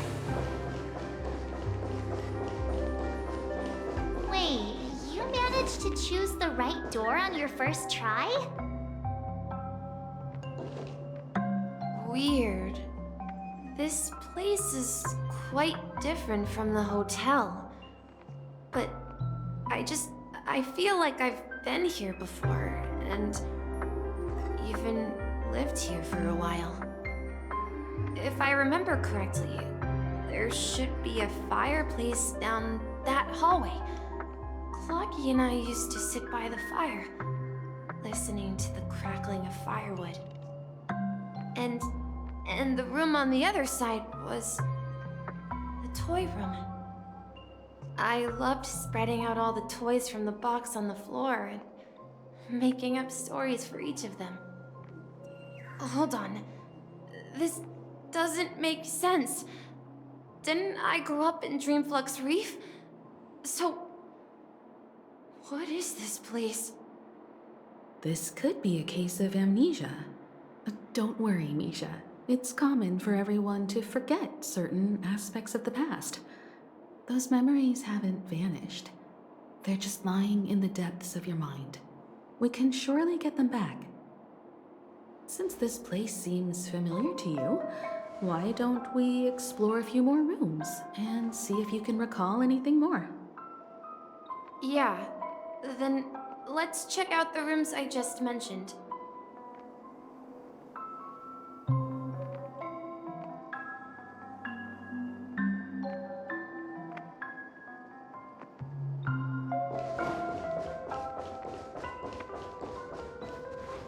Mikhail, that's the name. Now we all know him as the Watchmaker. So, who is he talking to? Do you know anything about it, Misha? I'm sorry, I don't know much about the Watchmaker. But, Mikhail... Anything special about that name? Mikhail is Grandpa's name. Grandpa? Do you mean you're the Watchmaker's grandson? But we haven't heard anything about the Watchmaker having descendants. And the name Mikhail is not rare. Perhaps it's merely a coincidence. Could you tell us more about your grandpa, Mikhail? Yeah, sure. He was a seafarer who fearlessly ventured into mysterious seas and storms. He was always on the sea and had lots of friends who accompanied him on his travels. He didn't want me to call him Grandpa because that would make him sound old. He believed he was still young. The name Mikhail was given to him by his parents, Mihaly and Elise, both renowned seafarers. Every time he came back, he'd share his logbook with me and tell me about his adventures at sea. I want to become a great adventurer, just like him. It appears that the Seafarer has nothing to do with the Watchmaker. So, perhaps it's just a coincidence? So, where is your grandpa now? He went off on a new journey, and it's been quite a while since I last saw him. So, where has Clocky gone? Did he leave to protect Dreamville?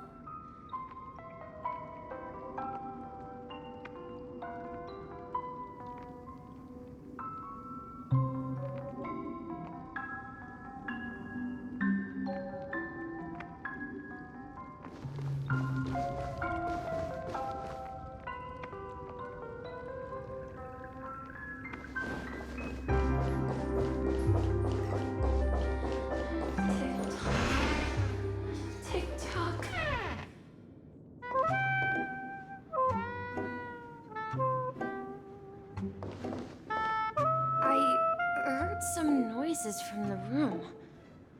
Origami Bird? That's a friend of mine. You and Origami Bird are friends? Yeah. It's a member of the Compass crew, just like Clocky and Miss Mirror. And there's more than just one Origami Bird. They are a big family with lots of brothers and sisters who look the same. They follow Miss Mirror's orders and handle all sorts of jobs on the ship.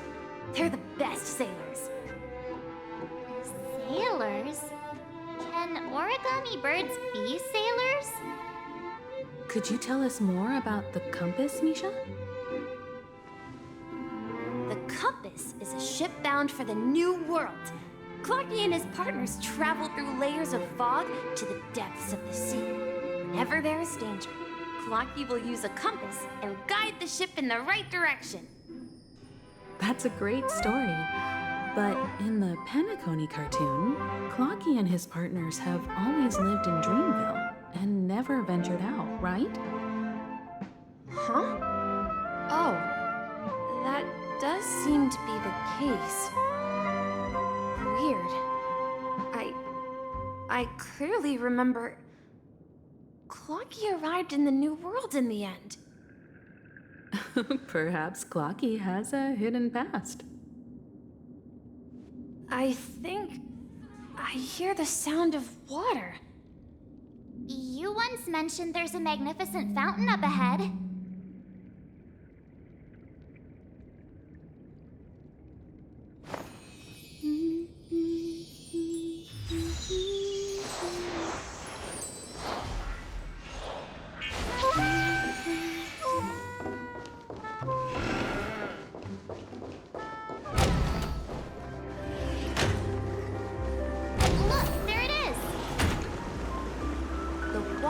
resembles a precious jewel embedded in the dreams of all seafarers. Every time I gaze at the shimmering lights beneath the waves, it feels as though I'm back in this place, standing by your side. Have you recalled anything, Misha?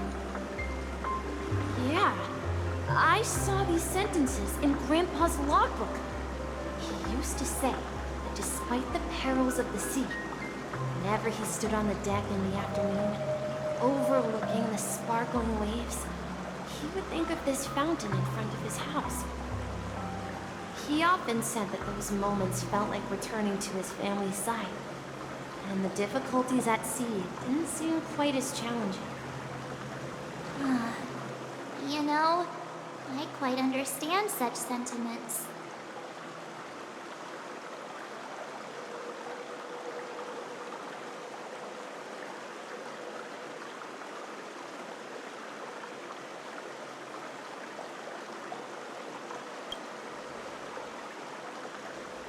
Hey, don't tease! I was just being a bit sentimental. Perhaps every adventurer far from home carries a fountain within their soul. Even though the other side of the sea remains shrouded in the unknown, the fountain in front of his house serves as a compass, leading him back to his cherished ones. Yeah, while Grandpa was at home, we would stand by the fountain and place the compass, a toy boat that I made, into the pool. Back then, I would ask him when I could go on adventures like him, and he would always laugh and say I was still too young. It seems this Mikhail is truly a seafarer and has nothing to do with the Watchmaker. Yeah. Based on Misha's recollections, the scenes in the dream bubble appear to be his childhood memories. But this raises more questions. According to Misha, he was clearly born on an oceanic planet and led an ordinary life, with no connection to Penacony at all. Could this be some sort of metaphor? Perhaps the sea refers to the memory zone. I'm sorry. I don't know, but my memories keep pouring out uncontrollably, like water flowing from a fountain. Perhaps I'll remember more things if we go further.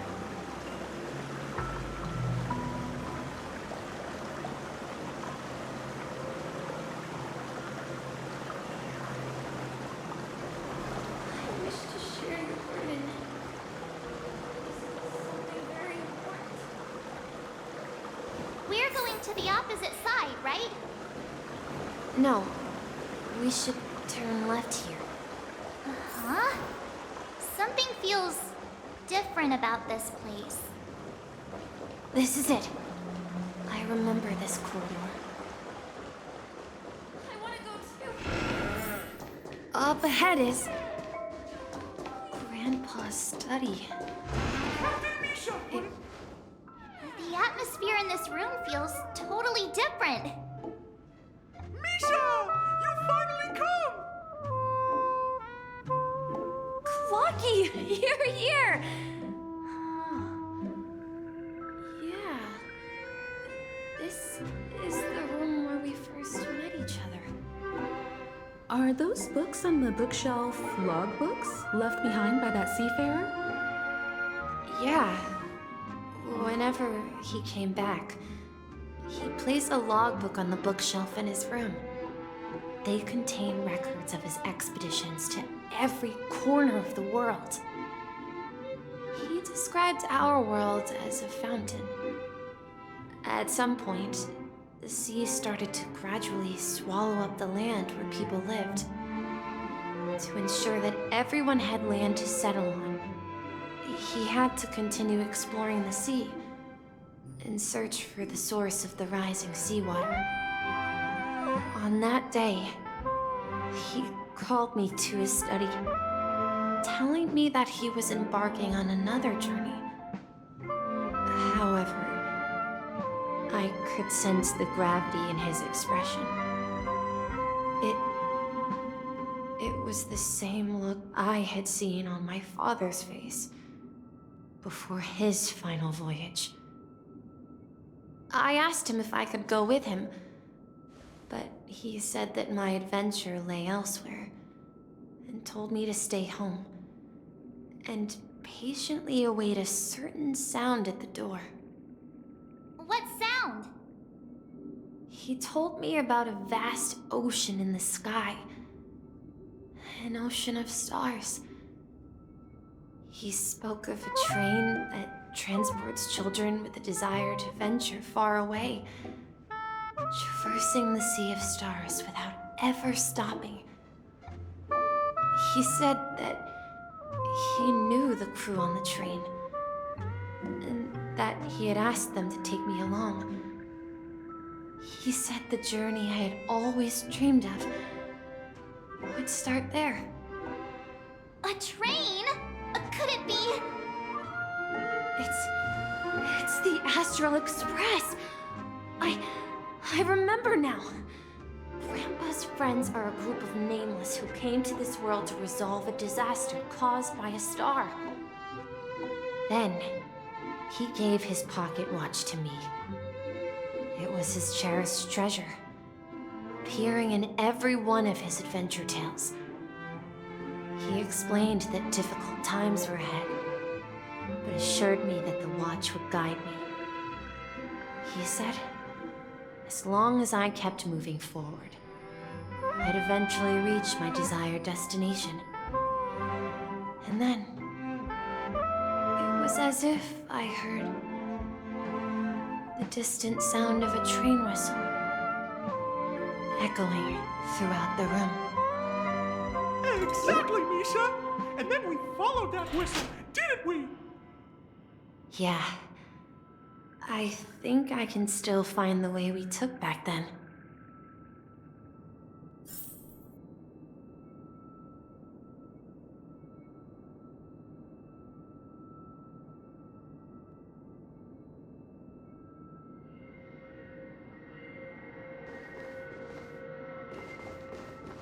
This is the dream jigsaw, right? So we're supposed to find the exit. But where can we find the last piece? Do you remember? You said you obtained a mysterious shard when you stumbled into this place. Hey, the shape seems to match. So this shard is also connected to Misha? Looks like we're just one step from revealing the truth. Let's get to the other side and investigate.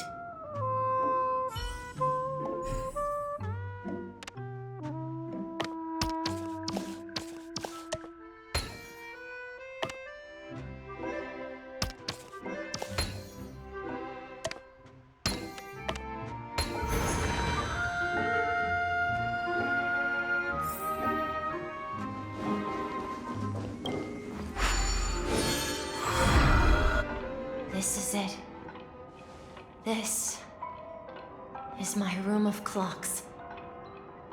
While I spent my time waiting for Grandpa to return from his voyage, Walter gave me this workshop, and it became my secret base. Here, I learned how to repair clockwork and gears out of my fondness of precision mechanics. In my dreams, I was the captain of the compass, embarking on adventures with my companions, Clocky and Miss Mirror, in search of the new world. I was born and raised here.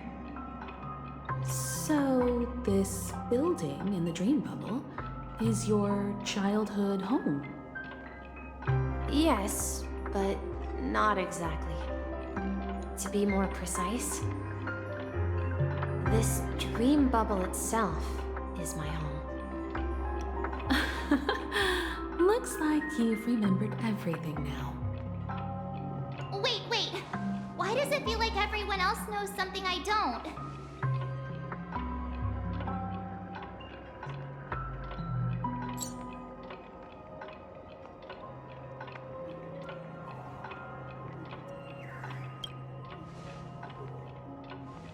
Marge, Do you remember when he mentioned a clocky that only he could see?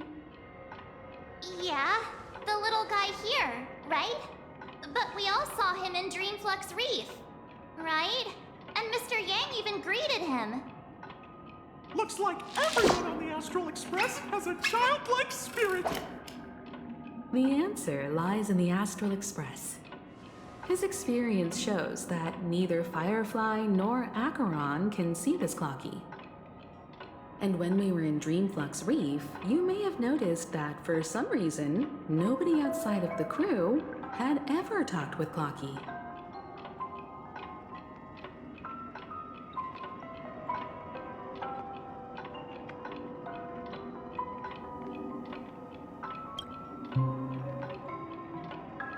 A mimetic life that can only be seen by a select few.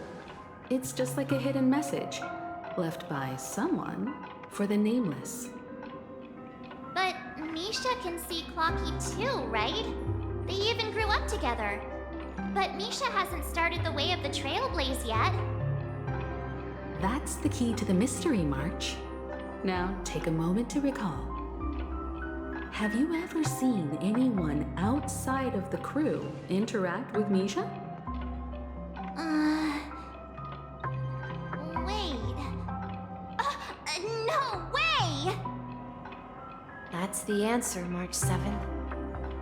This dream bubble is the place where I was born. And I'm a dweller in this dream. Just like a memory zone meme. I should have stayed here and waited for you. But when reality and memories merged, I unconsciously pushed open that door and left the bubble with Clocky. So it's not that the Watchmaker's dream bubble is empty, but rather the stuff inside ran away? And the whistle you heard was the sound of the Express arriving at Penacony? That's one way to see it, but I believe there's a longer story behind all this. It's best for Misha himself to explain all the details. How about we start with your name? Now, should we call you Misha, or...? Thank you all for helping me rediscover my true self. Now, please allow me to reintroduce myself. I was born on Lushaka, in the Presmere system, adopted by seafarers Mikhail and Char. They gave me a treasure, a name that carried their hopes. Mikhail Char Legwork, or simply, Misha. If you prefer, you can call me by a more familiar name, the Watchmaker. So, you're the Watchmaker himself? Unfortunately, that legendary figure is no more. I am only a reflection of his life. As for the child who has been with you, he's the innocent protagonist of Misha's childhood dream. A friend of Clocky, a young apprentice, and a future mechanic on the Express. And this also marks the beginning of his journey, devoted to the Trailblaze. At the end of the journey, I left this little flame, which I so cherished, in my deepest dreams, hoping to pass it on to the nameless of future generations. However, he somehow left the dream bubble and forgot all about his task. I apologize for all the confusion this caused. Because he was born with a desire to trailblaze, wasn't he? I don't think Misha has forgotten his role as a guide. He remembered it, and that's why he mistakenly appeared as a hotel doorman in his dream from the very beginning. The one who brought our unconscious friend here must have been Misha. If that's the case, We encountered the Watchmaker's legacy from the beginning, didn't we? Well, I have a sarcastic friend who says I always take big detours and end up back where I started. Perhaps that's what every nameless has to go through. But in the end, you found me. I'm sure you're all wondering what my legacy is. I believe my hound has mentioned the Stellaron and my wealth. If I may apologize, the Stellaron part is real. As for my wealth, however, it's nothing more than a baseless rumor. I left my homeland as a child and embarked on the journey of Trailblaze. I traveled to various planets until finally reaching Nesdana, where my friends and I built the original Penacony and fought for its future ever since. I've been moving forward all my life, doing what I could to overcome the obstacles in my path. But ultimately, my journey reached its end, and I left behind no possessions worth entrusting. So, if you ask what's left within this worn-out train engine that can be called a legacy, I suppose it's the things that are still burning in the engine's furnace. Now that you're well aware of the current situation of Penacony, I certainly hope that you'll help me get this world back on track. But I'll leave that decision to you, for the path of Trailblaze is never paved by others. All I have for you is a story and 2 gifts. I want to give you my pocket watch. It has accompanied me throughout my long journey, guiding that naive child forward, and has been blessed with the presence of so many great people up to this day. And my hat, too. The one who navigated for me placed it on my head and planted a fanciful thought in my mind. The trailblazing expedition will never end. Now, it's time for you to make your choice. Once you've made up your mind, open that door and enter the long dream of an old man. I'll be waiting for you at the end of this corridor of time. All right, everyone, let's make a decision. Although I don't think anyone will have any objections.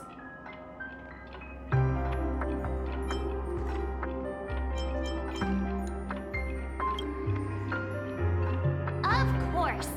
We've come this far. Surely there's no other option than moving forward.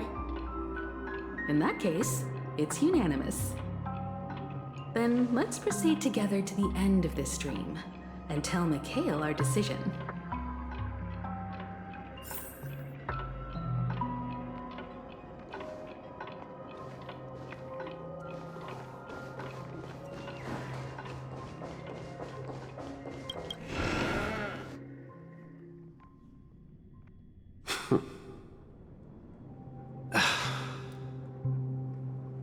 Mikhail, where are you going?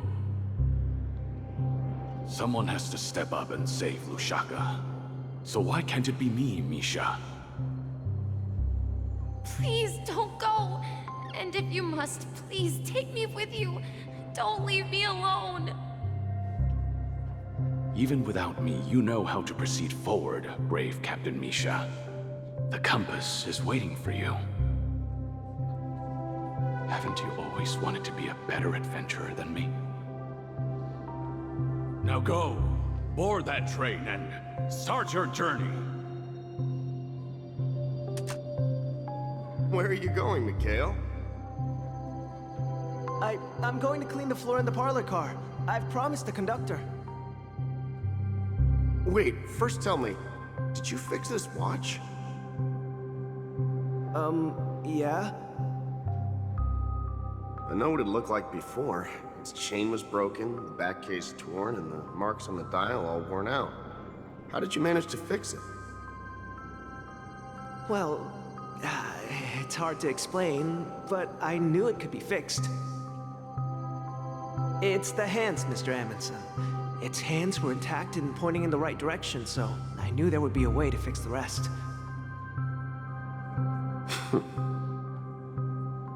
I see. You'll work with me from now on. Haven't you always wanted to tinker with this train? You're its mechanic now. As for the conductor, I'll do the talking. But I only know how to fix watches. Don't worry. You've got what it takes. I'll teach you what you need to know.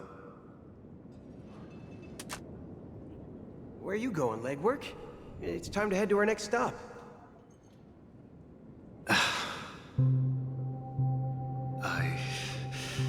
I'm staying in Astana with Rosalina and Tiernan. I see. This place reminds you of home. The people of Astana have only achieved a tiny victory and still have a long way to go towards true freedom. Hanunu needs us. Don't worry, not all journeys lead to the stars. Even if I leave the Express, our path of trailblaze will continue. Yeah. I knew you wouldn't stay on the Express forever. Leave in peace, my friend. And, take this with you. This is Mr. Amundsen's hat. But why? When he departed, he said he would leave it to his best student. Well, I suppose the time has come. Farewell, legwork. Take care of Tiernan and Rosalina. And don't forget to write to us.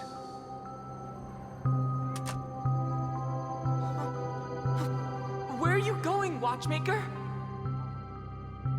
Don't worry, Micah. Just going on a little trip. Someone has to be at the forefront of the interstellar frontier, and I'm the only former nameless in Penacony. So why can't it be me? Because you're all we have! Have you forgotten about Tiernan? The cosmos is way more dangerous now. What will happen to Penacony if we lose you too? But what will happen to Penacony if we don't find a way out? Tiernan. How could I ever forget him? I've spent countless sleepless nights asking myself why I didn't go with him back then. We Nameless won't stop. Don't worry, Micah. It's just a matter of getting back to my old profession. Just wait for me to come back. But if, and it's a big if I don't come back in one piece, then you'll become the next Watchmaker. Where are you going, old man? Oh, you're here. Answer my question. What are you up to? Relax, Gallagher. I just came up with a great idea. Wanna hear it? Oh, come on. Aren't all your ideas just ways to get yourself killed? I may be blunt here, but you're the last remaining hero in Penacony. If you die too, the secret of the Stellaron will go to the grave with you. Yes, I'm afraid there's no way out in Penacony, so I'll have to consider alternatives beyond Astana. We'll organize a festival using the Watchmaker's legacy as a facade and send invitations to the entire cosmos to gather people here. So, a desperate struggle against the family? Desperate? Don't we have you here, my friend? This task is challenging, but what hasn't been challenging for us along the way? Well, whatever you do, remember. Make sure to send an invitation to the Astral Express. Misha! Where are you going? Oh, it's you, Clocky. Take me to Dreamflux Reef. Last night, I had a long dream about the day we met. I want to write down that dream. Write it down? Why? Oh, so I won't forget it. Do you remember how you got your name, Clocky? Of course! You told me that when you were a kid, you lived in a room full of clocks. Those wall clocks and pocket watches grew up with you and were your best friends. Yes, but what I didn't mention was there's a funny misunderstanding behind it. I was a kid, and there was always a special pocket watch in my memories. It was with my grandpa, guiding him on his sea voyages and leading the way in his every adventure story. I wanted to have a pocket watch like that too. And that's when you appeared in my dreams. Yeah. Every night, we boarded the compass and set sail together. But you know what? It wasn't until the day my grandpa gave it to me that I realized it wasn't a pocket watch at all. It was a compass. So, your name should have been Compassy. And the watchmaker is just a nameless.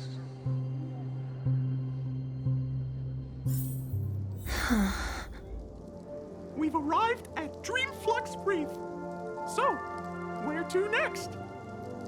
You know, Clocky, I don't think I'll be going anywhere else.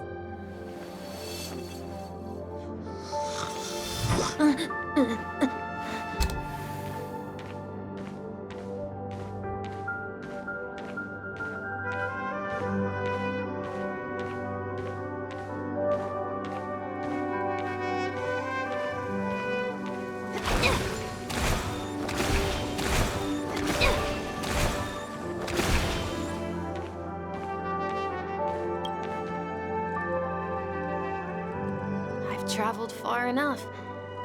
It's time for a little break. Oh. So, we'll set out again. When you're rested? No, I'll stay here. And then, this is where it ends. This is where it ends? What do you mean, Misha? You told me that the trailblazing expedition would never end. Yeah, that's what I said. So now, it's up to you to decide your next destination. My next destination? What's that supposed to be? I've been following you. Misha? You're acting weird today. If you're feeling down, we can just do what we usually do. With the clockwork. No, I'm not feeling down. As for clockwork, yeah, it resolves all problems in this dream. So, do you know what clockwork actually is? I'm not quite sure. Well, everyone gets lost at times. They may hesitate and doubt which way to go. That happens in this dreamscape and beyond. But don't worry. Everyone goes through moments of uncertainty and hesitation. Eventually, they gather the courage to make bold decisions. Whether it's calming, joyful, angry, or sad, all they need is a little nudge to take that step toward where they truly belong. I'm leaving that little nudge with you, and I hope you'll share it with others. Such is the essence of clockwork, the will of the Trailblaze.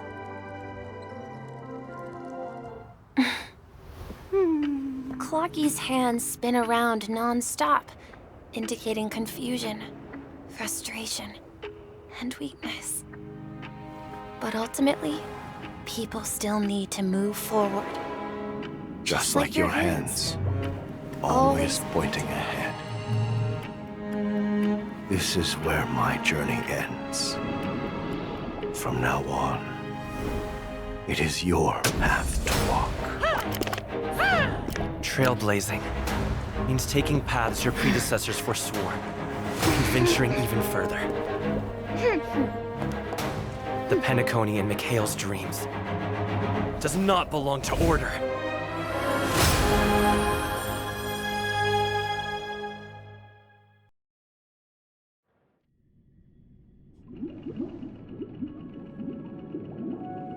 I can't believe that Eon would cast a glance at Penacony at a time like this. Is it because of the resonance from the legacy of the Trailblaze? Or perhaps the bond between you is so strong that it even impresses an Eon? Well, there might be another possibility.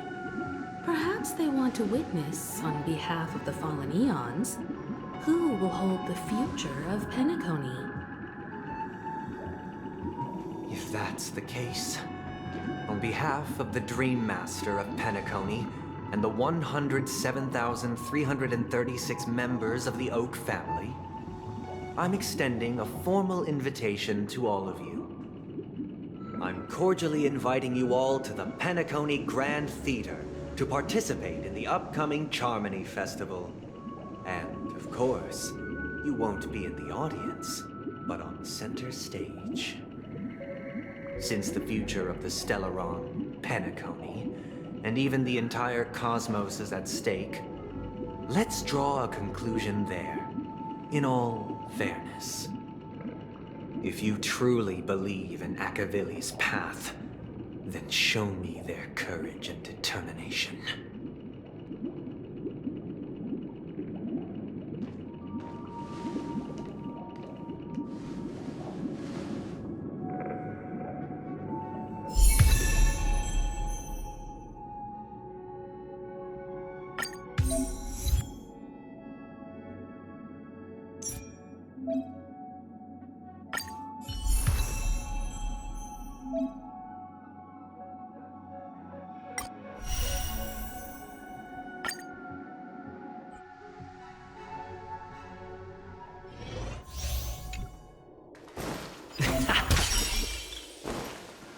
Please stay tuned. Ha! Please stay tuned. Please stay tuned. We need a strategy.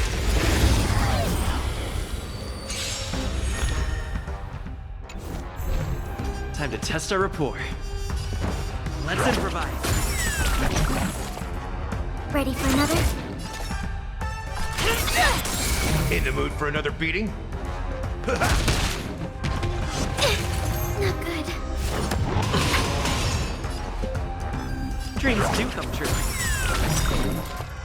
The mood is set, just let the show begin!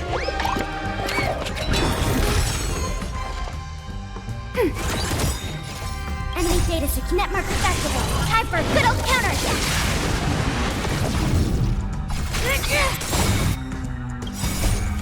Execute the Mara Struck!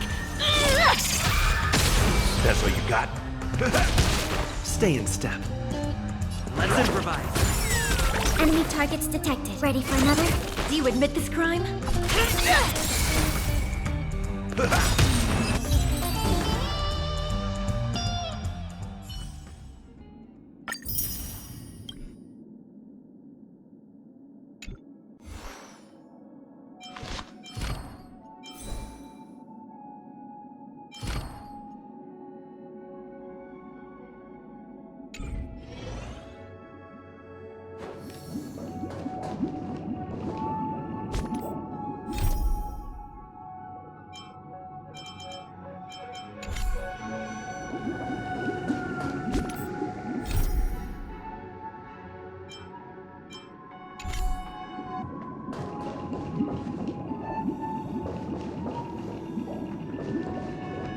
Does that mean he wants to fight us during the Charmony Festival? I'm afraid so. This is weird. Aren't Arc villains usually plotting some dirty conspiracy in the end? But he actually said something like, "In all fairness." Could it be that he's underestimating us? Well, in my opinion, Sunday is deeply committed to his own philosophy and genuinely wants to prove that the Order is right. I sensed a strong conviction and a desire for dominance in him. Maybe he won't accept the outcome unless he wins fair and square. That's why he'll give it his all in the upcoming battle.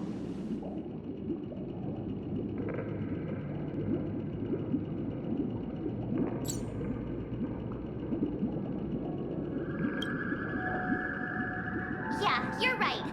We've even dealt with a Lord Ravager of the Destruction, so a follower of the Order won't be a big deal. Anyway, we can't leave the Stellaron unchecked. This is about trailblazing a bright future for Penacony and fulfilling Mikhail's and his predecessors' long-cherished wishes. Now that we've taken up the mantle, we can't afford to fail them. However, the same applies to the Order. Their plan didn't materialize overnight, and they have the profound collective consciousness of the planet of festivities behind them. A desire to dream, to slumber and escape reality. All those hidden emotions have given birth to the sweet dream of the Order. They've harnessed the will of an entire planet to create an Eon. This confrontation is far more complicated than a simple power struggle. To secure Penacony's future, fighting on the stage alone is not enough. What do you mean? Are you not coming with us? I believe Firefly is trying to say that she's heading off to another battle.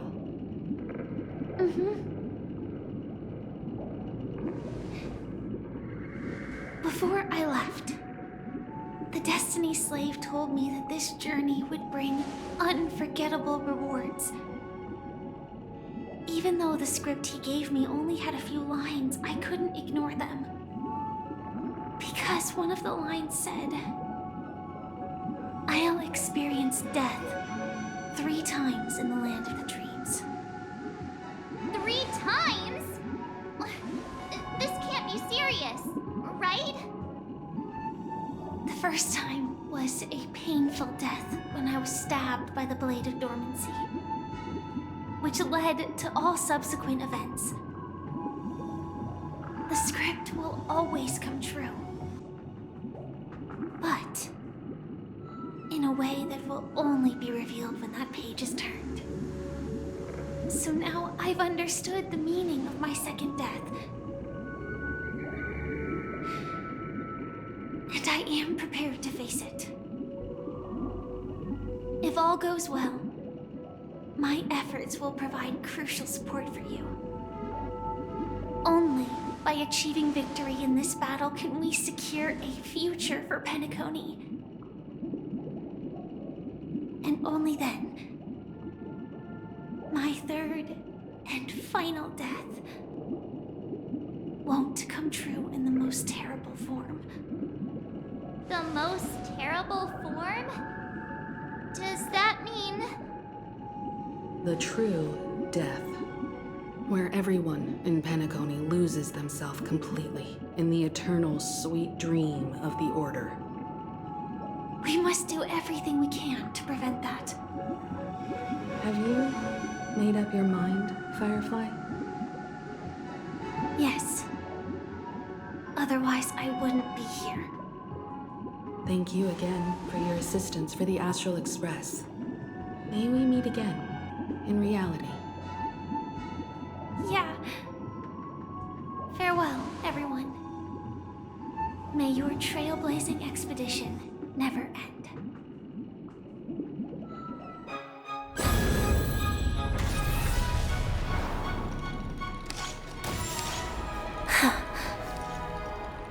I dreamed of a scorched earth. Everyone, are you ready? A new shoot sprouted from the earth. It bloomed in the morning sun and whispered to me. Like fireflies to a flame, life begets death. May we meet again in reality.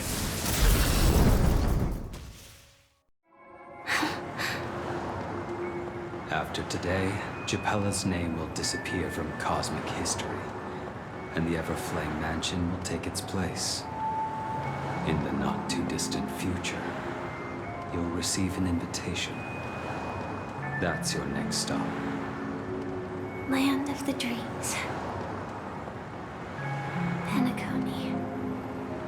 I hope you find whatever you seek there. Be it answers or salvation. You mean my 3 deaths? Silverwolf told me about it.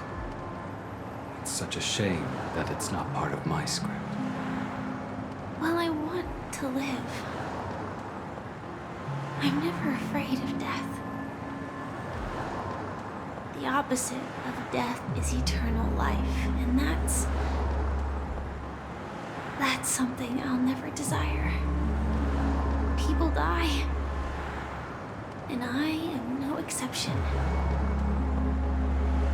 Death is like a script, a fate that cannot be defied.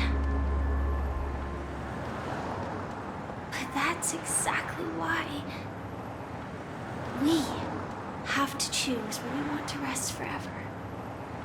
Do you exist just to perish? Are you not the same, Blade? The end you desire is not one dictated by others. If I were to die now, I would only be a weapon. I believe I should die as a human. Though its definition escapes me, isn't this the answer that ordinary people look for their whole lives? A name that can be carved onto their tombstone. The tombstone that belongs to me once bore the inscription, Glamoth's Iron Cavalry. Then it changed to Stellaron Hunter. But one day, it will bear the name Firefly.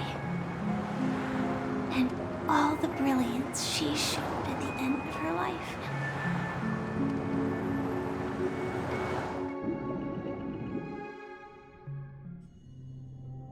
That's quite unexpected, old man. Who would have thought your crazy plan would actually work? Do all you nameless fools just act on a whim? I can sense that this false sweet dream is coming to an end.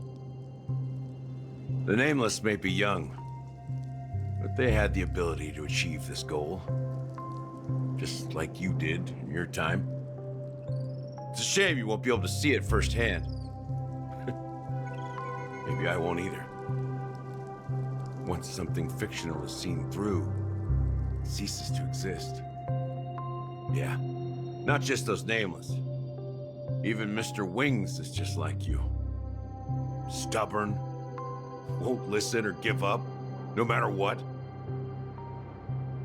Well, fate is unpredictable, I guess. If we weren't bound by those cursed paths, maybe we could have had some good talks. But in the end, we managed to do it. And now we can find solace. Remember how those idiots cursed us? They said, "Go to hell, you worthless traitors." Well, I don't know if they really meant it, but if longing for freedom means going to hell, then I'll be joining you soon, you old fool. Let's get together and have supper again in hell. Oh, I almost forgot. There's one more thing. Here's to you. A glass of hello and goodbye, Trailblazer. To the imperfect tomorrow.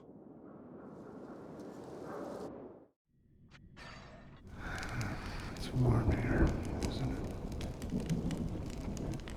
You're lucky to have found shelter from the rain. Let alone fresh berries in this desolate place. I was just following the scent of life. It's particularly strong in a place like this. It's a shame these berries don't have much flavor. Seriously? In case you didn't know, this fruit is pretty juicy. The only downside is that when you chew it, it becomes extremely spicy.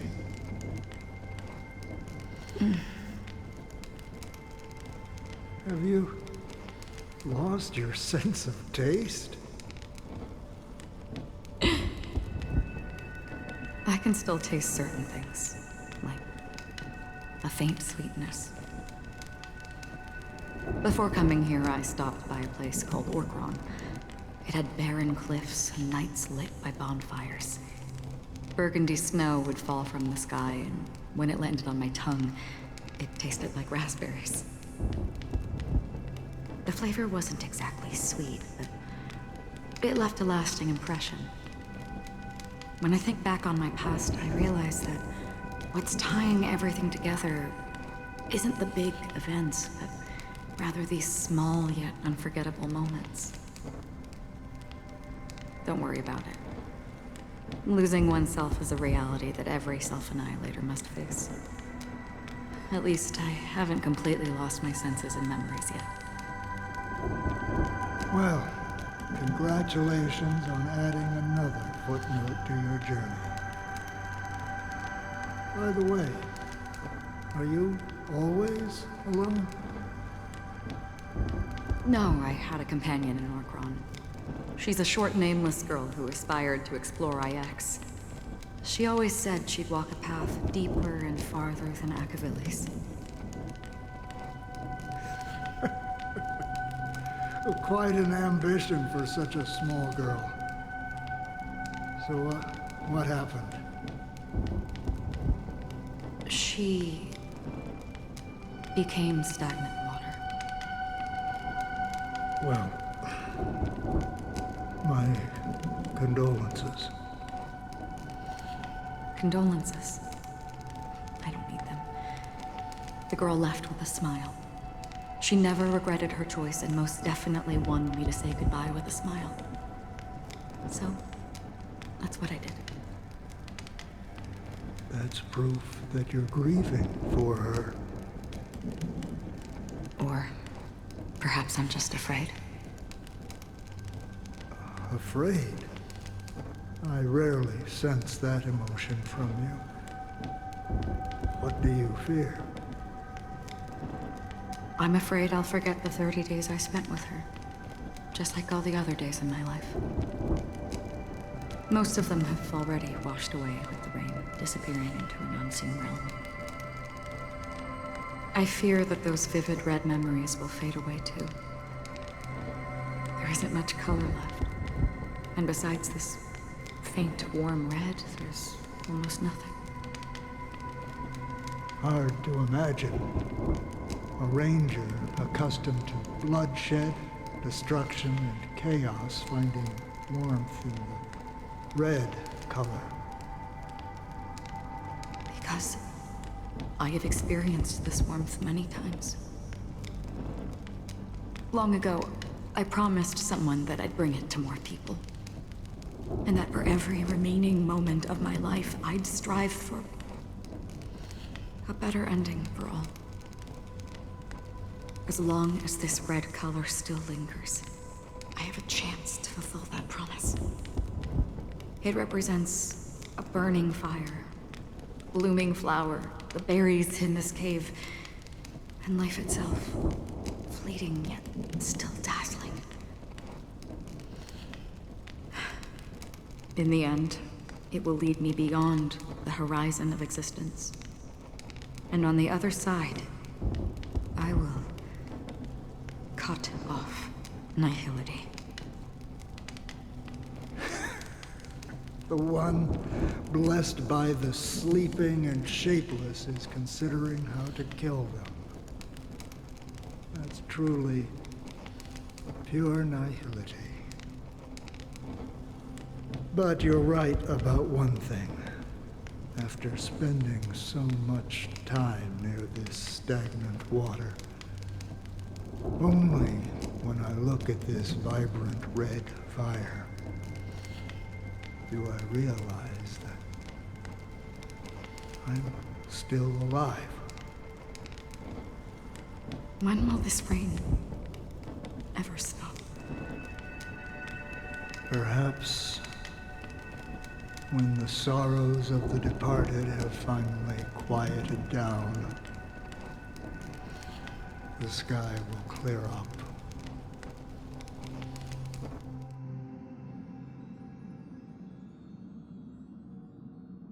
Have you heard of a planet named Biari Scamandros, Don Hung? It's one of the Paradise Kingdoms under the influence of the Harmony.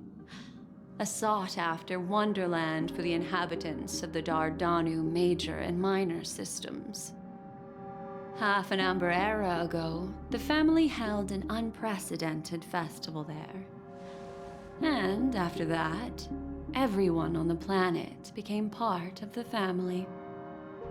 Do you think the same thing will happen on Penacony? Yes. Or how else can we explain it? The family deliberately used the Watchmaker's invitation to keep all the Pathstriders here, but banished the Emanator of the Nihility. Because of the Nihility, I'm rarely affected by the power of other paths, but somehow I can unconsciously infiltrate them. Maybe that's the risk they're trying to avoid. I would disagree. Biari Scamandros is not part of the credit system or connected to the Silver Rail. It's nothing more than a remote civilization sheltered by the Harmony. But Penacony is different. If the family messes with Penacony, that would be like declaring war on almost half of the factions in the cosmos. They have no reason to do that. No, they don't. If they truly serve the Harmony, that is. What do you mean? The path in Penacony is impure. The Harmony here has impurities. Do you remember the Ancient Swarm disaster? Tazerond, the propagation, brought endless havoc to the universe, and it eventually evolved into a fierce battle among all eons. 2 paths lost their eons in that war, the propagation and the order. Coincidentally, their downfall is related to a certain eon. Shipe, the Harmony. Legend has it that they participated in the crusade against the Imperator Insectorum and devoured Anna the Order for unknown reasons. Holy Forgaroni! So you're saying that the two leaderless paths are working behind the scenes? But I don't see any descendants of the propagation in Penacony. Could it be that the remnants of Beyond the Sky Choir are hiding within the family, trying to resurrect a fallen eon? I can't say for sure, but they're definitely planning something for the Charmony Festival. This is getting way too complicated. Is this why you want us to leave Astana right away? Are you giving up? The Charmony Festival will start soon. There's one thing that I need to confirm no matter what. A warp jump is the best way to do so. Time is running out. I have another plan.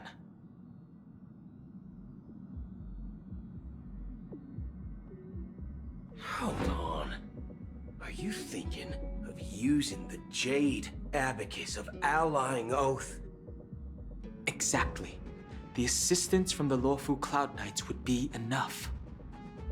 Think it over carefully. You can only use that once in your lifetime. I have considered it thoroughly. My companions are... they're also once-in-a-lifetime treasures.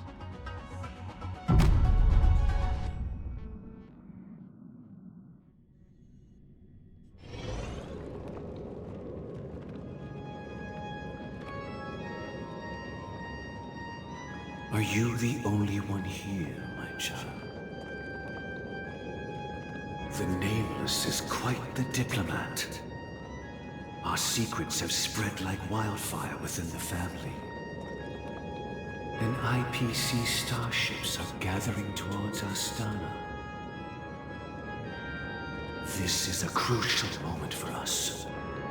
So, where is the chosen one who harmonizes the varied sounds?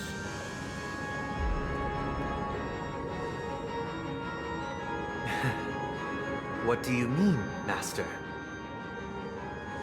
I'm right here in front of you, aren't I? You know, she was supposed to be the star of the Charmony Festival in our plan. But the plan has changed. As her brother, I know she doesn't want to sing for the Order, so I'll take her place. You've always been wise beyond your years. I'm sure you understand the consequences of your choice. If you consider this a betrayal, well, there can't be two suns in the sky. I'll step up and take down the other sun if necessary. Do you believe in karma? If karma exists, then everyone has their own karma. You have yours, and I have mine. And my karma has nothing to do with you, Mr. Gopherwood.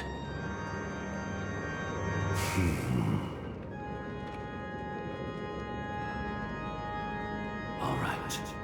Since you're willing to sacrifice yourself for her, I'll grant your wish. Well, the compromise came sooner than expected. Why? You and your sister were born as twins of the Order. And one of you is destined to follow this path to the end.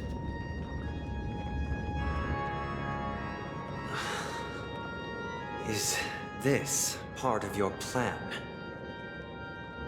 Of course. You're still as clever as you were when you were a child. The opening is near. Go, my child. Seize the power of the harmony and reveal your karma. I have one final question, Master. Why did you choose to bring the Order to Penacony? Wouldn't it have been better to choose a desperate world instead of a city filled with hope and dreams? What? It's for justice, my child. If we lose justice in our hearts, we'll make the same mistake as the Harmony did. So, it's not you who manipulates the dreamscape with the Stellaron, but... Well, that's where our conversation ends. Go ahead.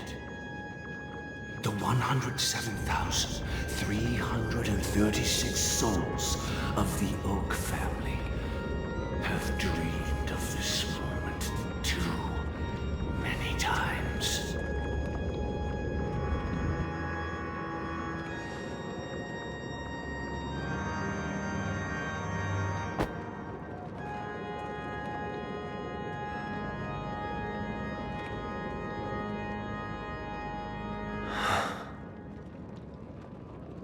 I shall ascend to the heavens, becoming the scorching sun.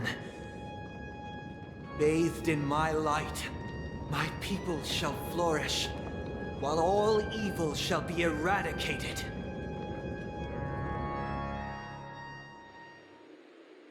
This is the interior of the Penacony Grand Theater. It's quite exhilarating to be flushed into the air by Soulglad. But why is the venue still closed when the Charmony Festival is about to start? And not only that, the entire theater is eerily quiet. No audience, no staff, no one around.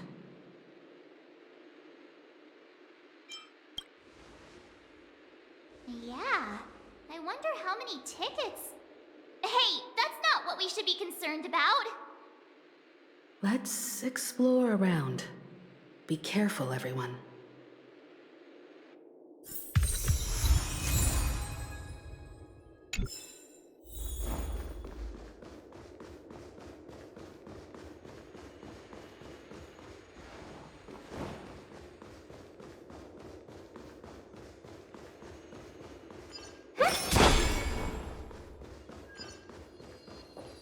Gosh, the atmosphere here is so creepy and unsettling. Even if there's no audience yet, there should be some staff around. Why is it so silent?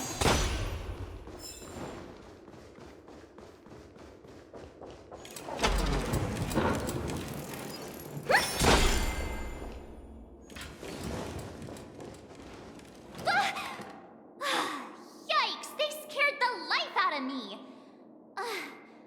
Why are there so many puppets at the ticket office?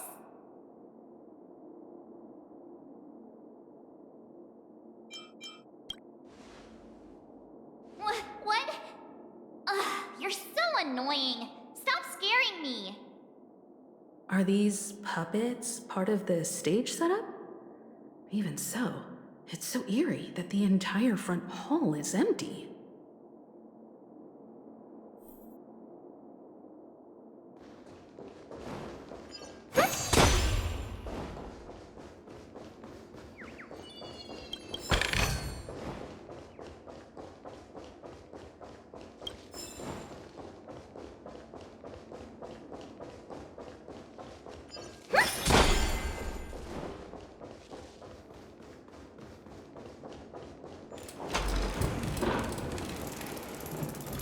Something feels off.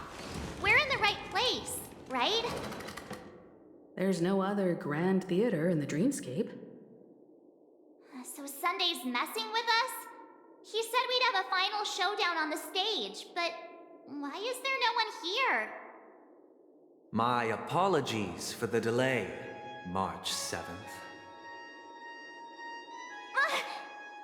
You scared me. Where are you now? I'm waiting for you behind the curtain.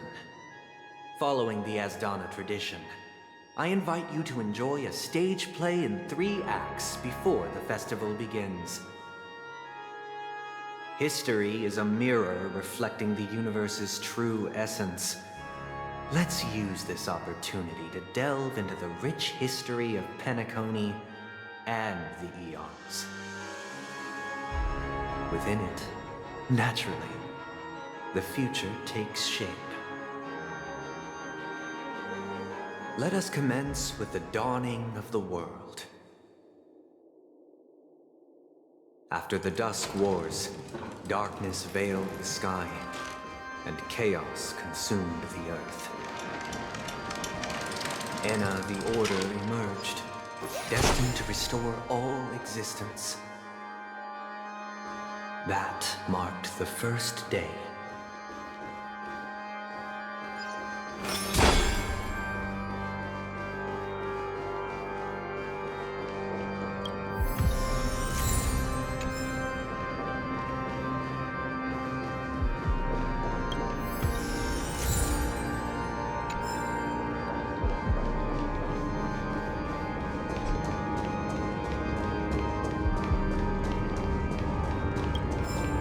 They gathered nebulae and forged them into pigs, thus creating a grand lyre with black and white keys. Strike the white keys, and the sun rose. Strike the black keys, and the moon rose. And so, the cycle of day and night arose. That marked the second day.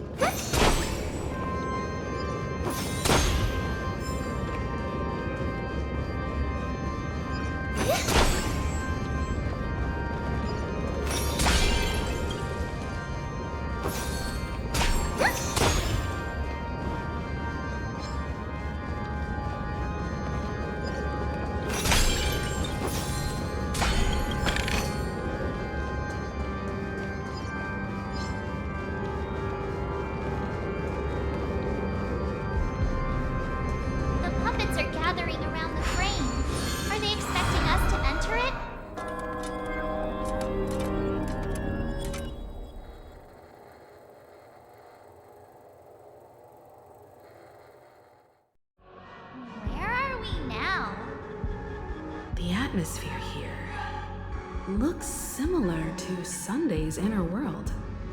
Perhaps this so-called stage play is created with his abilities. This act is named Ode to Prisoner.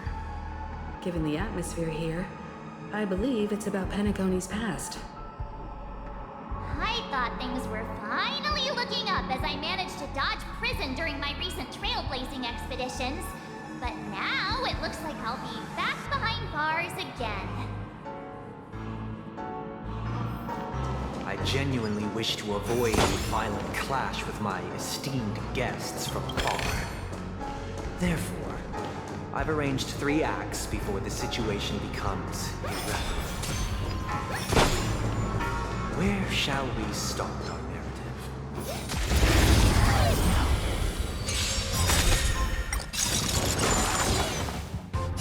Stars Echo!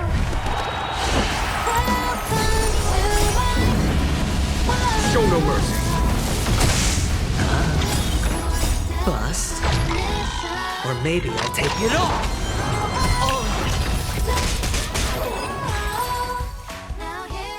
Where shall we start our narrative? Well, let's start with the time when Penacony was still a frontier prison.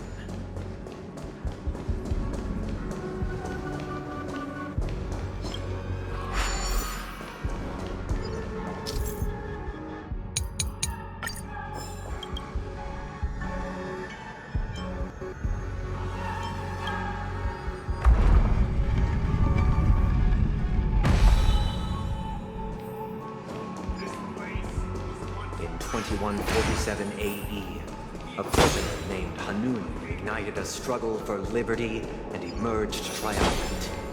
IPC referred to it as the War of the Frontier.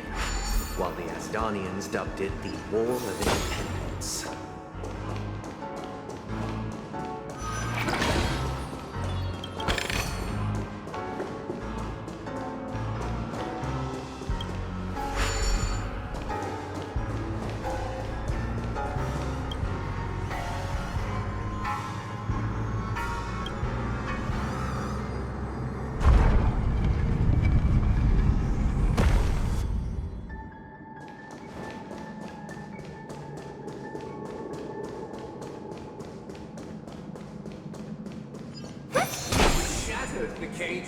It's true that Hanunu was a legendary hero, but it must be acknowledged that while he bestowed freedom upon the prisoners, he didn't grant them true liberation.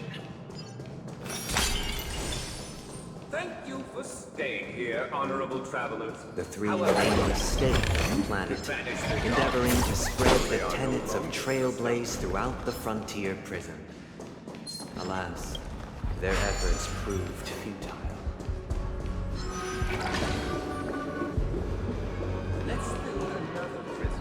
Once again, Asdana was engulfed in war. This time, the enemies originating from within. The prisoners remained prisoners for the rest of their lives, fighting for freedom rather than living for it. I hope you like this land of freedom on a scorched earth. As you can see, their sentences have long ended, and the IPC guards have long been expelled. Yet, these prisoners remain enslaved, not by external forces, but by the confines of their own minds. Freedom permeates every corner, except fragile souls. It gives solace only to those who believe in its existence. Prisoners, this is my order.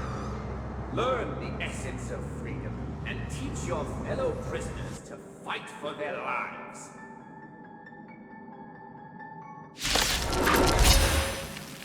Hey! Why don't we have to fight while enjoying the show? Horizon and I are not only your enjoyment, but also your assistance.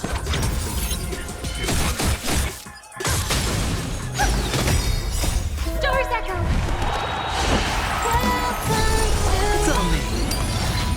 Conflict is pitiless!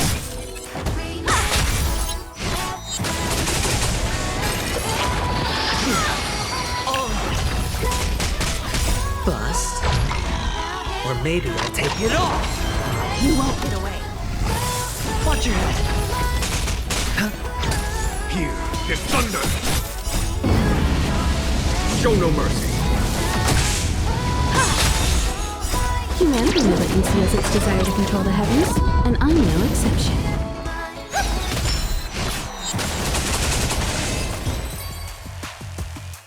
No one can restrain you anymore. You are free. Thus concludes the first act. Amidst a raging war, the frontier prison headed toward becoming Land of the Exiles. This must be how Penacony was constructed. With the aid of outsiders, the prisoners were finally liberated and established the Land of the Exiles. However, it appears that Sunday aims to convey the spiritual plight of the prisoners more than the physical aspects of imprisonment. This show is a bit too literary for my taste. But the battle part is quite easy to understand. Anyway, we've arrived at the exit. Let's go!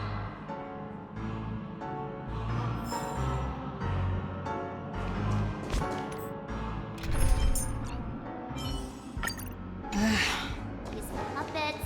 Where are they guiding us this time?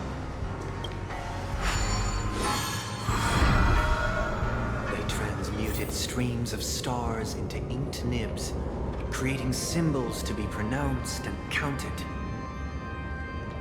They molded stardust into flowing rivers, assigning the righteous upstream and the unjust downstream. Thus, all things were marked, and the world learned to discern between good and evil. That marked the third and fourth days.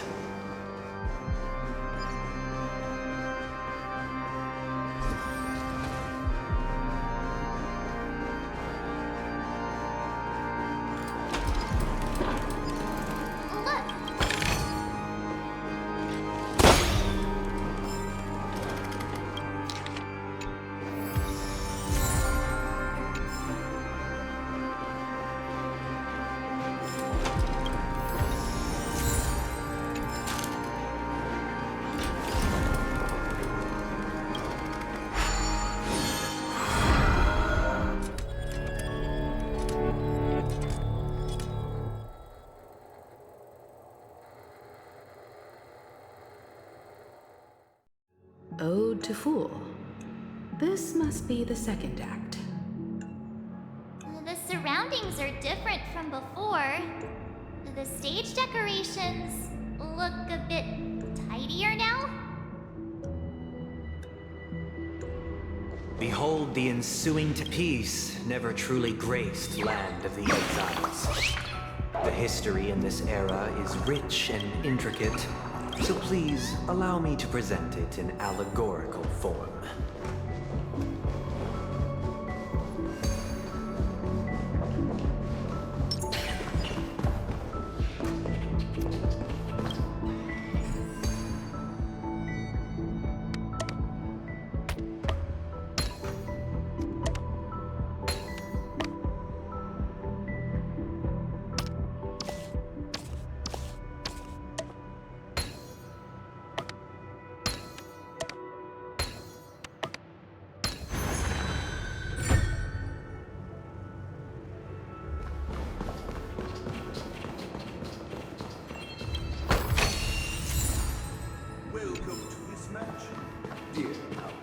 Land of the Exiles was in disarray, besieged by both internal and external perils. Though the 7 major lineages appeared united on the surface, each harbored their own ambitions, leading to ceaseless conflict. Accountant!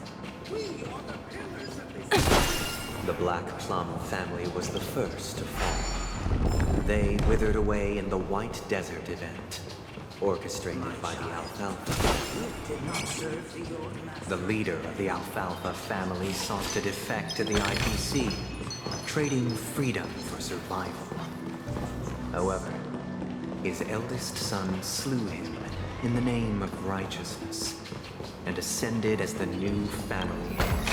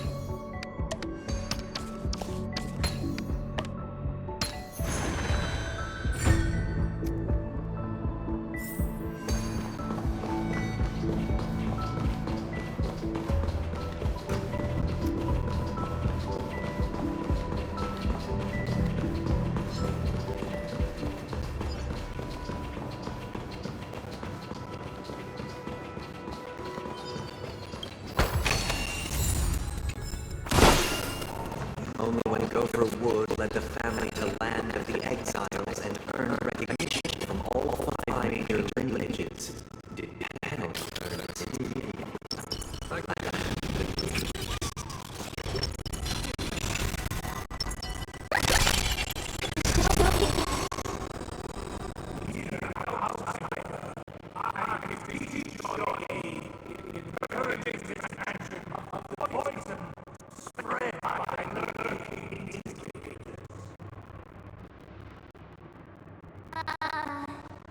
You want us to help you? What do you need? I wish they could regain their reason and cast away the shackles of hypocrisy. This is the second act. Looks like it's about Penacony's journey to becoming the land of the dreams, during which the family plays a crucial role. But this new master seems like a bad guy to me, don't you think? Perhaps this is the truth Sunday is trying to express, if you read between the lines. The Harmony changed Penacony just as the guards once did. Looks like we've gotta help those guys kneeling down over there calm down a bit, right?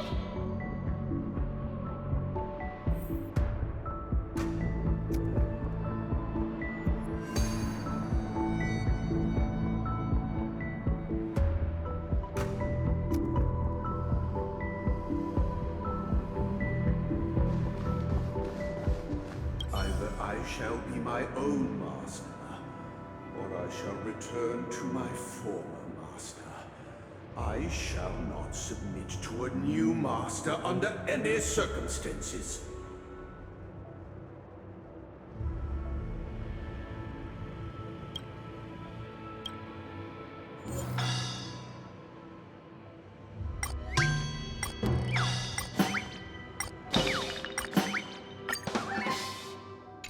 This puppet isn't responding at all. Did something go wrong?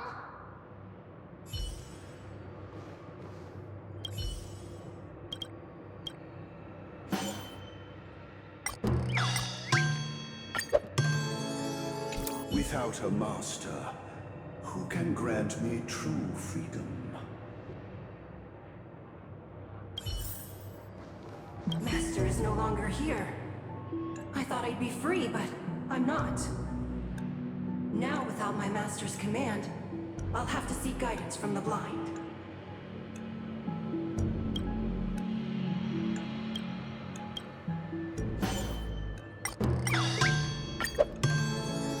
Master is no longer here.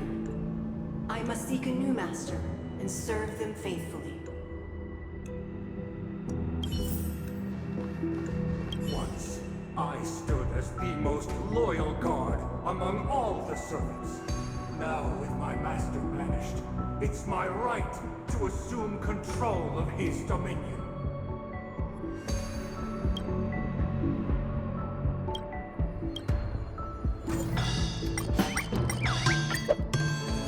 My former master has long departed, but why do I still fear the remnants of his creation?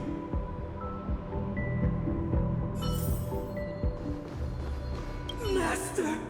Oh, you will return in due course, and I shall stand vigilant, awaiting the reward for my loyalty.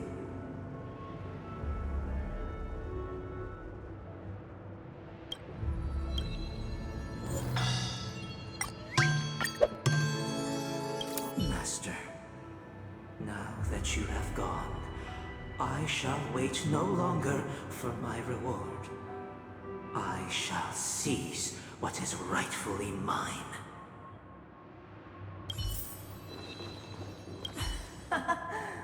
In the absence of my master, I am free. But without their guidance, for whom shall I sing?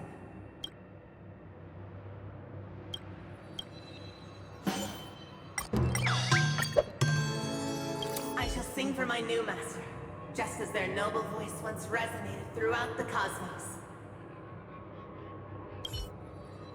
Thank you, dear outsiders. My servants have regained their sanity. Heed me, one and all. Your former master shall not return. It is through righteousness and unwavering support for one another that we shall attain true perfection. Cast aside the veils of hypocrisy and embrace one another. Get ready. Looks like another fight is about to begin.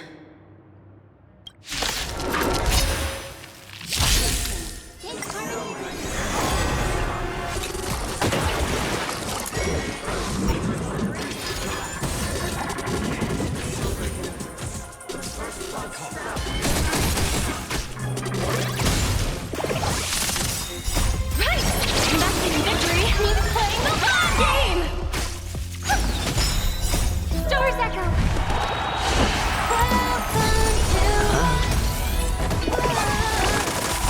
Watch your head.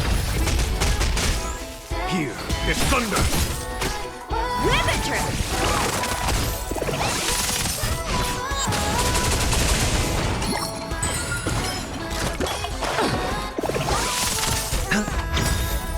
Bust. Or maybe I'll take it off! Alas, they remain but slaves till the very end, with the illusion of freedom. Thus concludes the second act. Amidst an illusory harmony, Land of the Exiles charted its course toward becoming the planet of festivities. This is how Penacony fell under the family's control. Since the arrival of the Harmony, the Land of the Exiles has undergone dramatic changes, not all of which have proven beneficial. This guy really loves dramatic scenes. Bet he comes from a whole lineage of stage performers.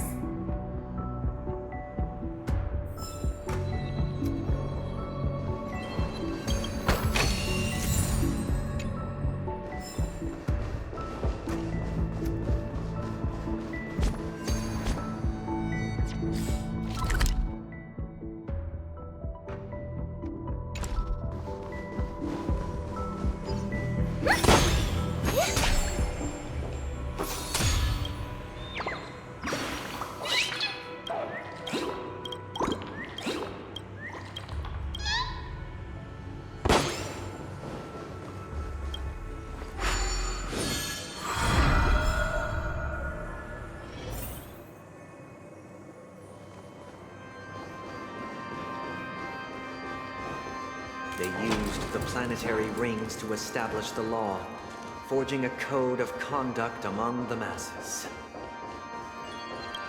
A grand lyre with black and white keys served as an instrument, while symbols of articulation and numerical notation took the form of musical notes. The downward flowing order became a melody, and the canon of law dictated the form. Thus, all mortals found their unique place within this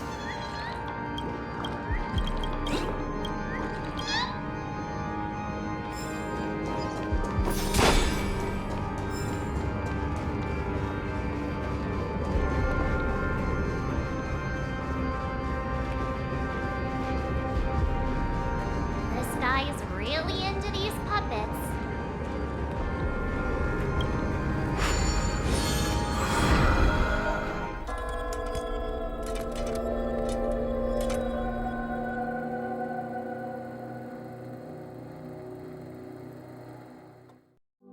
Oh, I get it now. The last scene is all about singing the praises of the Order. And the atmosphere here is completely different from the previous two scenes. This is the concluding act of this play. I have showcased the past and...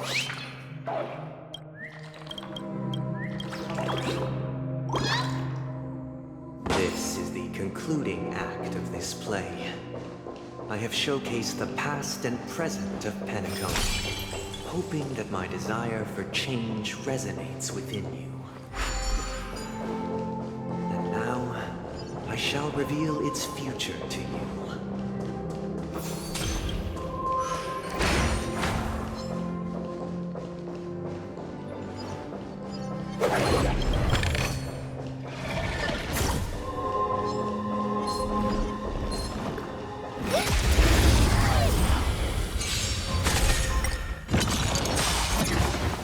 Resonate all together.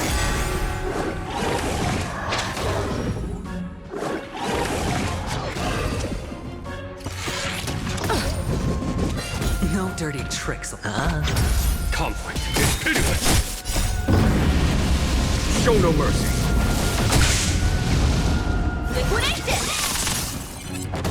Right! Investing in victory means playing the long game!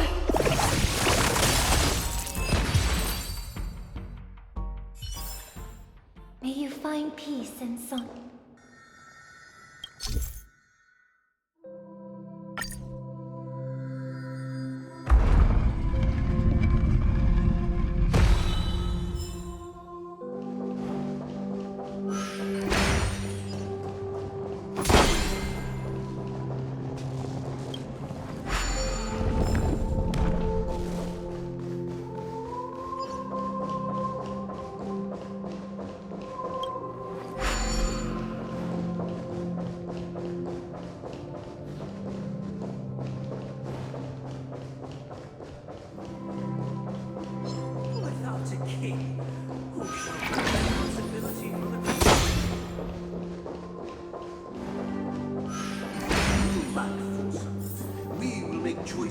on their behalf and bear the responsibility.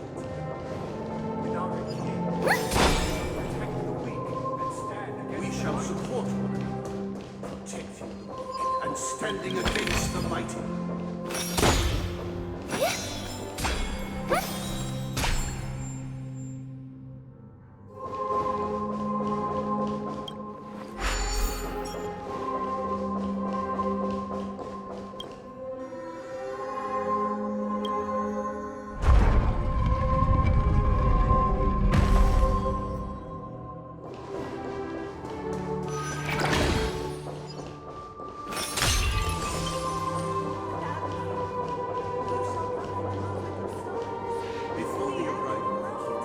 Everything followed its natural course, and so it shall continue until the king's departure. We no longer have need for a king, for we have become kings of all things.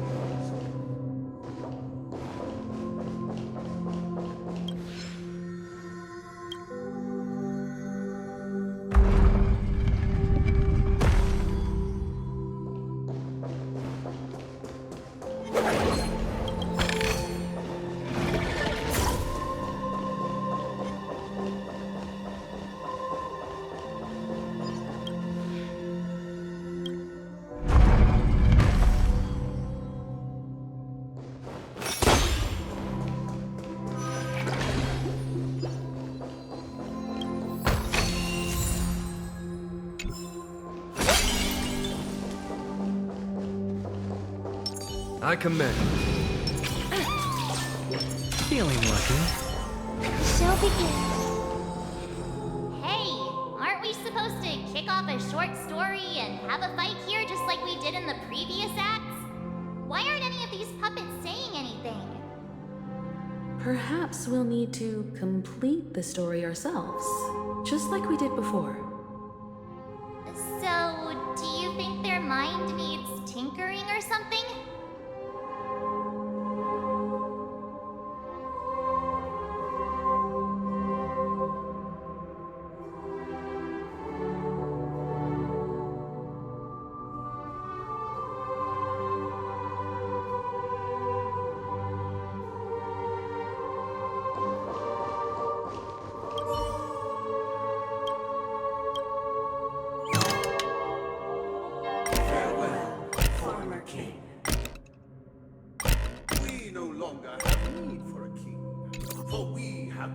How did it go? You can't change them? What does that mean? My apologies for my negligence. I forgot to inform you that the final part was scripted long ago. Let our previous king recount it to you. Now it is time for the final rite. Prepare for battle. Looks like we'll have to fight again.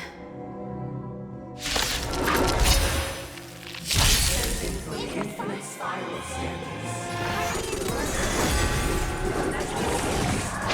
No need to remember.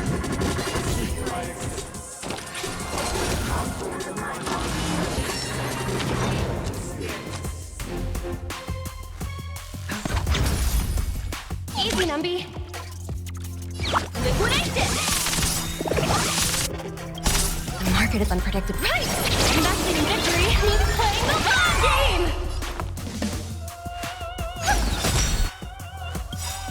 Right. Silk Stars Echo!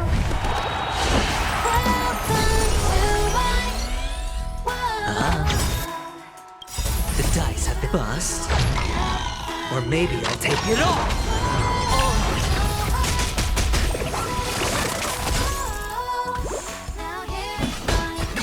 It's hideous!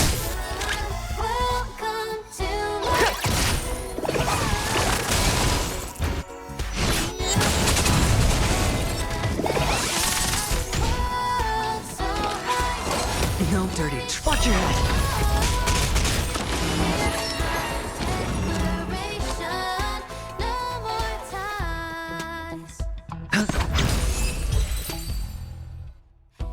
In the hushed expanse of a nocturnal reverie, I leave faint traces behind.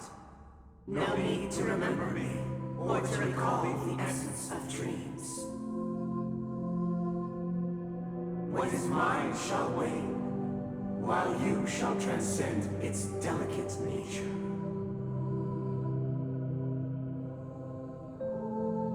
This is the final scene. It's much more straightforward. He wants to expel the Harmony and establish an empire based on the Order. Let's go. Once this stage play concludes, it'll be time for the main event, the Charmony Festival.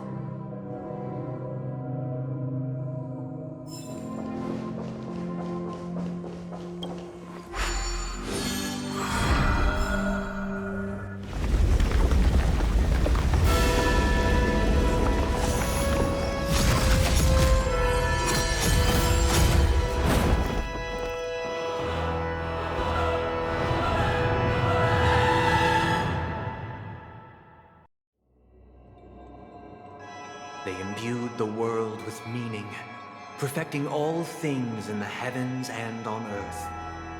Then, they rested from the labors of creation. Yet, all beings cried out to Enna. Under the banner of the Order, you have defined all things in the cosmos. But this made us realize that we are but puppets in your hands. Thus, on that day, all beings united and cast the Eon into the abyss of oblivion. This Grand Theater looks totally different. Is this the power of the Order? Everyone, get ready. This could be a tough battle.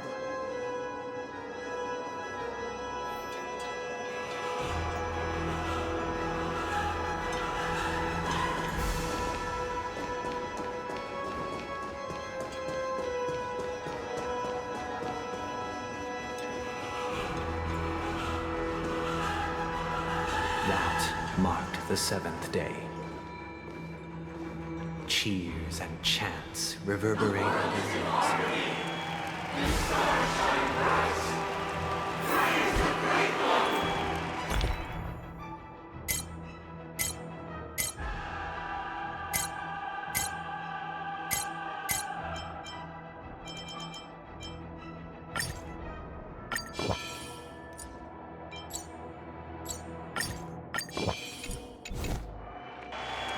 I commend. Feeling lucky.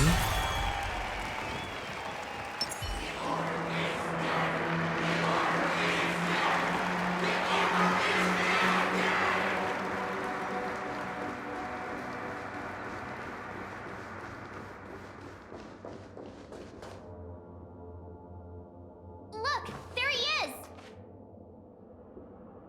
That concludes everything related to the Order. What are your reflections on this, my dear guests? Nevertheless, this is but a trivial blip in the annals of galactic history.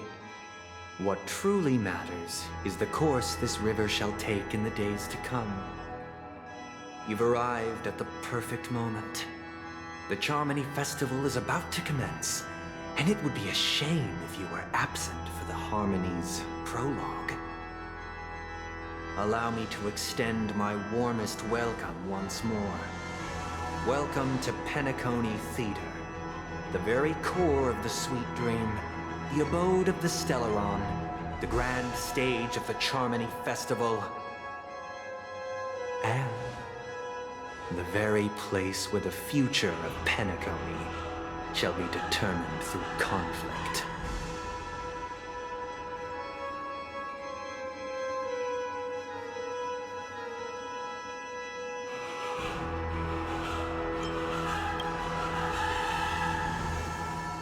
Because our shared goals give equal weight to the beliefs we strive for.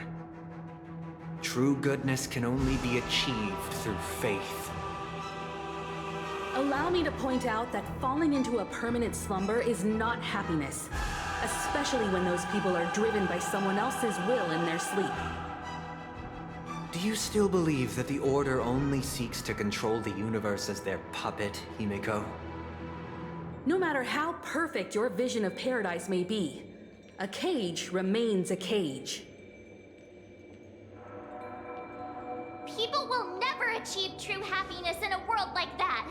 They would just be toys for the Eon. It seems you have misunderstood my intentions. Allow me to clarify. My desire is not to resurrect a fallen Eon, or become one myself.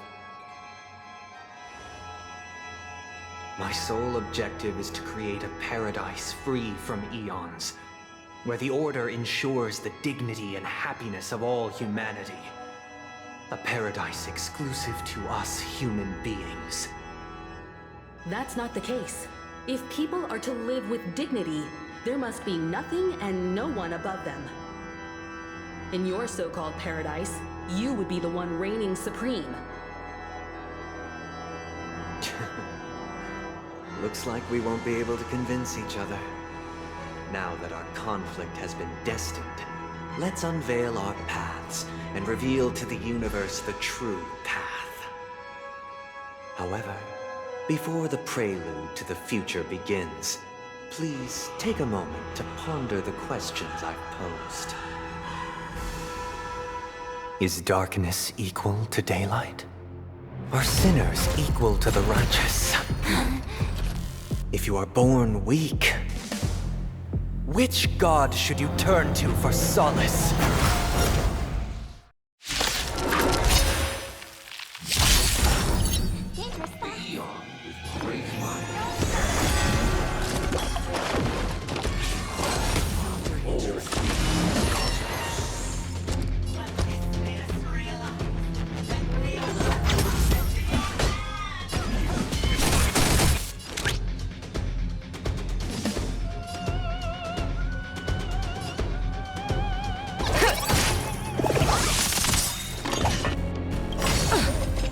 It is unpredictable. Right! Investing in victory means playing the long game! I hope for an end to strife in the world.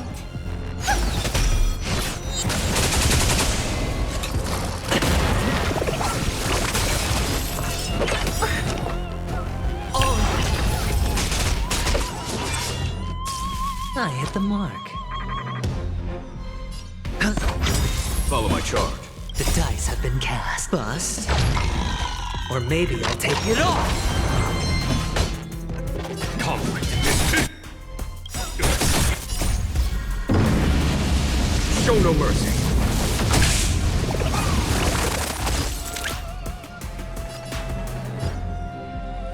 Liquidation!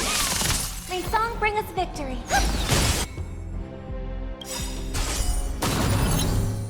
Night. So stars echo. I hit the mark. Spend freely. Here is thunder! Easy, Numby. Watch your head.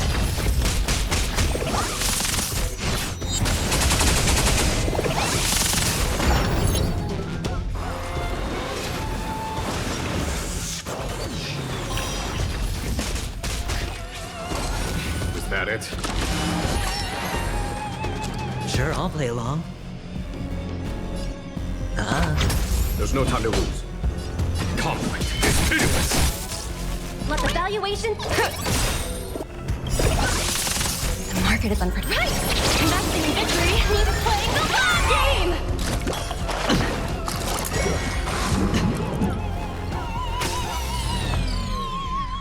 Harmony and unity. The dice have been cast. Bust. Or maybe I'll take it off! Watch your head!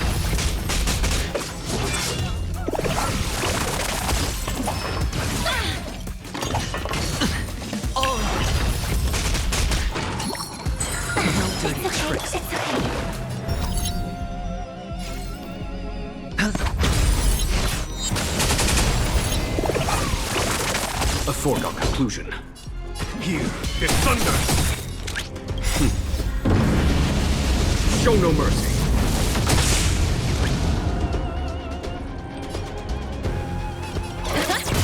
I hope for an end to strife in the world.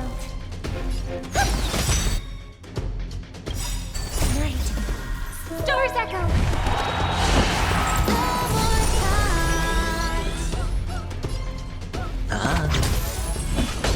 Conflict is pitiless!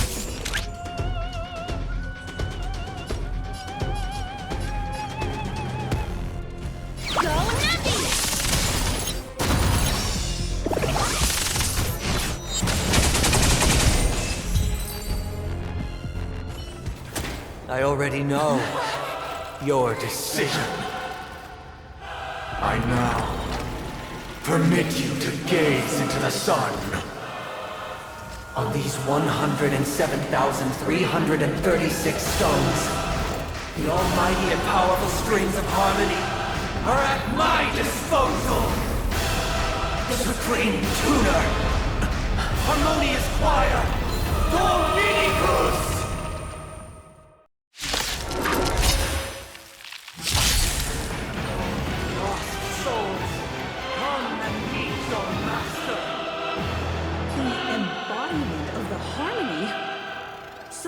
True purpose of the Charmony Festival is to usurp it? Pull together. Resonate once more. There's no time to lose. Conflict is pitiless! Easy, Numby.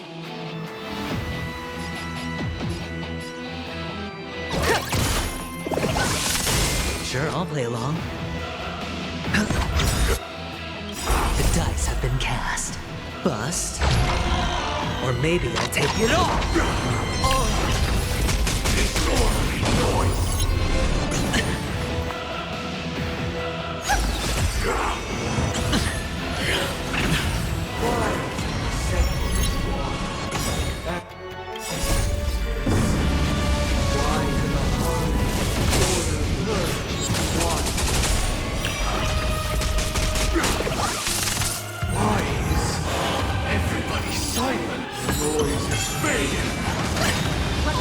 The market is unpredictable. Investing in victory means playing the long game!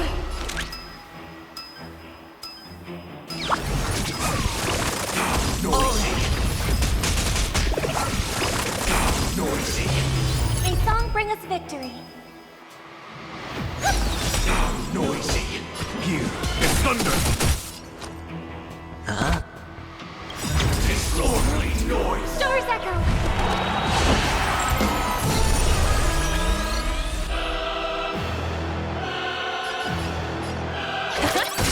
Follow my charge. Conflict is pitiless! Head yours. Feeling like there's another world in front of my eyes. It's the power of tuning. Don't let the song distract you. Watch it!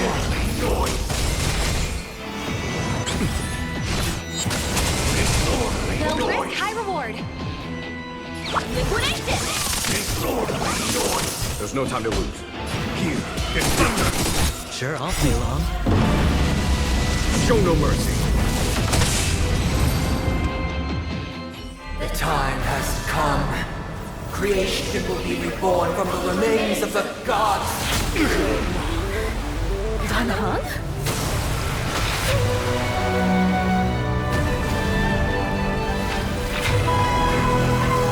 Radiant spirit, heed my word.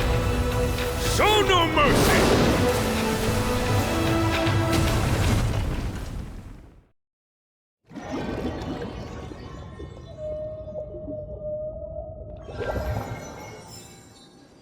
Wake up!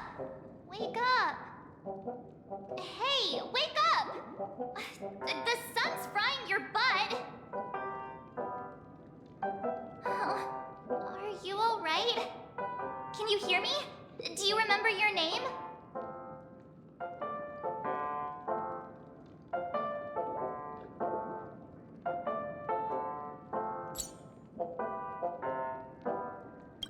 It does? Well, doesn't ring any bells to me. Looks like your mind's still in one piece. If you're able to remember such details. Well, that's reassuring.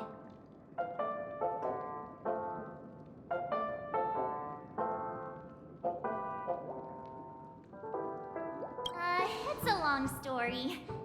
Simply put, Don Hung used the Jade Abacus of Allying Oath when we were in the middle of a fierce battle and summoned the General to help us just in time. And then we returned to reality. Look, this is your room. Everyone else has also returned from the dreamscape. Himeko and the rest are at the lobby discussing matters with the General. And now that you're awake, we should tell the crew that you're all right. Come with me. Not going to come chat with me, sleepyhead. That voice. Is that Black Swan?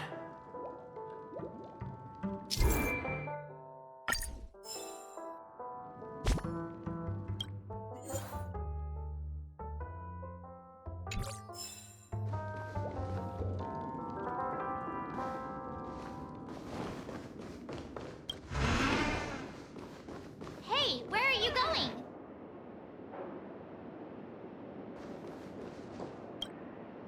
Hey, we meet again, sleepyhead. What's Miss Black Swan doing here? Nothing, Miss March. I noticed he was awake and wanted to check to see how he was doing. Though the strike from the General was timely, its destruction was also immense. When emanators collide, ordinary people inevitably suffer. But, luckily for them, the dreamscape is my home turf. Thankfully, I managed to get everyone out before the harmonious choir collapsed. Oh, so that's what happened! Thank you, Miss Black Swan! Don't mention it. After all, I wouldn't want to see such precious memories vanish. You're heading to see your friends, aren't you? Would it bother you if I walked with you for a short while? Of course not. But you're not planning on doing something like last time, are you? Why would you think that? I've never harbored any ill intentions. Well, not when you are around, anyway. Himeko and Mr. Yang are probably still busy. Let's go look for Don Hung first.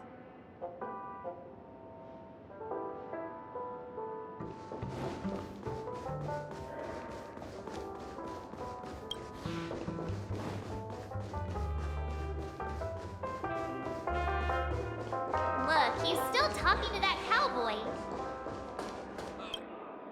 You're awake. How do you feel? Well, fork me. You must be that Stellaron they were talking about.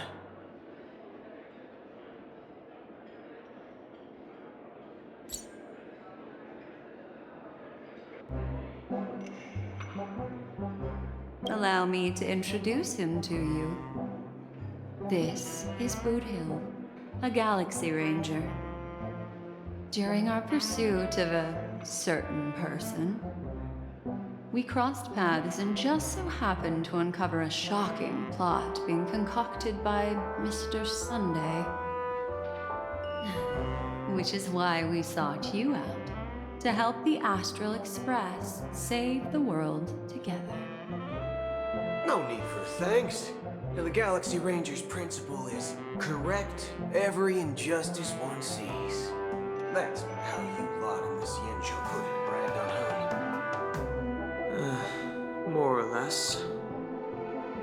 Wait, hold on a sec. This is the first time I'm hearing about this certain person. Who are you chasing? And why would that lead you to the Express? Good question. It's, who was it again? Don Hung. Do you remember?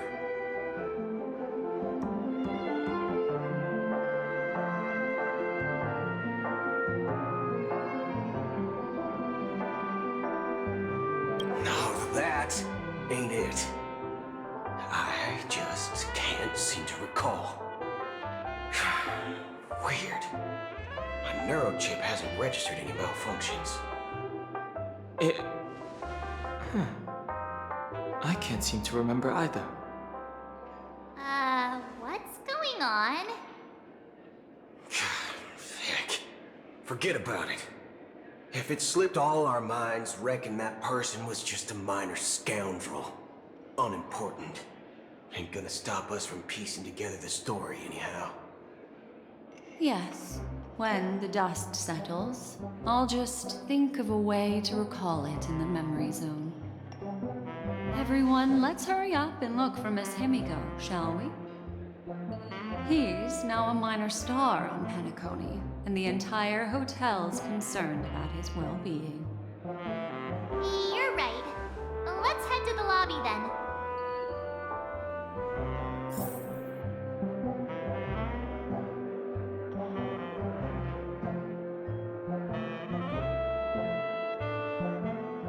You guys go.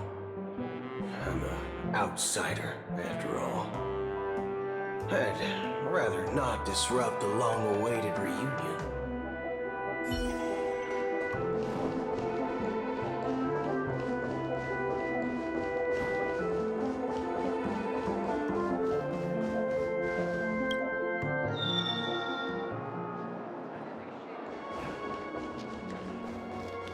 Look, they're with the...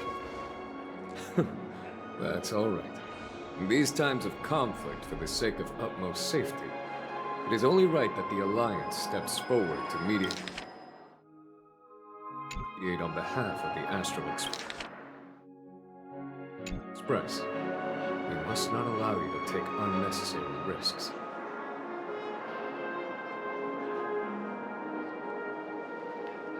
Furthermore, despite the IPC's eagerness for success, it prioritizes peace above all. And the family, trapped though it may be, professes a desire for harmony. The Alliance has always won people over with reason. I firmly believe both parties can indeed put aside their differences and come to a peaceful agreement. The General possesses a deep understanding of the greater good. With the Cienjo Alliance mediating, peace for Penacony is within reach.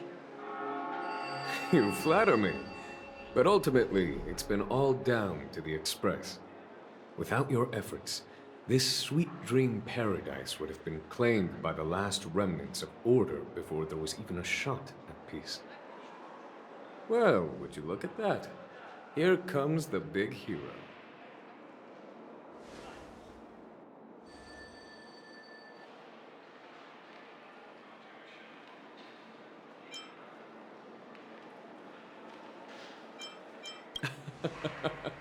If it isn't the galactic baseballer, a true hero who dares to take action.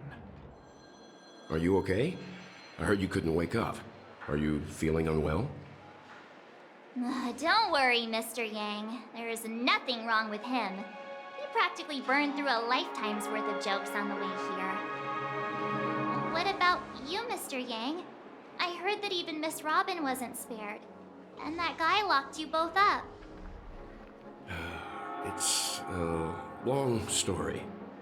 But at least Mr. Sunday took it easy on us. He used an ability called tuning to connect our consciousnesses with his. In other words, he imprisoned us within his consciousness. Thanks to General Jing Yuan's destruction of the Harmonious Choir, we were able to escape. He used that tuning on us too. Does that mean that we were almost imprisoned as well? I can confidently say now, he was truly after a fair fight with us. Had he wanted, he could have easily taken us down, without so much as lifting a finger. Speaking of the Oak family head, where is he now? It's complicated, but in a nutshell, he's now the former Oak family head. The IPC has named him the key figure in the family's Penacony split, citing a threat to cosmic peace. He must represent the family and answer for the unrest caused. His trial is set to take place at Pier Point. The family quickly labeled him and the remnants of the Order as enemies, declaring the turmoil an internal rebellion. This move effectively barred the IPC from intervening in family affairs on both moral and rational grounds. Everyone really has their own agenda, after all. Then, what's going to happen to Miss Robin? She and Sunday won't be able to deny their involvement in the Charmony Festival. They're siblings, after all. Why the sigh, General? I can only say that this incident is an unexpected mess for the girl. The Alliance will try to persuade the family to consider this matter carefully during mediation. It's time, everyone. The IPC's key members and I have agreed to consult one another before the upcoming negotiation. Do any of you wish to sit in? Given the General's invitation and the matter's significance to the universe, the crew will naturally accept. However, if the IPC has any reservations... Why, of course you will. They've mentioned that your team is a trusted ally of the IPC in Penacony, so there's no reason not to welcome you. Besides, if there can be reliable observers from the Astral Express present, discussions will go more smoothly. So, what do you all think? Well then, we shall oblige. I'm kind of allergic to those types of situations. I think I'll just head back to my room and start packing. Not to worry. Himiko and I will take care of things. I'm afraid I'll also have to return to the Express first. The conductor is worried about us. It's best I go and explain the situation. Thank you. What about you? Will you join Welt and me? Or have you got other plans?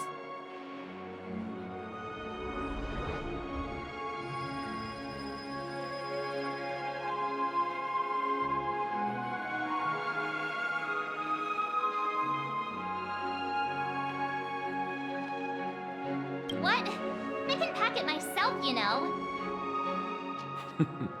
If that's the case, our galactic baseballer can join us.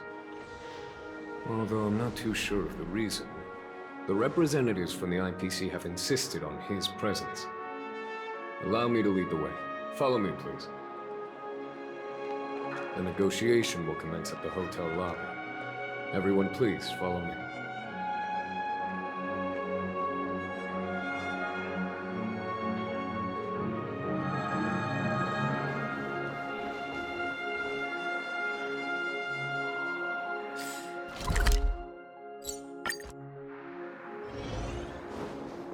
Mr. Aventurine and Miss Topaz are here too.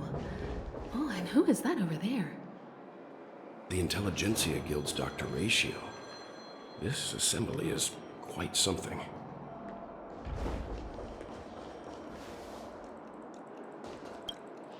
It's been a while, my Astral Express friends. I would also extend my sincere thanks to you, General of the Lawfu. The presence of everyone here assures that the talks will likely reach a conclusion that satisfies all sides. Oh. Looks like everyone has come with expectations. Care to share? Of course. Topaz, if you please. Sure, leave it to me. In summary, it's good news. After much deliberation from the Strategic Investment Department's council, the absolute majority of members have agreed to the following resolutions. In light of long-term considerations for interastral peace, and by authority of Pierpoint HQ, the Strategic Investment Department, on behalf of the Interastral Peace Corporation, will permanently relinquish its claim on Penacony sovereignty and offer unconditional support of the family's rebuilding efforts on Penacony. Now that's something.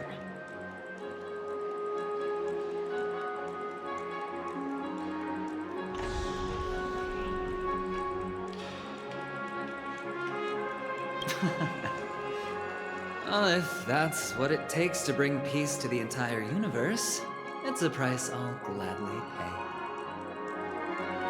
Has the IPC finished sharing all its thoughts? Then it's our turn. The Guild, much like the Genius Society, has taken a keen interest in the recent calamity in Penacony. Ultimately, both parties have agreed to a comprehensive collaboration, offering technical support for the reconstruction of Penacony. The floor is yours for the final points, Mr. Screwlam. Enlighten us, please.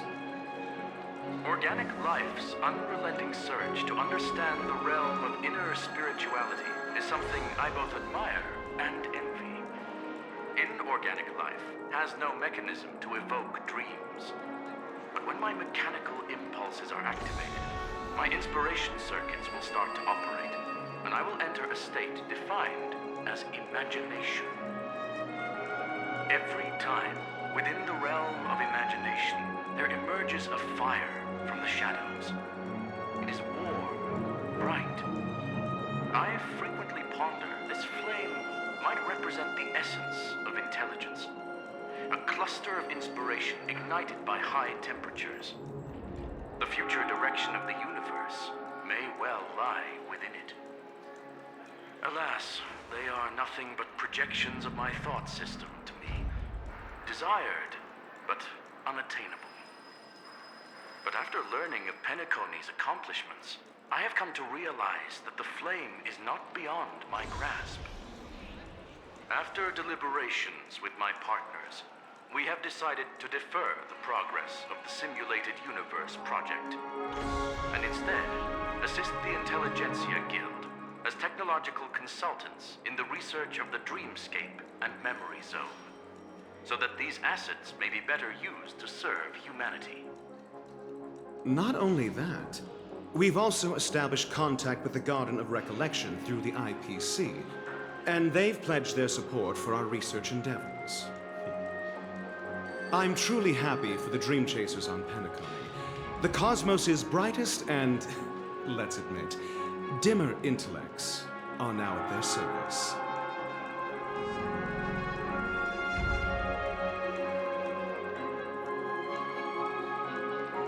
But never mind.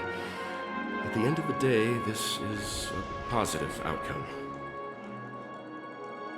No wonder everyone insisted that he be there. It heartens me to learn that everyone is willing to put aside their differences for Penacony's plight. I trust that everyone will surely reach consensus in the upcoming negotiations. Looks like Penacony's future is decided. I'm wondering, is there anything else the crew is concerned about? Peace is our greatest wish. Beyond that, we desire nothing else. Well, that's good. Now that everyone's minds are at ease, I shall take my leave. You may now depart with peace of mind. The Alliance will deal with all subsequent procedures. If that's the case, it appears that we have nothing else to worry about on Penacony. Looks like it's time for us to embark on a new voyage. Sounds good to me. You two head back to the Express first. I'll pick up March and deal with the checkout procedure. Oh, also, Miss Black Swan, you have a matter to discuss with me, yes? Nothing escapes your attention, Miss Navigator. You've been with us this whole time, huh?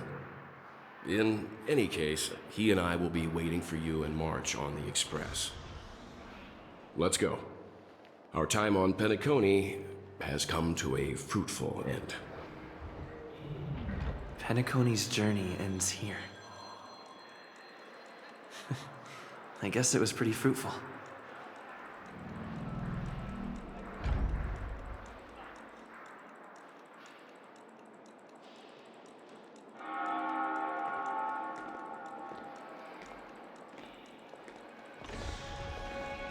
Well, seems the dust is finally settled, no? Well done, friend. I am truly happy for the Dream Chasers on Penacony. The cosmos' brightest and, let's admit, dimmer intellects are now at their service. This is all due to your heroic deeds in Penacony. Everyone's been moved by your integrity and selflessness.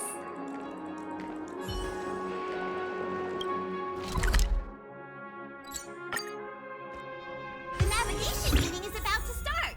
We're all waiting for you. When did the Express become so lively? Ahem. Looks like everyone's present. Let the navigation meeting commence then. This a meeting to decide our next stop? How we doing this? A show of hands. Hold your horses, cowboy. It's for those to decide.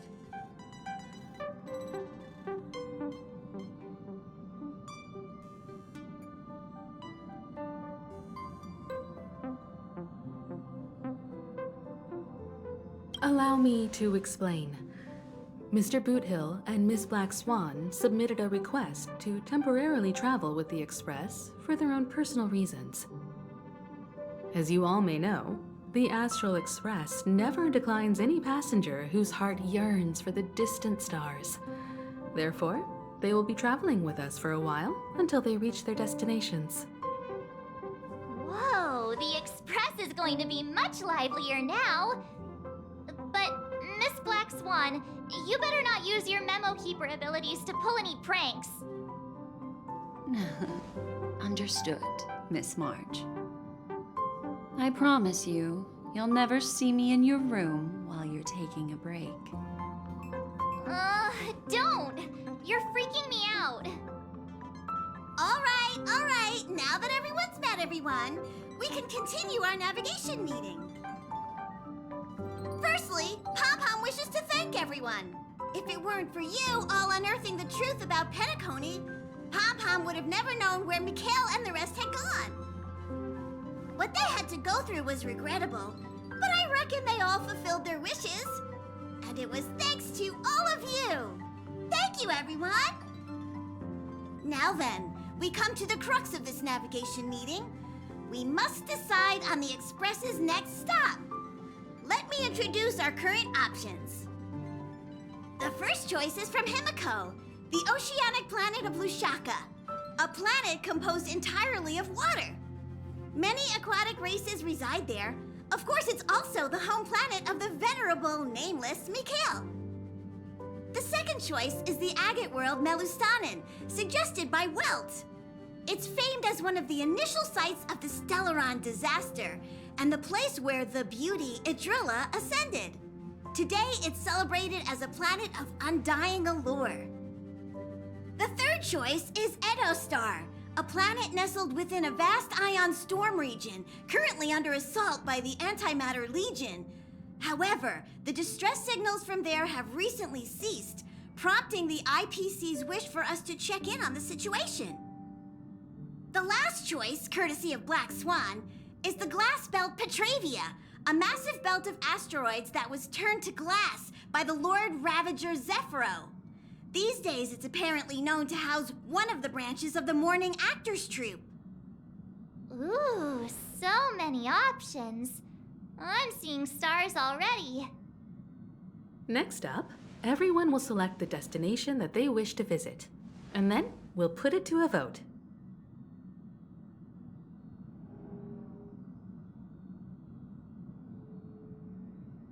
Though the fact that the distress signals have ceased means we're probably too late. But I still think we should investigate the situation there. Yes, I agree. As Nameless, should we not extend a helping hand? You and Dan Heng make good points. I'll throw in a vote for Edostar too. If that's the general sentiment, then we should indeed investigate. I vote for Edostar too. All votes for Edostar! Looks like we have a winner! Next stop, Edostar! Then this navigation meeting is adjourned. I'll go check the warp jump coordinates. Everyone can catch up on some rest in the meantime. When it's time to make the jump, Pom-Pom will make an announcement. There's still some time before the jump. What should I do? how about a chat? Over here. This Astral Express sure is comfy. But I got one tiny problem with it. How come there ain't no potent drinks on this ride? I can live without malt juice. At least stock something else. Like that white gem. Calm as dirt and not too pricey.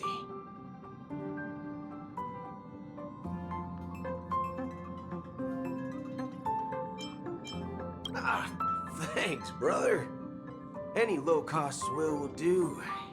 I ain't fussy. All these years out in the wild, and now I'm bunking in luxury. Gotta say, it's quite the treat.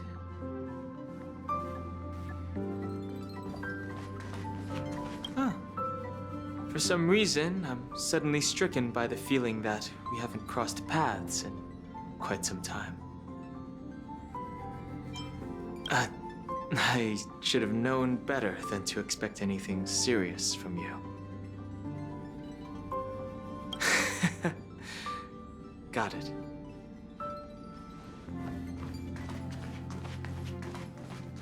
Please let this trip be uneventful. Please let this trip be uneventful. Please let this trip be uneventful.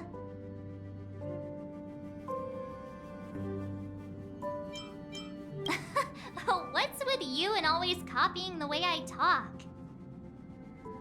The last couple of trailblazing expeditions have been downright terrifying.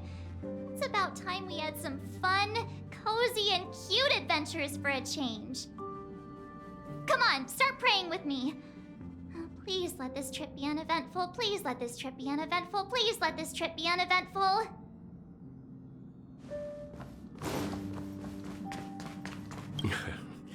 You're fast becoming an excellent trailblazer. It's an honor to be able to watch you grow.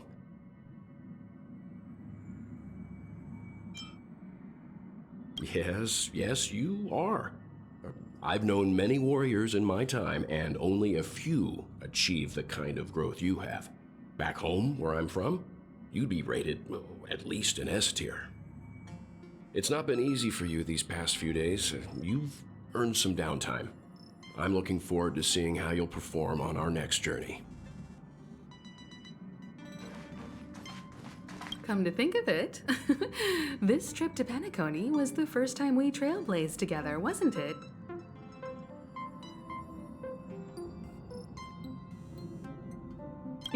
Don't worry. We'll have plenty of time to spend together on the Express, so there'll definitely be more chances for adventures like this. Turn in early today. You've really been pushing yourself hard recently. If you don't take this chance to recharge, it could lead to long-term problems. It seems fine when you're young, but it's a different story as you age.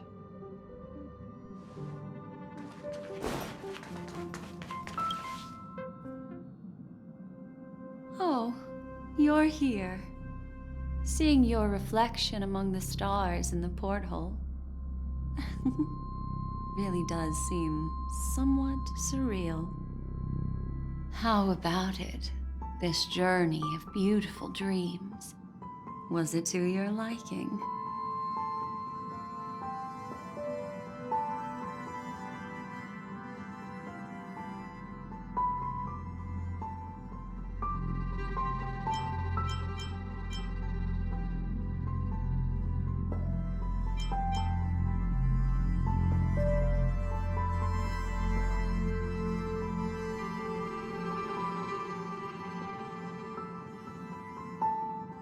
Oh, such elusive emotions.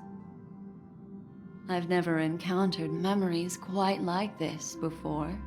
It stirred my curiosity. So, how about you hand that small parting gift back to me? I'm quite eager to have it back.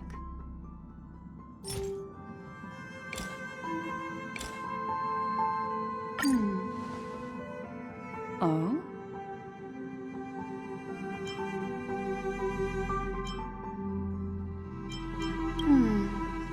Never mind. I just stumbled upon a particularly fascinating spot in your memory. Before I explain, I would like to apologize to you.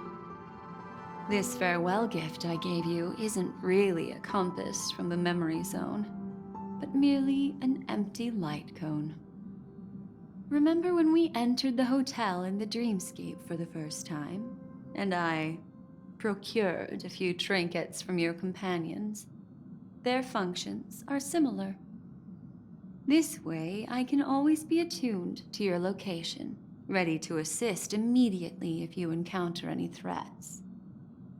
But this is not its most intrinsic function. Light cones are slices of light used to encapsulate solidified phenomena. This empty light cone is the same. It can etch your memories in their most vivid form, and then allow me to admire and manipulate them, turning them into unique mementos. All the world is born from the power of mind and soul, and that power is memory.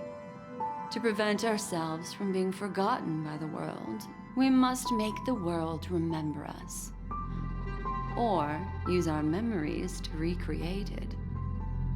Life, seemingly vast, offers but a scant collection of impactful memories. Some joyful, some sorrowful, some light, some heavy. But you are different. Memory is a reflection of the future. Within that reflection, I see your unparalleled worth. You have the power to craft memories that can captivate the world. Your memory can illuminate the universe's future path. And that memory will be as scintillating as the star clusters you see in this porthole.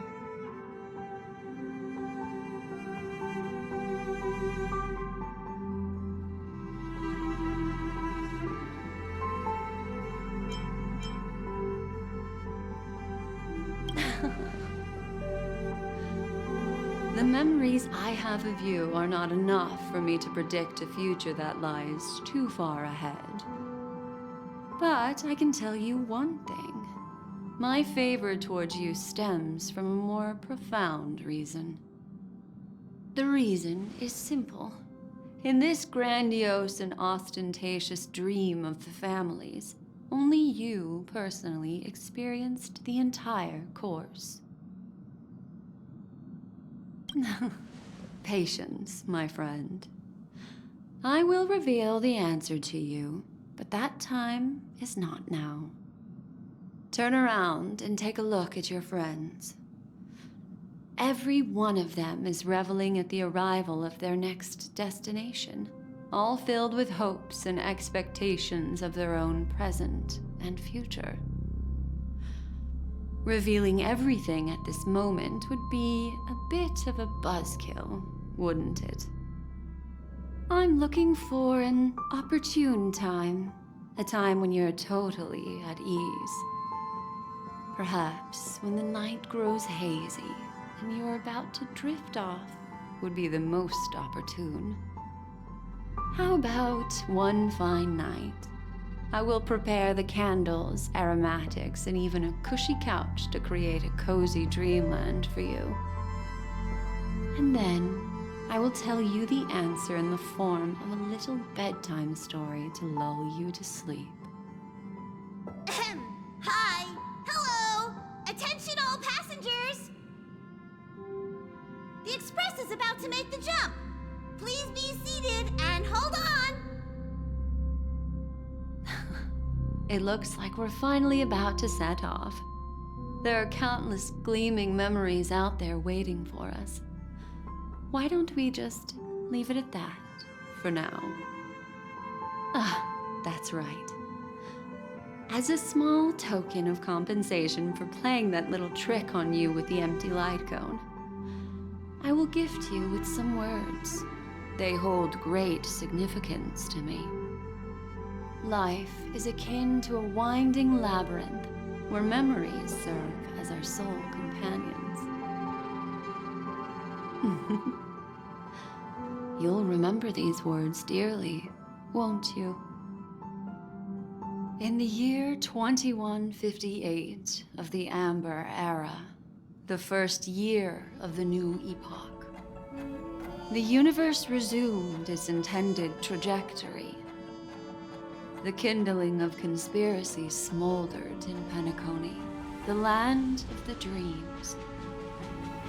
Failing to erupt into a blaze, it instead flickered briefly on Klapoth's anvil, before vanishing in the blink of an eye.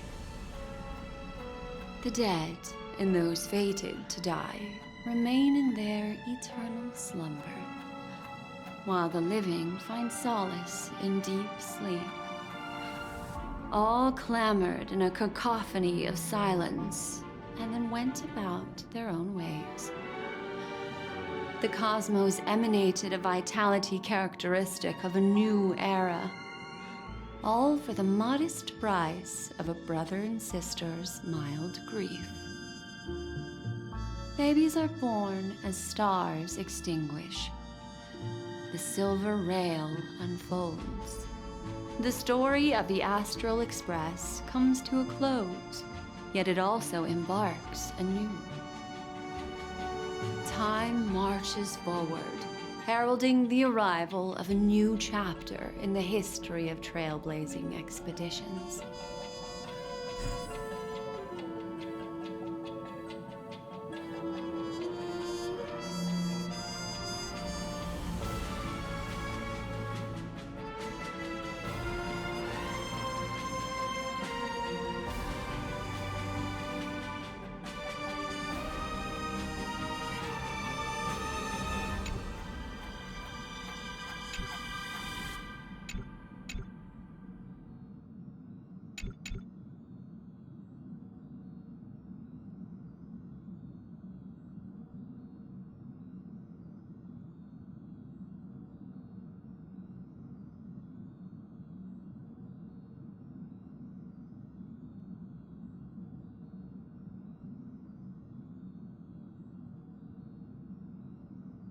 Countless shooting stars streak the sky tonight.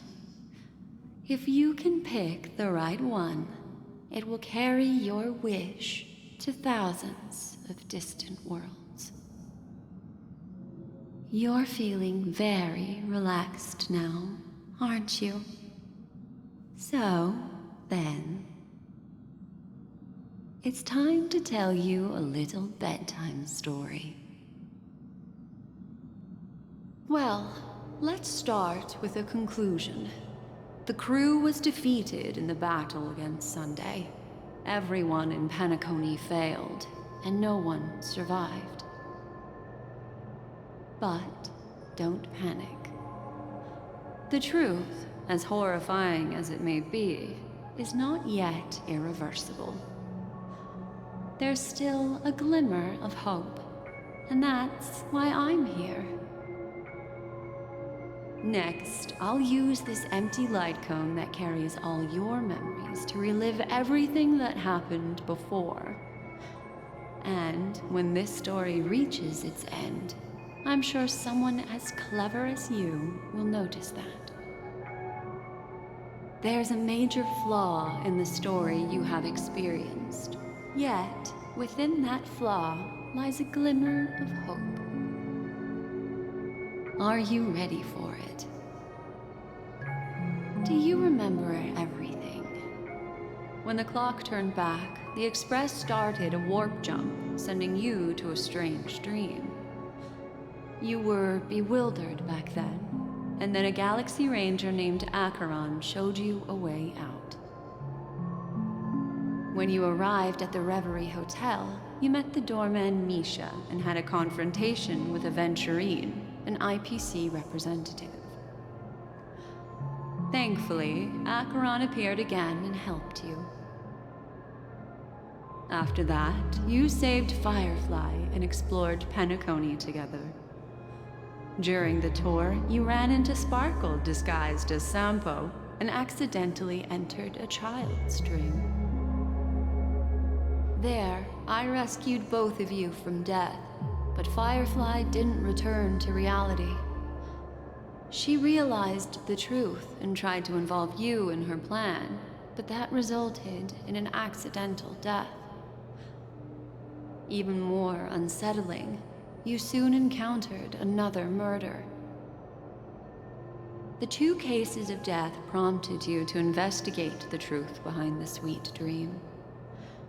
Despite your efforts to gather information about the 2 victims, you didn't make much progress. But you did learn about the watchmaker from Gallagher. Meanwhile, Aventurine was secretly carrying out his scheme, in which you were one of the pawns. In the midst of a fierce battle, Acheron revealed her true identity as an emanator of the Nihility and unsheathed her sword. That strike foiled Aventurine's plan and opened a passage between the sweet dream and the original memory zone. Upon your arrival at Dreamflux Reef, you learned the truth that death was actually dormancy, as well as the truth about the dreamscape, the Stellaron, and the bellboy, Misha. You split up with Sunday and Robin, looking for a way to seal the Stellaron. However, it turned out that Sunday and the Dream Master had their own hidden agenda. And you had to engage in an ultimate duel on the stage of the Charmony Festival. Finally, the story reached its conclusion. You emerged victorious, with the Trailblaze triumphing over the Order, and Penacony embracing a bright and peaceful future. This marks the end of the thrilling journey in Penacony. I'm sure you've already noticed something unusual, haven't you? The major flaw, which contradicts all the known information, hides in this story.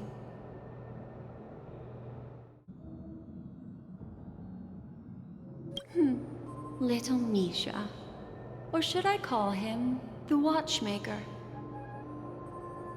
He's only a segment of memory in a dream bubble, but his ambition for the Trailblaze led him to leave the bubble and embark on a grand adventure in Penacony. While Misha is a rather special memory zone meme, and he was granted power by the Trailblaze, there's still one thing that he shouldn't be able to do. A life born in the memory zone could never manifest in reality. So, why did he appear in the Reverie Hotel in reality? The answer is simple. He is the one fatal variable that contradicts all our known information. This means that you, who wholeheartedly believe in this memory, are still trapped in the dreamscape at this very moment. Wake up, sleepyhead. Break free from this eternal dream and return to the real world. We'll find our answers there. The train is about to make the jump. 5, 4, 3, 2...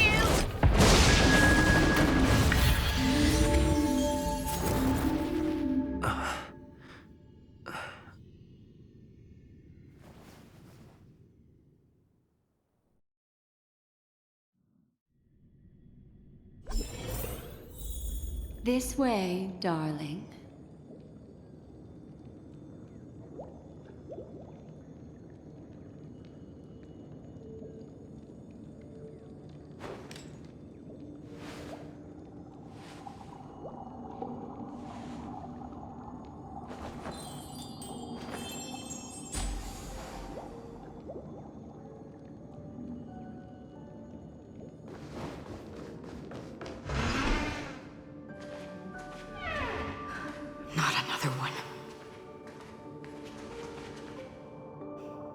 Thank you so much, Black Swan. Finally, I can breathe a sigh of relief.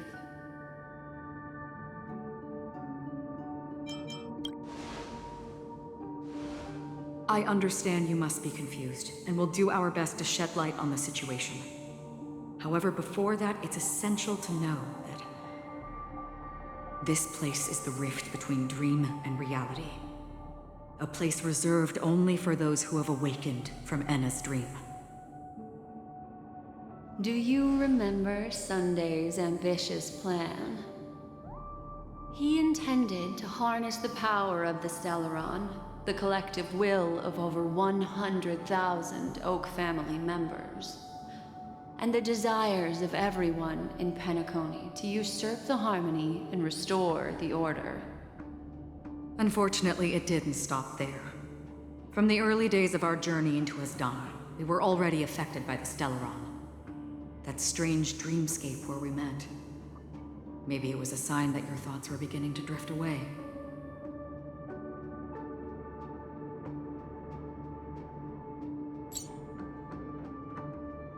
I don't think the goal of the Order was to put everyone into a deep sleep.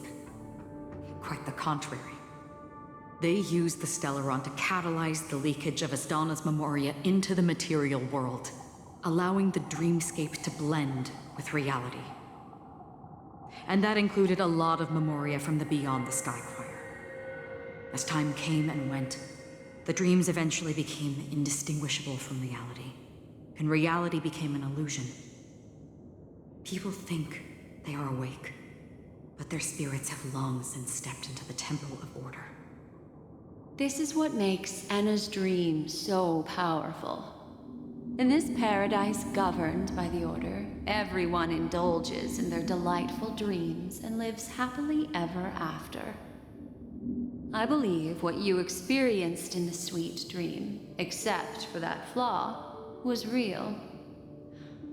Only in this way could you reach the destination, lifting the crisis in Penacony and embarking on your next trailblazing expedition.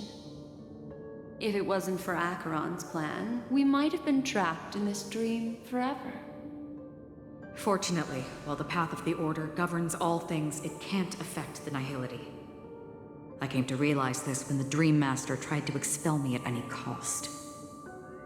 This is also why you felt a sense of peculiarity when traveling with her.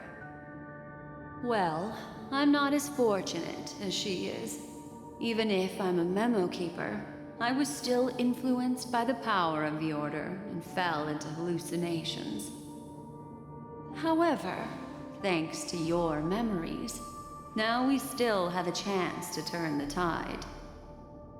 For mortals, even if they possess the great power of a path, they can't create a flawless world like gods do.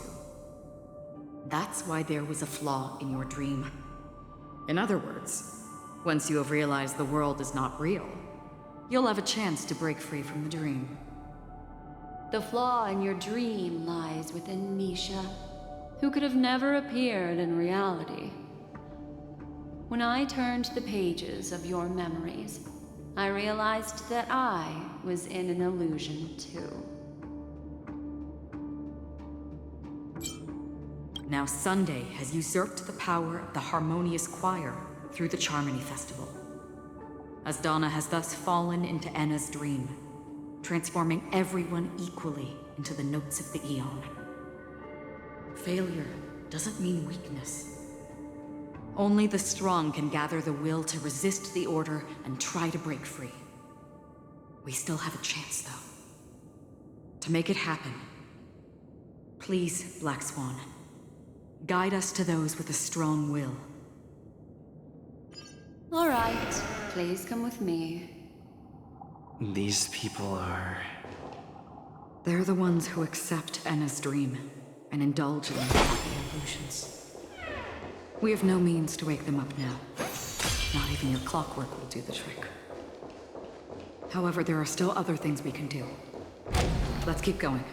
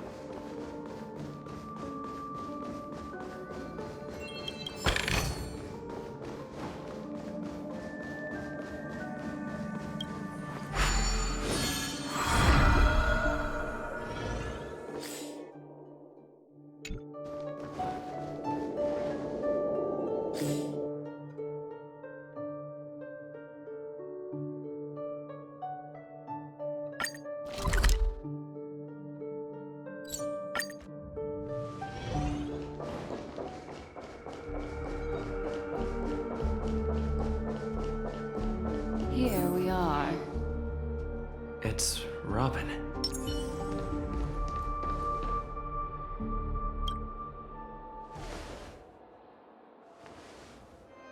Finally, you've arrived. Let me introduce you to Robin. She woke up from Anna's dream by her own will, and it's this tough lady who led us here with her song. I woke up for the same reason as all of you. In the dream, I experienced something that could never occur in reality. Are we going to lock it up in a cage? I want to see it fly freely in the sky. Without us, this bird would be too fragile to survive on its own. Do you want it to die? No, but... Then let's take care of it together until it can return to the sky. Huh? Birds have wings because they're meant to fly. Even if they may crash on the ground one day, they shouldn't be trapped in a cage. Birds belong to the sky, so we should help them return there, right? The illusion was so impossibly blissful that I realized it was just a dream. And this is our final hope. Anna's dream is founded upon the harmonious choir, namely everyone's shared wishes. It will only materialize once the aspirations of all beings in Penacony merge as one. At present, it has become impervious due to people's desire to remain slumbering within the dream. And in order to destroy it, we must make everyone in Penacony want to wake up. Now comes the tricky part. How do we do it?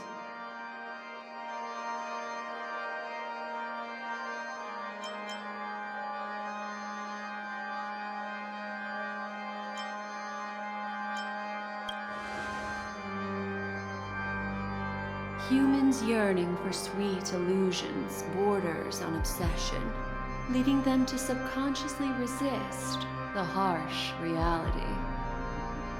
Therefore, I carefully selected a moment where he was completely unguarded, guiding him to uncover the truth himself to make him regain his consciousness. However, to wake up everyone in Penacony and get them to share the same determination, that would be nearly impossible. Indeed. I'm afraid it's almost as difficult as resurrecting an Eon. But we can't just stay here and do nothing.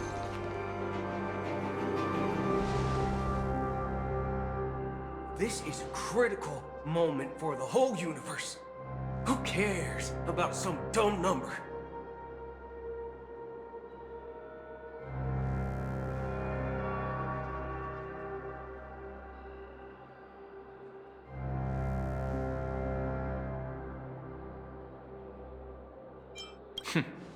Thanks to Black Swan. You're welcome.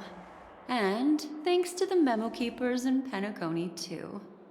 I believe your partners have also awakened from their dreams.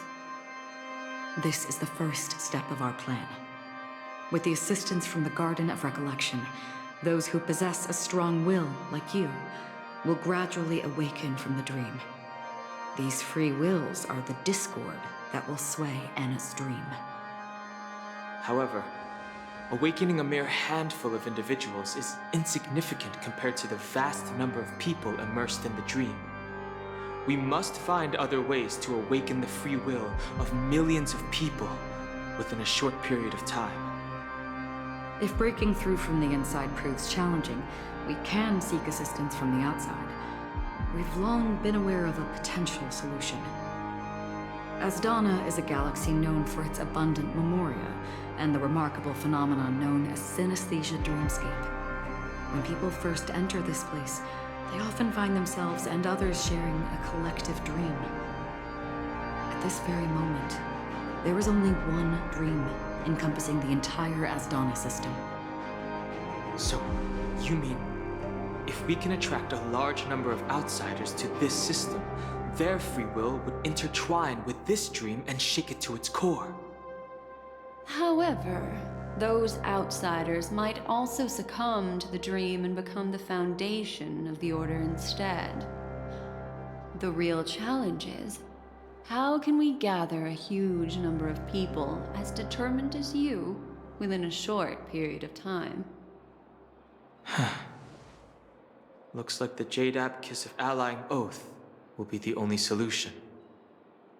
No need for that.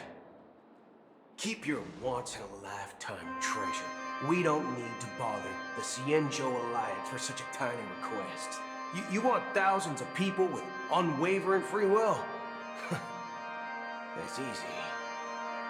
Just leave it to us Galaxy Rangers.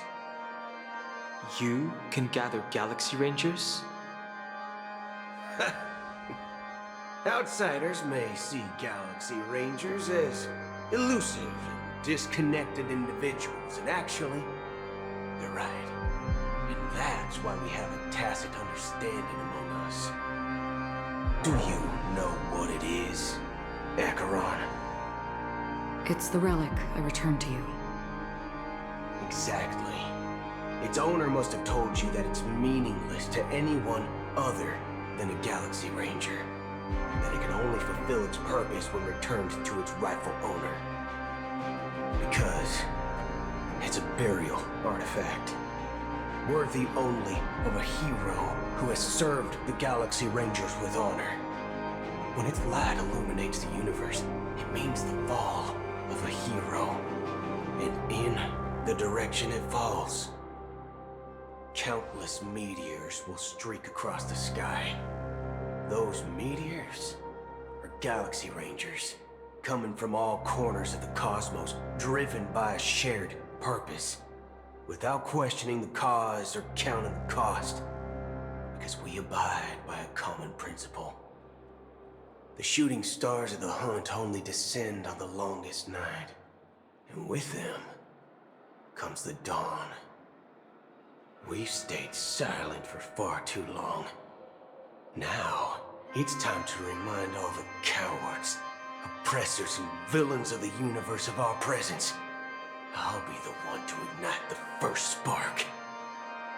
Once the dreamscape is swayed, I'll complete the second step. I'll fine-tune the slumbering souls with the Song of the Harmony, interrupting them with the discord of Trailblaze, and guiding them towards reality. It's true that some people are born strong, and others are born weak. If the Trailblaze is the target of heroes, then the Harmony will guarantee that the strong help the weak. Only the people of Penacony themselves can be the saviors of their homeland.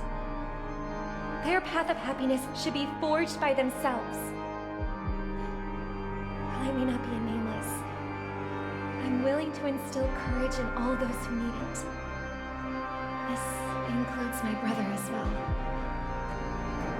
And his dream is too cruel for him and everyone else. Your plan sounds well conceived, but still, it appears somewhat idealistic and romantic. The flaws rooted in human nature can't be eradicated overnight. Do you believe these efforts alone are enough to convince everyone to choose the right path? I agree with you, Black Swan. That's why the most critical aspect of this plan is not to convince everyone to choose the right path, but to inspire them to save themselves. So, you're the key in the end, I assume? The Harmonious Choir possesses the power of an emanator. To overcome it, you'll need the same level of power. The final step in destroying the sweet dream will be my responsibility. That's a relief to hear. Now that our roles are assigned, let's get to our battlefields and pose a grand finale.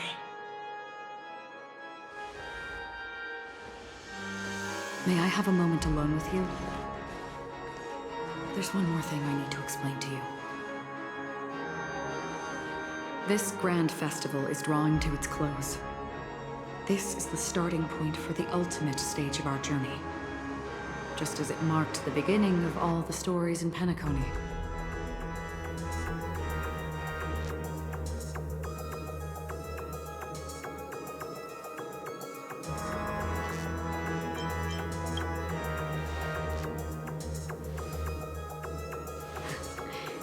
Only by reflecting on our steps can we remember the path we should be walking on, and the companions who have walked alongside us. There's something you should know. We were able to locate you within this boundless dream, and find the key to breaking free from the dream. All because of one person's unwavering dedication. Firefly.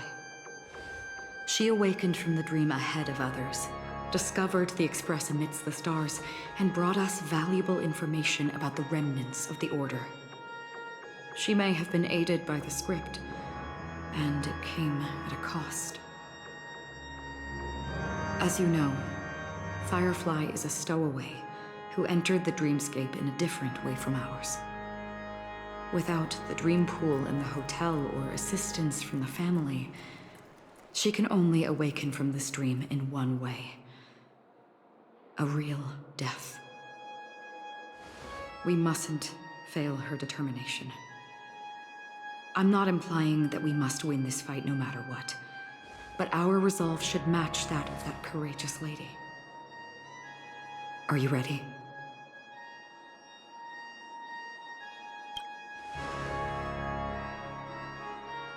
Very well. Now, please close your eyes.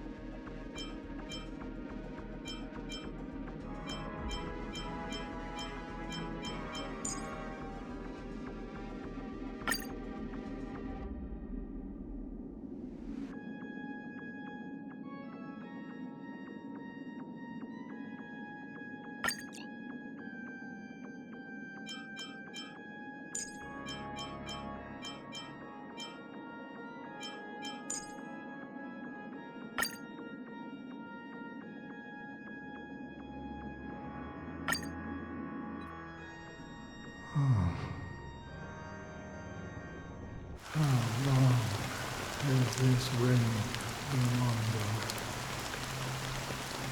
If I remember correctly, it has lasted for decades, or even centuries. The unwavering determination of the Hunt followers persists even in death. But thankfully, we've guided those lost souls to their lives beyond. They were heroes in their time. And they won't be reduced to puppets of the Nihildian of death. You see, the shadows on the sea have vanished. Do you remember? He once said that the sky would clear when the regrets of the departed had faded away. But it's still raining. I know. So, why is all this? Why did this rain choose me? Because someone's regrets haven't been fulfilled, perhaps. Mortals who walk the paths are like Sailors on a vast ocean, leaving behind a trail that creates countless ripples of possibilities. These ripples last longer than fleeting lifetimes of heats. And for some, their presence leaves such a strong mark that it's reflected in the waves. Sin-thirsters, the obsessions of the Pathstriders. They emerge from the depths of Ix, seeing themselves as masters of their own destiny, unknowingly repeating the actions of their past lives. They emerge from the nihility and head toward it, leading purposeless lives. However, these hollow phantoms, they have journeyed with me for such a long time.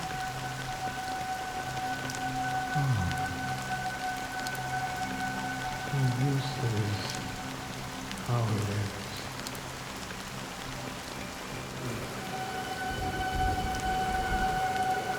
I'm already dead.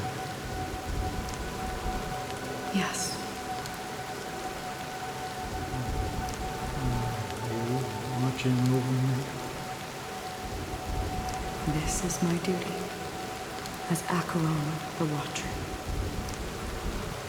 I'm guarding the path to the abyss of the nihility, guiding every soul reluctant to become one with it. Back to this side. But if this is what the departed ones expected, should you try to change it? I don't know. But someone once told me that when the inevitable moment came, he hoped that someone would stand at his grave and place a bouquet of flowers. Even if it doesn't make sense at all. Some tasks have to be done, even if they are pointless. I have experienced that much already. Please extend your hand and then close your eyes. I'll carry your wish with me and fulfill it. Only then will I be able to put an end to the final regret by the Dead Sea. Do I wish to see them again? Yes, that is certain. Because it was you who told me about the Express, your two former companions. The expedition cut short by the storm, your narrow escape from death, and your encounter with the Galaxy Rangers. And Penacony, the hometown to which you could never return. Yeah, for countless times I felt rejected by the family and had to pass it by. But I knew that my companion was still there.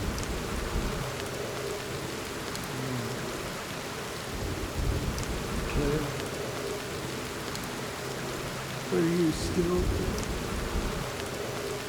Take my hand and come with me. We'll leave this place. You'll embark on a long, long journey, shrouded in darkness. But fear not, as a touch of red will be awaiting you at the end of the path. That's the color of existence. Follow it, and it'll guide you and illuminate the way out. By doing so, you'll eventually reunite in the warmth of the sunlight. Thank you. May death be the end of your boundless dream, guiding you back to the waking world. Welcome to the horizon of existence. This place is one of the thousands of manifestations belonging to the sleeping and shapeless. And it's also an exit out of the nihility for the awake ones. Let's bid our final farewells here.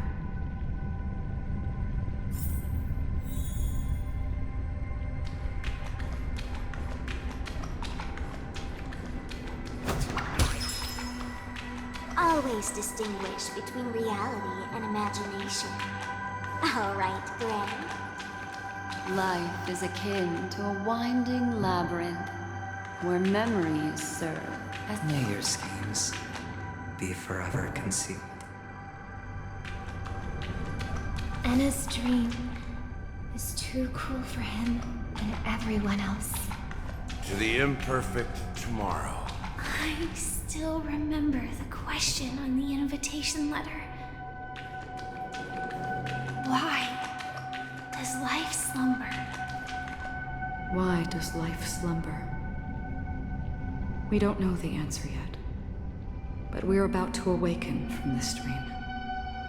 Or perhaps such is the answer itself. Leave this place. Return to where you belong, and awaken Penacony from this dream. As I said, our plan is not about convincing everyone to choose the right path, but about inspiring them to save themselves. So, when will people actively save themselves? The answer is when they are in desperate situations. Like a drowning individual in the deep sea. When one's body and mind bear immense pressure, agony, confusion, and despair will follow. I firmly believe that. The fragility of humankind often freezes them in their tracks. But in truly desperate situations, they will strive to save themselves. And now, Penacony has enough heroes to lead them forward. It's through this inherent, self-centered instinct that people exert their utmost effort, even when they know their struggle is fruitless. As absurd as it may seem, it's their resistance. As for now, it is time to guide them, not as a savior, but as a nameless among those mortals. In this way, you will reunite in the warmth of the sunlight. The rain is intensifying.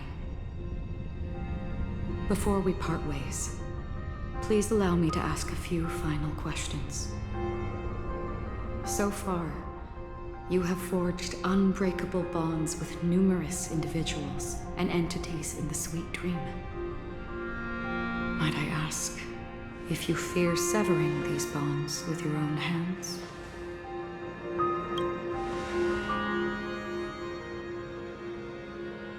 If there is a vast, lifelike dreamland that is virtually indistinguishable from reality, a realm without death, where everyone can attain the happiness and fulfillment they deserve, living blissfully ever after, I would ask, would you wish to stay?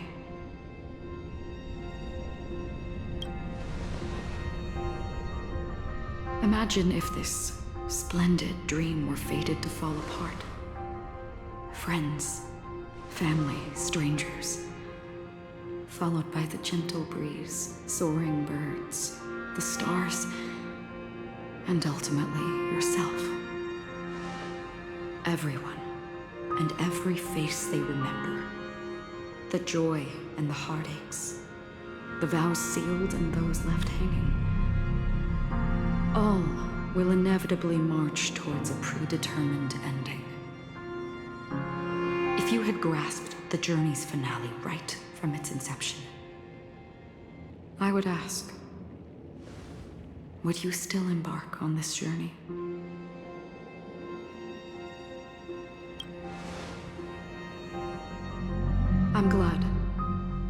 The answer itself doesn't matter. What matters is that you've made a decision. Listen, touch, and ponder. And therein lies the sensation.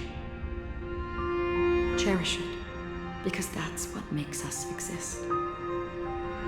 Such is the only answer humans can offer when facing the nihility. If the nihility represents the primal fear of life, rendering any lofty convictions insignificant under their imposing shadow, then behind this shadow, there must exist the most fervent source of light in the world.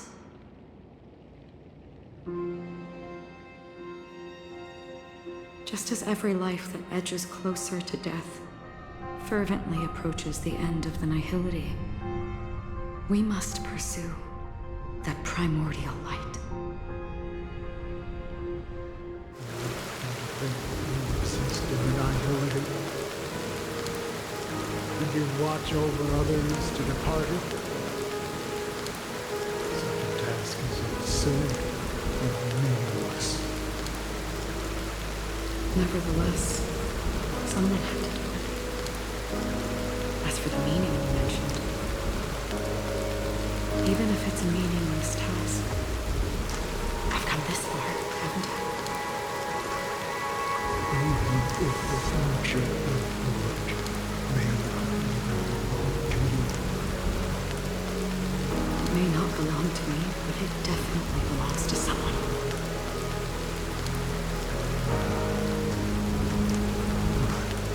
Hardships you must have experienced. In that case, allow me to do something you must do. Please, tell me your name.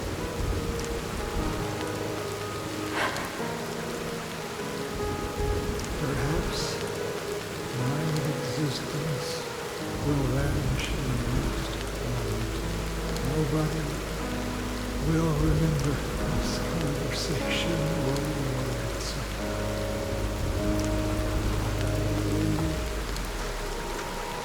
But your name should be remembered. This voice will remember it as well.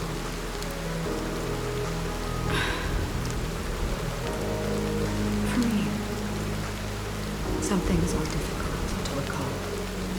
Yet there are others that I find challenging to forget. Such is memory, a creation of the past that blossoms into significance in the distant future. I remember that marks the start of my journey, the origin of the vibrant red hue in my life, and the most fervent element amidst every tempest. That's my name. Raiden Ozenmori.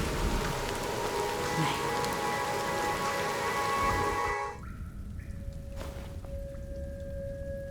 The Golden Dream is getting restless. In the coming long nights, I'm afraid you will face many setbacks and witness many tragedies. And in the end, you will only see in black and white. But please believe me, that in that monochrome world, there will be a glimpse of fleeting red. And when you make a choice, it will appear once more.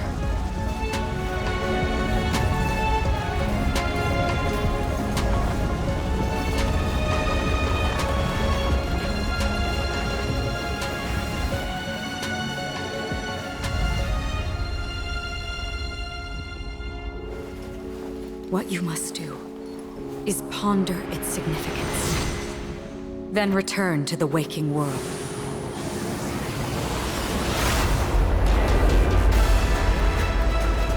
That's where we all find our answers.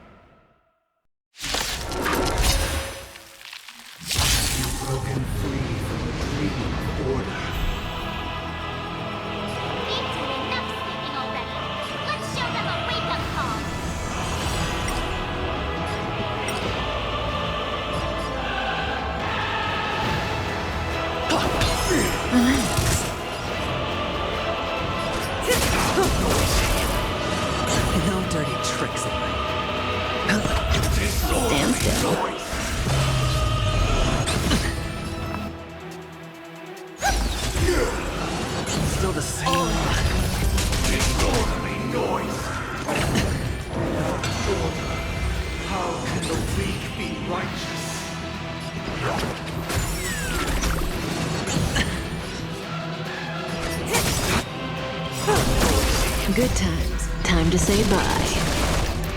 Boom. Noisy. Objection. Feel free to make your case. The dice have been cast. Bust.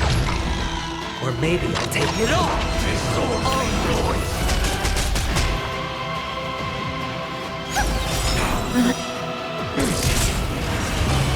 I hit the mark. Stars echo!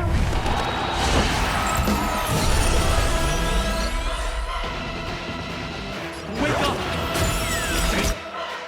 Let's play our own. Let the show begin!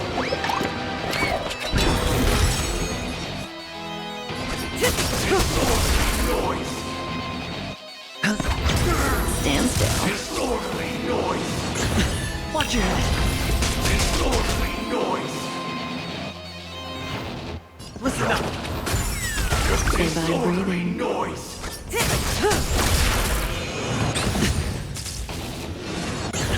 Sure, I'll play along. The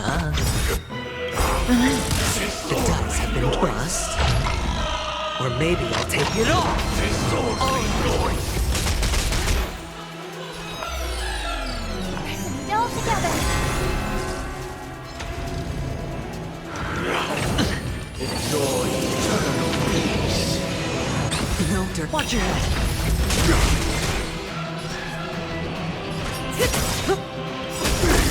Good times. Time to say bye. Boom.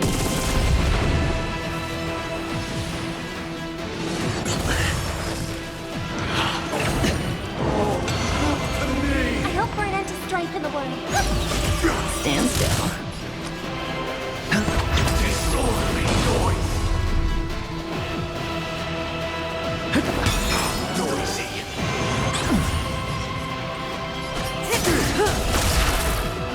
All wishes depart. Noise is fading.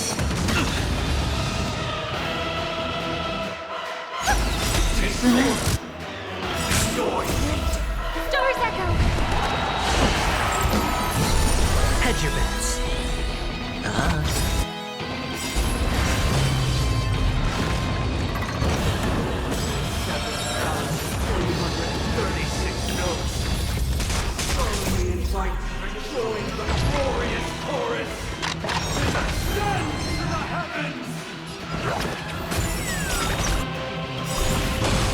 Let's play our own. Let the show begin!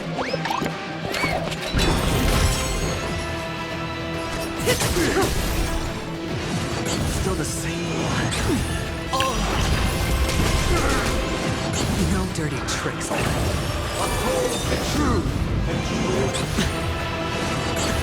Watch your head.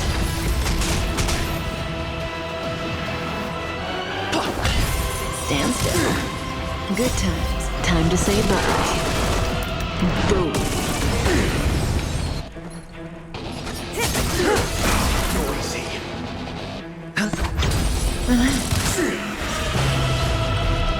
May song bring us victory. Still together. All things are part of the melody. It's okay. It's okay. Indistinguishable from reality. Can it still be called an illusion? The dice have been bust. Or maybe I'll take it all. Disorderly noise.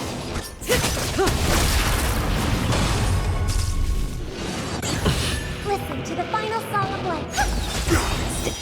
Stand still. Stars echo!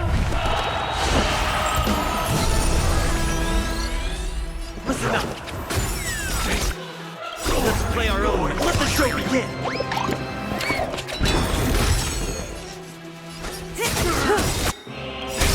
Good times. Time to say bye.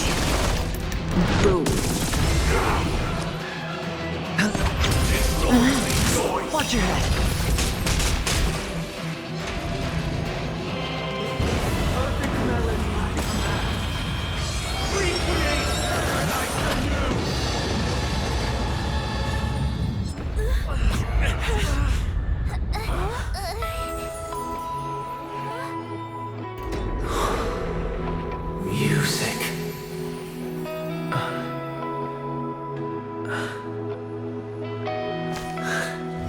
seems to be another kind of sound coming into the Order's symphony.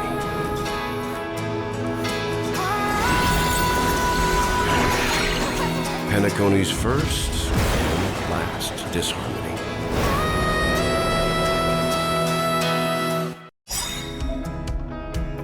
Those imprisoned in their dreams are awakening for freedom. Disorderly noise! Robin, is that you singing? You have heard their cries. This is not the paradise they hoped for. Even so, they don't know where they should be heading. That's why I had to become the lone star in the sky to guide them. Even if that star must hang in a perpetual night of solitude.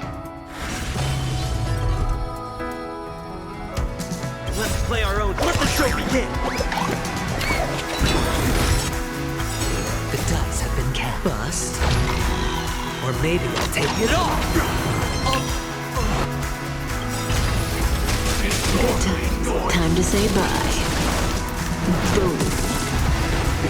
Never experienced sight. How could we have embarked on different paths? Now, our final talk has concluded.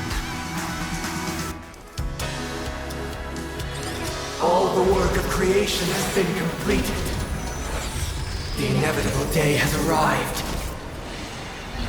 The embryo of philosophy will reshape for us all of reality.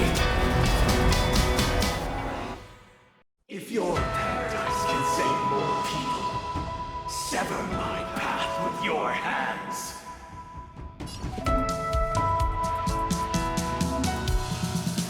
Hands up! The wheels I swear on truth. Keep up with me. Wake up!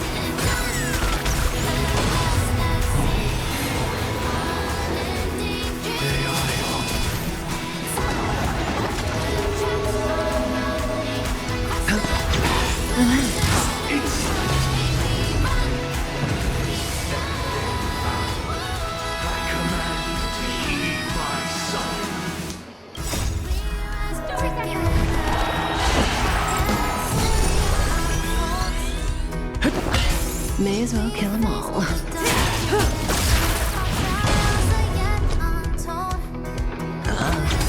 Stand still. Insolent.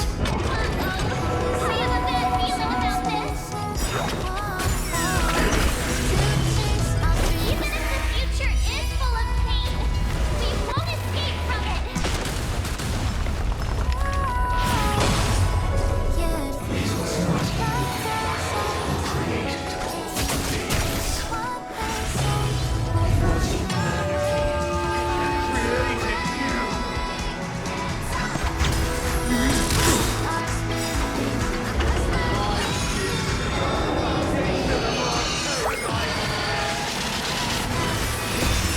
Now time to say bye.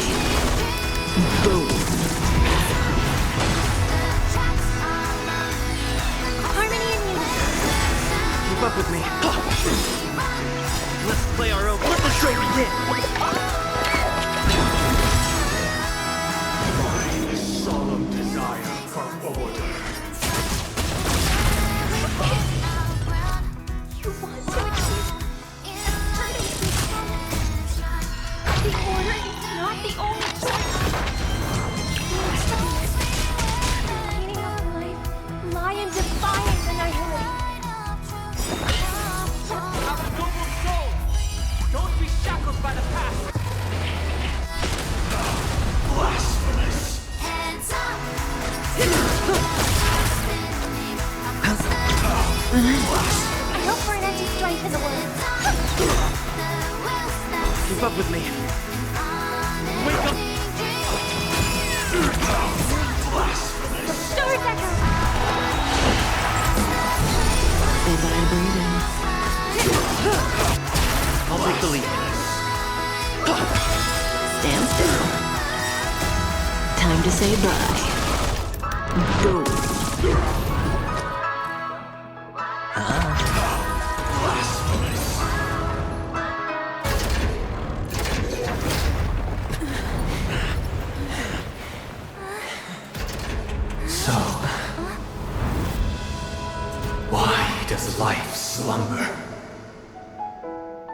Because someday,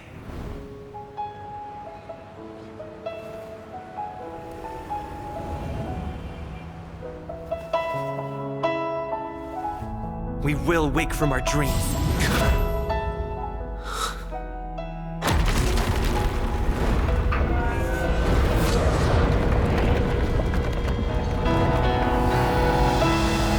The night is still too short.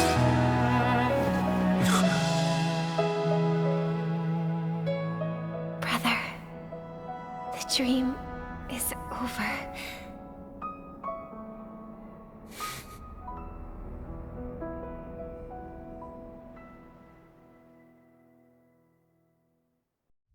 In the first year of the AE 2158, a fiery conspiracy erupted in the land of the dreams, but soon faded in chaos and destruction.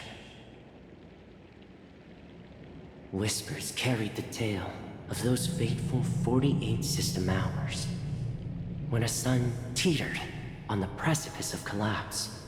A paradise stood on the brink of destruction, and a world was poised to surrender to its new master. Amidst it all, a body decayed, a pack of vultures gathered, and a brother and sister were doomed for eternal separation. And so, an eon succumbed to slumber once more. Some celebrated this fall, while others mourned.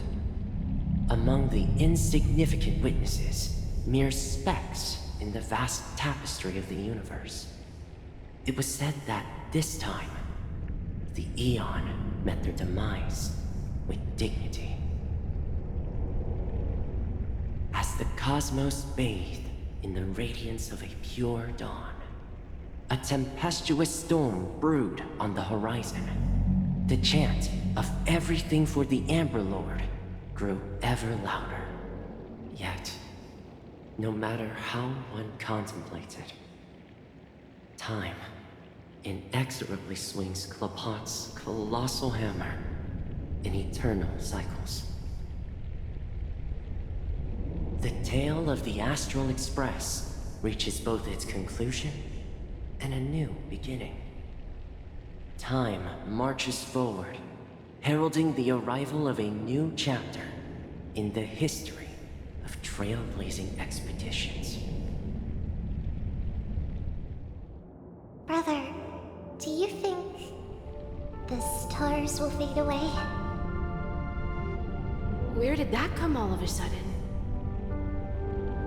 Because the constellation that looks like a bird, the Torrent Eagles, looks a bit dim lately. It's the Torment Eagles. Don't worry, it's still there. It's just it's located in the inner ring of Penacony and can only be seen when spring and summer overlap. As for the question you asked, I think stars do die, just like people. But do you know, sister?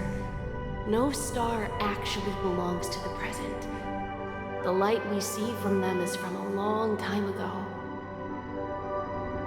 Even after the stars perish, their light will travel millions of light years, spanning countless years, to illuminate the night sky of another world. In our paradise, I believe there will be a star like that, shining with the same light. Its radiance will last forever, and its name will be happiness. No, not just one star. We should have 2 stars. Or maybe even more. Yeah, you're right. It's a deal. It's a deal then. This is our promise, and nothing will sway our ideals. Yeah, you bet.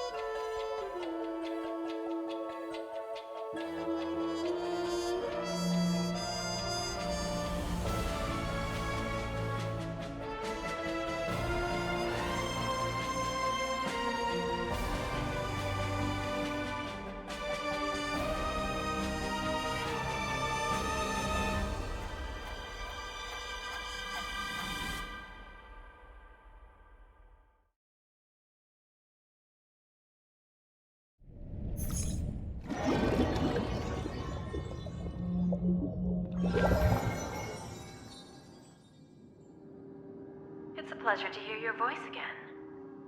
Congratulations. You've become the biggest winner of this festival. Are you calling just to poke fun at me? No. I'm just impressed. Not only did you venture alone into Penacony and discover the truth of Dreamflux Reef, but you also managed to escape with the help of that Knight of Beauty. Remember the recording you received from your Trailblaze friend? It's now the most valuable chip in this game. However, this came at a high cost. Losing a cornerstone is a hefty price to pay. Diamond just called a meeting to discuss what to do with you. Just as I expected. So is Diamond planning to demote me or kick me out of the 10 Stonehearts? Why don't you take a wild guess? Well, alright. Then I'll guess. He's going to promote me to P46. Alright. What will you wager? Are we talking about a real bet here? I don't want to wager anything just to escape your clutches. But if it's just a friendly bet, I'll put on the line what I did when we first met. I'll bet my life, ma'am. Interesting. But since it's Diamond's call, no one can predict the outcome. I'm on my way to Penacony. Once everyone is settled, we'll return to Pier Point for the final showdown. Sounds like I'll be out of the action for a while. Finally, a chance to kick back and relax. Yeah. Leave everything to me and Topaz, child. Thanks to you, as soon as the Jade Stone was delivered to the family's compound, we finished up our preparations. The seeds we planted have taken root.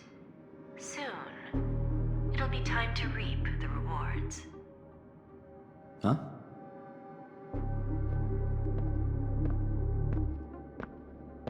Let's wrap it up for now.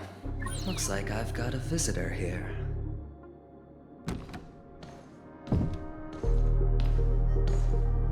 Oh, so many surprises today. Didn't expect a Galaxy Ranger and wanted criminal to show up here. One who managed to take out 2 IPC members under the noses of our fleet. Do you understand what that means? Screw? Wubba boo, I just put him to sleep. Don't try to intimidate me with that nonsense. Besides, I've taken down more IPC lackeys than the residual value you squeezed. And I don't mind adding a few more zeros to my wanted poster. I have a question for you. Be honest, or I don't mind putting a bullet into your head.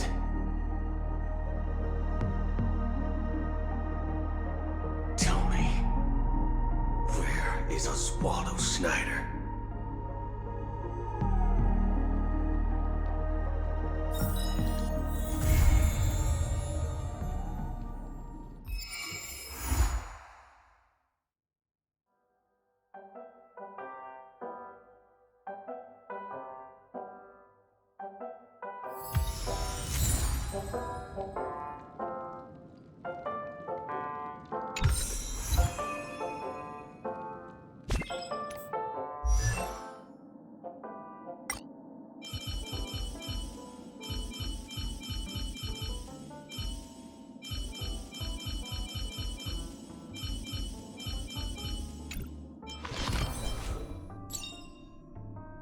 Unknown to each other, yet united in purpose. We make the same choices.